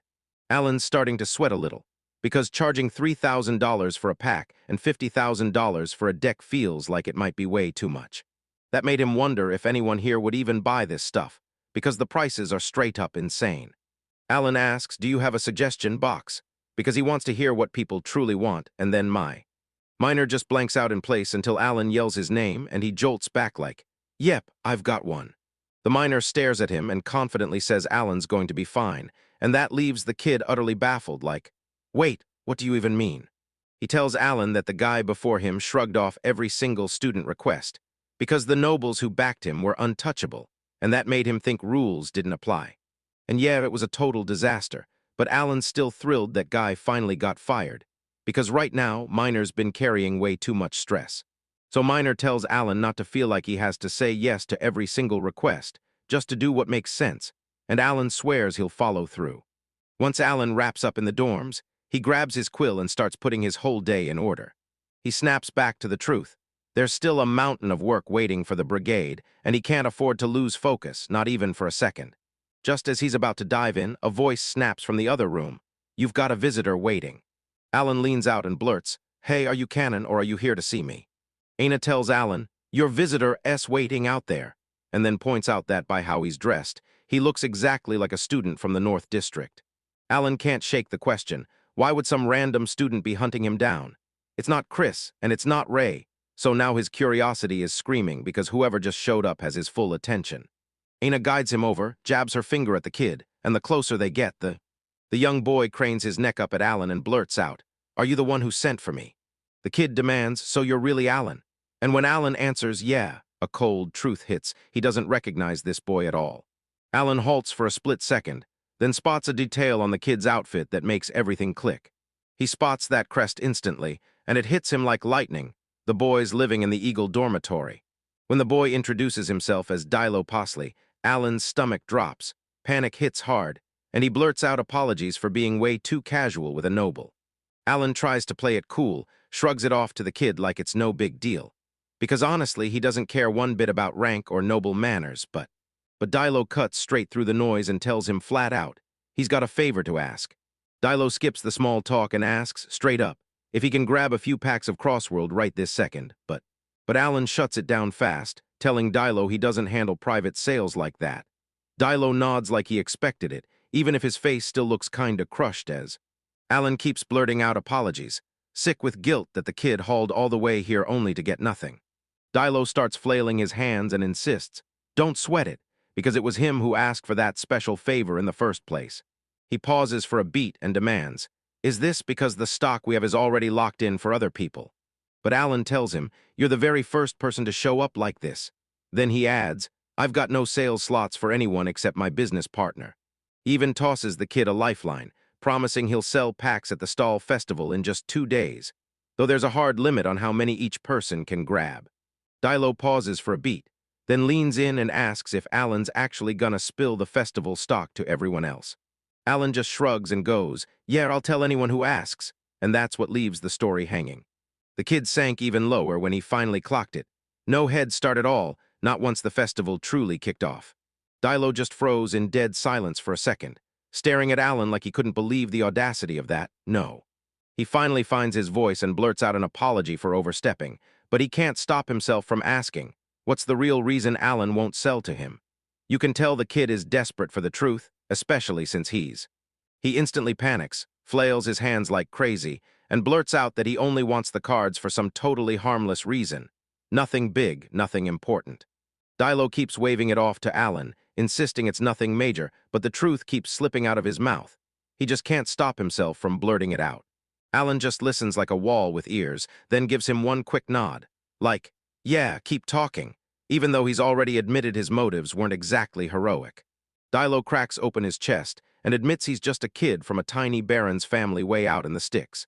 And then he fesses up that he doesn't even have the natural magic talent to belong in a place like Fiv only. 6 months back, he somehow got enrolled thanks to a rare magic affinity, and now as he strolls these halls, he starts to. He's been getting crushed by it all. Everyone in this school is some fancy high-class noble from the capital, and since he's the transfer kid from the countryside, he feels like a complete outsider who just can't claw his way into the cool kid crowd. That's when he heard the rumors about trading cards, and for the first time he thought, this could be my shot to finally meet people, because if he could build a great deck, he could. He finally realizes he's strong enough to join the games for real and play with everyone. And when he wraps up his story, he ends it with a gut-punch apology, because he can't shake the feeling that wanting to fit in is selfish. Alan freezes for a second, realizing he had zero clue those wild rumors were even flying around. Yeah, it's clear he's feeling pretty awful for the kid. He even thinks about secretly selling them, but he knows if he loses control, it'll turn into a full-blown disaster, so he just stands there stuck in thought, and then, bam, like a light bulb snapping on in his head, he's got a plan, and it's about to go off. To save the day, he leans in and asks Dilo if his cards are on him right this second. Yet the kid just looks lost and says he doesn't. He does. Dilo yanks out a box and tells us, sure, my main deck is done, but I've got a stash of leftover cards from the scraps. Just wait, I'm not finished. Alan scoots in closer, asks if he can take a quick look, and Dilo finally tells him to go ahead. Alan starts digging through the collection with a totally serious look, and he doesn't move until a full minute goes by. He's just flipping through the cards when bam, Dilo snaps up some insanely rare ones, but right then a huge problem hits. It's basically this hamburger curry deck thing he swears by, and Dilo just stares like he's hearing a whole other language. then asks what curry is. Alan clears his throat and tells Dilo the deck's busted. Not because the cards are weak, but because it's stuffed with too many power hitters all at once, and Dilo's stunned like, wait, is having strong cards really bad? Alan keeps breaking it down, saying high-cost cards are basically dead weight until the late game. So yeah, that's why the match's opening feels like a fight you can't win yet. Massive struggle. Dilo stares at his own deck, completely stumped, and blurts out what he's even supposed to do to fix it. So, Alan slams a diagram on the table and lays it out. Build your whole deck around one ace card. Pick the dragon type, then match every sub-card to that tribe. Everything feels way more flexible. Then he grins and tells the kid the best part of these games is winning with smart strategy, not just chasing rare cards, and with what he's got this in the bag, no doubt about it. But then the embarrassment hits hard when he admits he's just repeating lines he read in a book, and apologizes for the unsolicited advice. Then Dilo just freezes in dead silence, staring at Alan so hard that Alan starts getting a. Alan spots the kid's nervous twitch and asks if he crossed the line. But the kid snaps back, no, he did the exact opposite. He's never even thought about the game that. And just like that, it finally clicks for Dilo. There's no such thing as a useless card, not if you know how to build the right deck. He's so pumped he yells, thanks, and bolts off to work on his brand new deck immediately, ditching. Alan stands there all alone, staring as the kid bolts away, praying that his advice actually lands and saves him. Alan leans back, still reeling that people are actually showing up at his door in person, and he's already thinking, all right, I've got to hit Akira up fast for more stock. But there's one more problem waiting in his lap. He steels himself and promises, I've got to finish this one job first, before he even thinks about moving on. Thunder slams across the sky over a giant mansion as rain batters down in the dead of night, and the whole scene turns heavy the moment she calls in Chris and sits him down, no small talk, then warns him that this time her request is going to get seriously dangerous. So she makes him fully get it. Sure, it isn't illegal, but that item is absolutely restricted. Then she grills him straight up. Does he really understand what he's walking into? Alan doesn't even blink. He just tells her it's okay and reminds her that he already promised he'd get her whatever she needs. He tells him, Sakakibara's already saved me a bunch of times before, so I'm not walking in blind. I'm ready for whatever risks hit us next. Chris takes a beat to let it sink in, then he nods. Yeah, I get it, and she reaches for something right then. Then she thrusts the book into his hands and tells Alan she needs him to track it down. And Alan just stares, baffled that a single book is what's blowing up his whole life. He can't stop himself. What's the big deal with that thing? She called it a restricted item, so now he's stuck wondering what kind of book is so powerful it gets locked down. Chris stares hard as lightning cracks outside, telling Alan this isn't some ordinary book at all. She tells you it was crafted by fellow fans who poured their hearts into it, then hits you with the bombshell. It's actually a BL adult doujinshi. Alan just freezes and stares at her, then repeats her words right back like his brain refuses to accept that all that secrecy led to asterisk this. But then he suddenly eases up and goes, if that's the case, the job's gonna be a piece of cake, and it totally blindsides Chris. She asks twice, are you really okay with this, and do you truly understand what you're signing up for? Alan grins and says, I get it. It's just a fan-made book. So he straight up makes it clear he couldn't care less about the content. He says people can like whatever they want, and if they're enjoying it in private, he sees zero reason to make a fuss. He even straight up asks if she's certain about the reward, like he's wondering if she'd rather trade for something way more expensive than his help. Chris doesn't beat around the bush. He tells him that for her, that book is basically a holy text for her soul, and then she goes full fangirl, squealing that he looks like Hakuba but acts like an angel, while Alan just freezes there, utterly speechless. Alan nods and says he just needs to grab the exact book she listed, and Chris blurts that that would be a massive help. But right before they wrap up, Alan blurts that he's got one tiny request. Chris freezes, stares at him, and goes, what is it? She drops a dead serious stare and snaps at him. No way is he allowed to look inside that book, not even a second. She hammers home how vital it is, and when Alan swears he won't peek, so he storms out, mind racing over his brutal schedule. Because once tomorrow's festival ends, everything finally eases up. He's strolling along when, bam, something's off up ahead, and he clocks it immediately. He can't even process what he's seeing. Right outside his team house, there's a huge crowd of guys packed in tight, and it's wild. Anna bursts out of the building yelling his name, and it hits him like a lightning bolt, pure shock, and she She snatches him instantly and fires off questions, demanding to hear what kind of mess he's cooked up this time, while Alan scrambles to calm her down like, "Wait, what are you even talking about?" She tells him the whole crowd lined up for him isn't stalking at all. They're merchants, begging to be his customers, and Alan just freezes in shock, scrambling to make sense of why every trader is hunting him.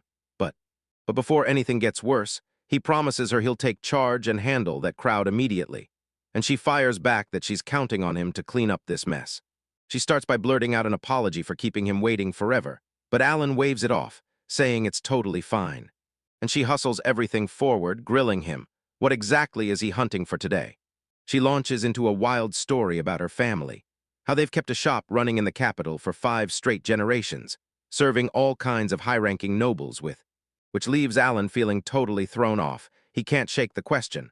Why is she suddenly pulling out her resume, Then she finally cuts to the chase. One of her biggest clients orders her to lock down some cross-world card packs. And Alan's straight up stunned that the word already spread this far. He's finally realizing just how huge the hype is, but then she throws out this massive offer. She'll pay him 10,000 gold for every last pack he still has sitting in stock. Alan has to shut her down, though. He tells her he's not taking requests like that right now, even if he'd love to help, so she has. She shoots him a razor-sharp glare and reminds him, multiple nobles are in on this request, not just him. Then she leans in and asks if he truly grasps exactly where he stands. That sounds like a straight-up threat aimed right at Alan, because he's convinced she's got a ton of nerve, even if that's just how business runs in this world. Alan realizes he's boxed in, convinced he didn't want to touch this card yet. Then she crushes his options and forces him to play it. So he flashes a fake smile and tells her, plain as day, that if he starts treating her like a VIP, the Castellano family could get seriously pissed. The moment she hears that name, this merchant woman snaps. She can barely get the words out of her mouth. And while she's panicking, sweating, and blabbing apologies nonstop, Alan can't shake the guilt of using someone else's name just to scare her away. He decides to toss her a little mercy, telling her he's selling packs at the festival tomorrow, and maybe he can save a few just for her. And that's all she needed. Boom, she finally flinched, backed down, and agreed. She bows and slips away, and Alan shoots back that he'll catch her tomorrow at the stalls. But the moment the door clicks shut, he slumps with a massive sigh, already dreading how many more greedy fools he's going to have to deal with. That night, he finally stumbles back home and hauls himself through the front door, utterly drained, only to see Yulua and Arya already waiting in the kitchen, ready to greet him with a warm welcome back. Alan thanks Yulua for getting dinner ready and tells her it's a massive help, but she just shrugs it off like it's nothing. She told him, from now on, I've got the cleaning, the laundry, and the cooking, you handle nothing. And you could see it hit him all at once. So he tells her she's coming on way too strong, but Arya cuts in instantly, refusing to back down as she fires back. The kid tells her straight up, if Yulua does it all, then she's got nothing left to help with, so no pocket money for her. Arya's allowance has her spiraling with worry, while Alan realizes he'll have to whip up a chore chart just to keep everything fair. He stares at Yulua and tells her straight up he didn't hire her just to be a maid and shuffle through chores, which makes her freeze and blurt out what kind of other job he's cooking up for her. Right before anyone can dive into the details, Arya snaps her hand up and cuts them both off mid-sentence, demanding they eat first because she's starving to death, and Alan finally has to swallow his pride and admit she's right. Yulua shoves a warm bowl into his hands, and he murmurs thanks, then finally drops into a seat and digs in. Alan stares into his bowl, then tells Yulua she's got him impressed, because he's only ever choked down the instant stuff, and she just built Odin from scratch like it was nothing. Yulua looks totally thrown off by the word instant, then straight up explains that she followed the recipe with everything he handed her. Alan takes a bite and lights up, saying it's amazing. Then Arya slams in, stopping him cold to finally ask what's been haunting her for ages. He raises his hand and asks if she's talking about the chopsticks he's using to eat, and he spills the truth on why they're called chopsticks, plus how these weird tools from his hometown are secretly a lifesaver the moment you finally get the hang of it. Arya tries to juggle them with a fork and spoon at once, and Yulu instantly chews her out for having zero manners, while Alan just stands there staring, speechless. Arya's trying to sort through the chaos, and he's telling everyone how insanely cool his world's culture is, because their whole system runs on electricity, not magic. So Alan starts flexing his fridges and coffee makers like they're trophies, but he quickly makes it clear, they're not magic. Arya's like, this tech is straight up weird, but the food. Even stranger, especially that wobbly little thing she's dubbed Mystery Slime. Alan laughs it off and swears it's just a processed potato called konjac, leaving the tiny elf blinking like, "Wait, how does a potato look like that?" Alan taps the diagram and breaks it down. At first, the plant's deadly toxic, but then they grind it up and boil it in lime water until it's safe to eat, and Arya takes a bite, straight up admitting his food culture is a total mystery, while Alan just laughs it off as a weird process. So Arya's left wondering if anyone back in his world was even sane.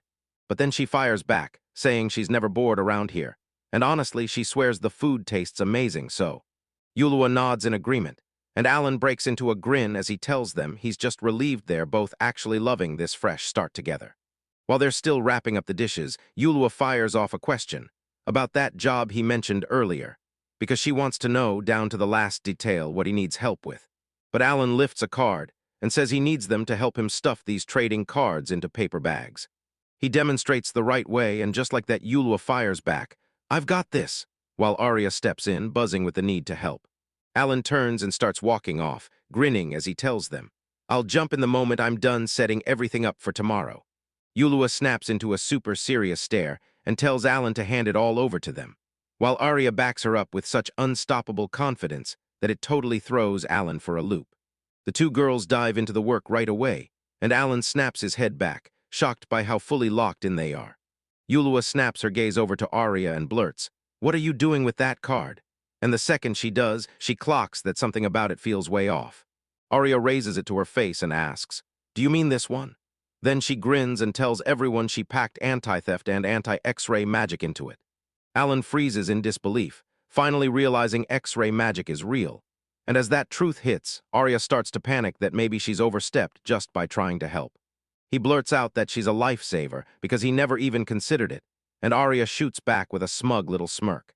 Alan rubs his head, stunned that he's been here for 20 years, yet his brain still runs like a normal guy from Japan with zero magic instinct.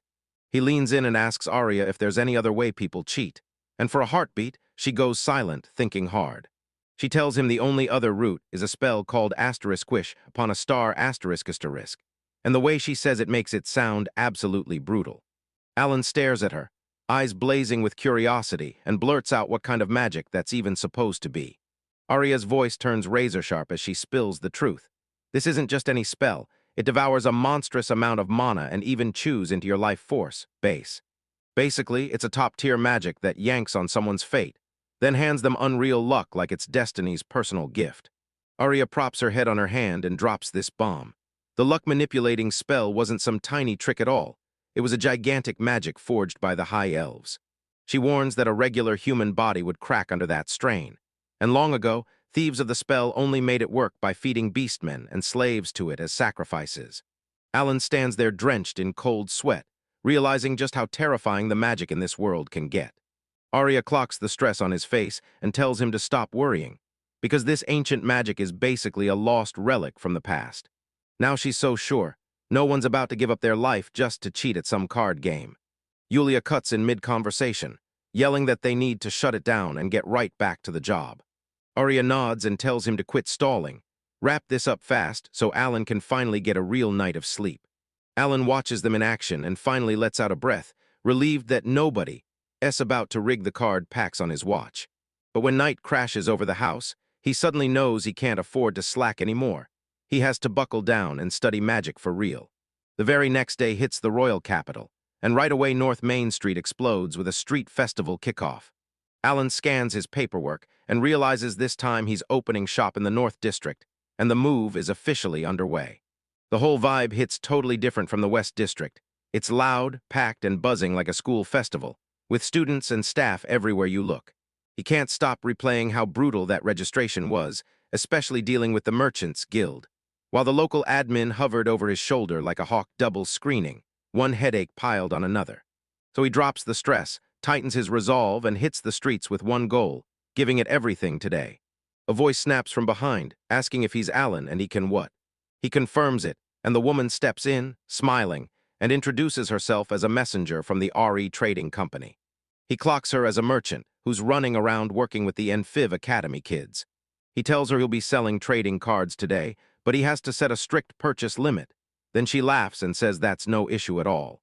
She tells them, as long as we keep our client happy, we're fine, then turns on her heel and walks out. Alan watches her walk out, and the moment she's gone, he realizes he's about to get buried under a wave of customers, just like he knew would happen. Alan breaks into sweat as he stares out at the monstrous crowd, way bigger than yesterday, and it's already spiraling into something bad. The place is packed to the brim, so this guy standing nearby shoots a look at the crowd and blurts, "What's everyone doing gathering like this?" He's like, "I don't get it," because most of these people are obviously NFIV staff and students, yet somehow none of them should ever be hanging around here. Alan starts to feel the trap closing. Those local shopkeepers shoot him icy, judgmental looks like he just ruined everything. Right when panic starts to claw at him, a mustached older guy barks his name and shouts, "Hold on, give me a second." He takes a puff from his cigar and says he hasn't seen Alan around before. Then he leans in and asks if this shop in the North District is really his first one. Alan whips around, eyes jittery, and admits he's representing the Alan Trading Company. He straight up says he's never even heard of them, but he's pretty sure that's exactly what's happening. Just look at how everything's been going. He tells them every merchant crew in this slice of town clings to its own territory, and Alan just strolls straight over those borders like they're not even there. Alan's stomach drops and he blurts out a quick apology. Then he can't help it. He asks what merchant territory even means because he's still trying to figure out how all this works. The man snaps his finger at that spot in the North District and goes, "This place. It's prime ground for the biggest merchant crews. They've already claimed it to keep the night running for the magic schools, so he drags Alan onto the map and proves that because all his customers come from Infiv Academy, he's supposed to be way over in Area 15. Alan's cheeks burn with embarrassment as he blurts out an apology, admitting he should have done way more research before ever setting up shop here. The mustache man takes another savage puff on his cigar and nods, telling Alan he's totally right. Then he pauses like he's about to drop the real truth, but then he eases up, cracks it open, and tells you this whole thing is made of unwritten rules. You can't just flip a page and learn it like it's some storybook. Since the shop's already open, there's nothing left to do. He just tells Alan to grow a spine and handle whatever blows up in his face. Alan zoned out for a heartbeat, and that one tiny pause lit the man's annoyance like a fuse. He barked at the kid, and Alan jolted, snapping back with a swear that he was actually paying attention. He thanks the man for his honesty and for stepping in, then vows he'll be way more careful about where he sets up from now on. The man scoffs, turns his head like none of it mattered, and acts like he doesn't even want a huge thank you. As the man heads back to his own business, Alan tracks him with his eyes, and clicks that even with that rough attitude, the guy was secretly being surprisingly nice. A merchant demands Alan's guild card for the deal, and Alan just hands it over like, "Here, take it." Alan makes it crystal clear. 1 box per trading company, no exceptions, because he's trying to keep everything fair, so he just nods and asks for 1 single box, and Alan lights up as he grabs it for him.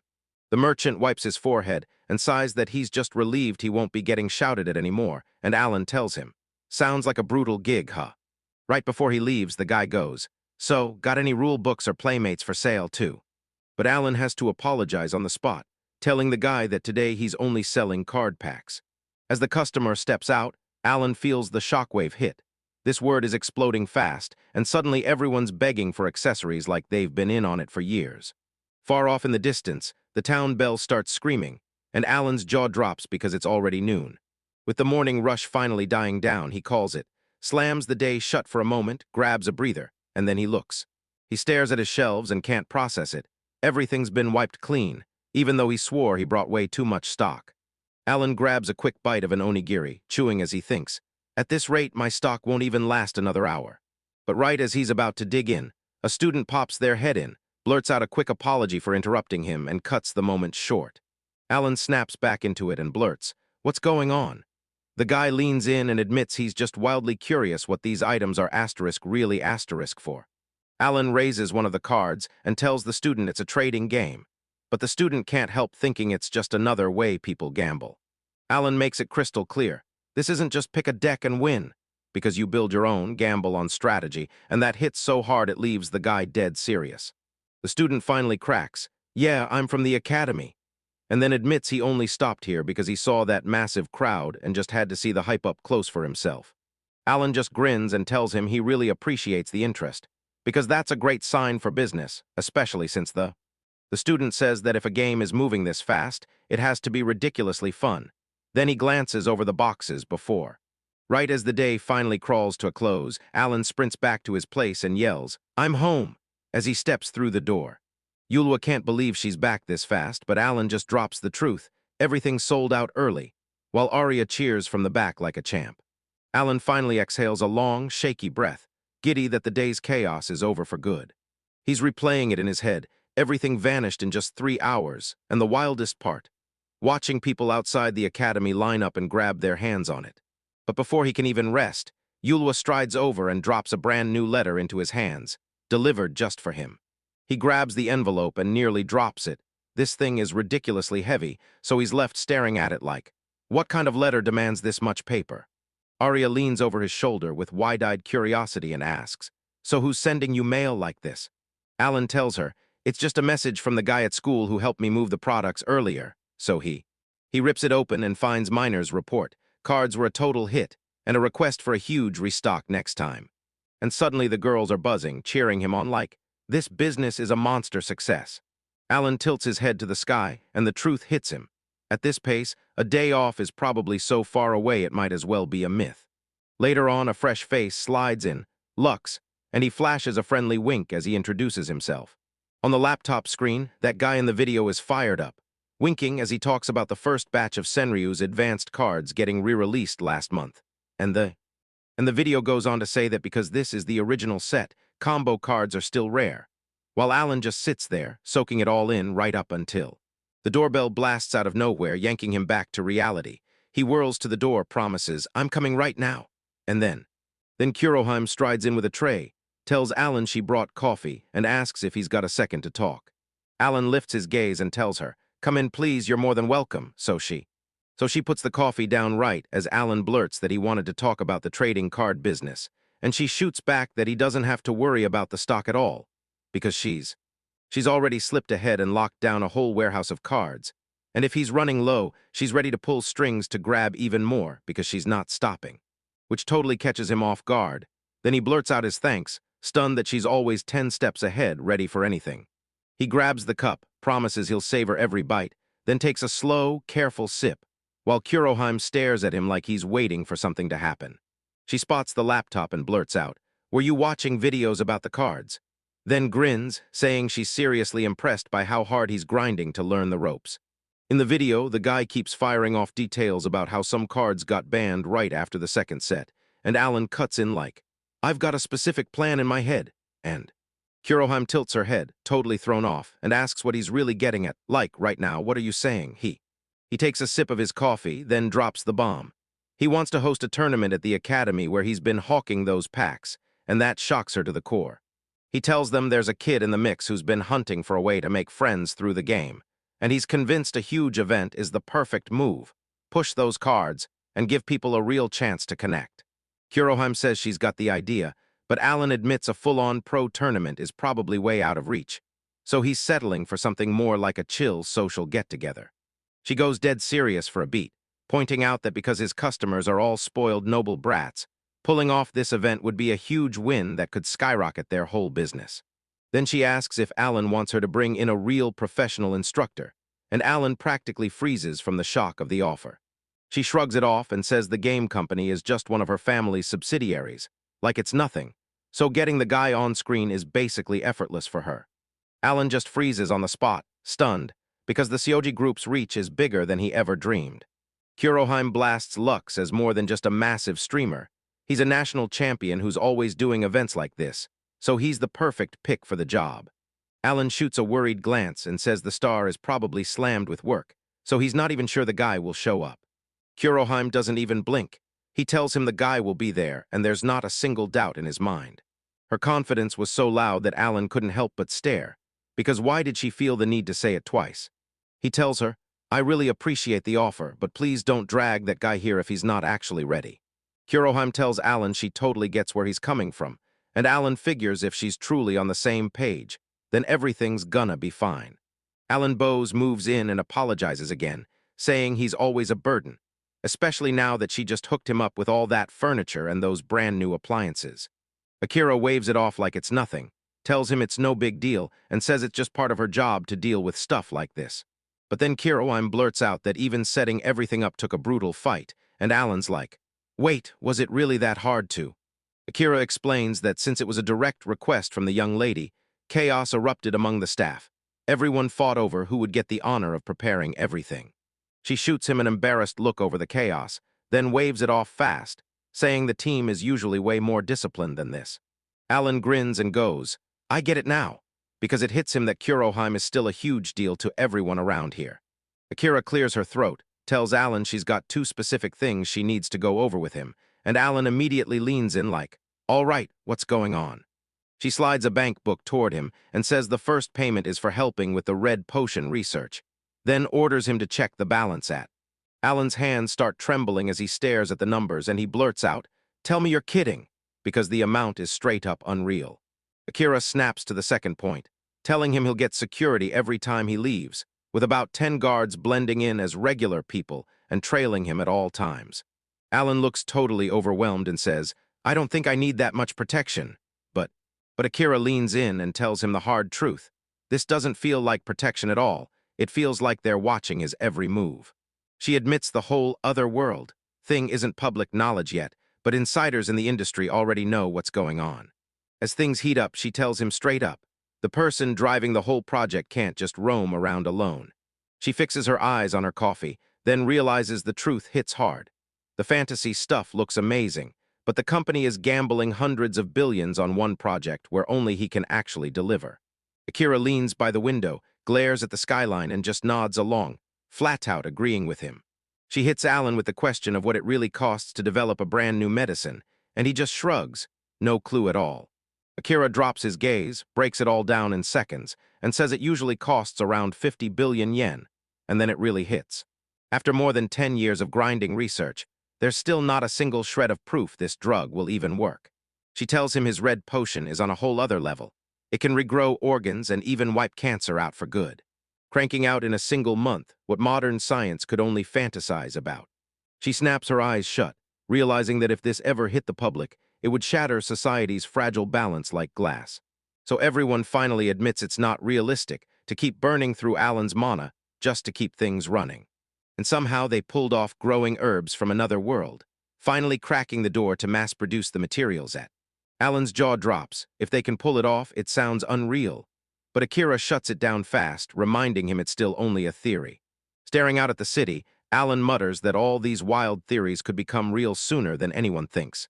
Because the world has already flipped upside down in just 20 years, and everything is moving so fast, and Akira blurts out that even one scrap from the other world is worth a crazy 100 million yen. Then she spells it out. What they're sitting on isn't just priceless for money, it's priceless beyond money, so. She gazes at the horizon and basically drops the truth. This isn't just a moment, it's the bigger picture, where energy matters and the planet's resources are running out. She's dead convinced that everything he's doing might be the key to cracking the world's biggest problem. Then she locks eyes with him like, "You're the goose that lays the golden eggs," and Alan freezes, stunned, telling her she's being way too brutally honest. But Akira presses him, straight up, asking if he'd really rather stay clueless about why they're interested, and Alan has to swallow the truth. She's right even if it hits like a tidal wave. And then it hits him.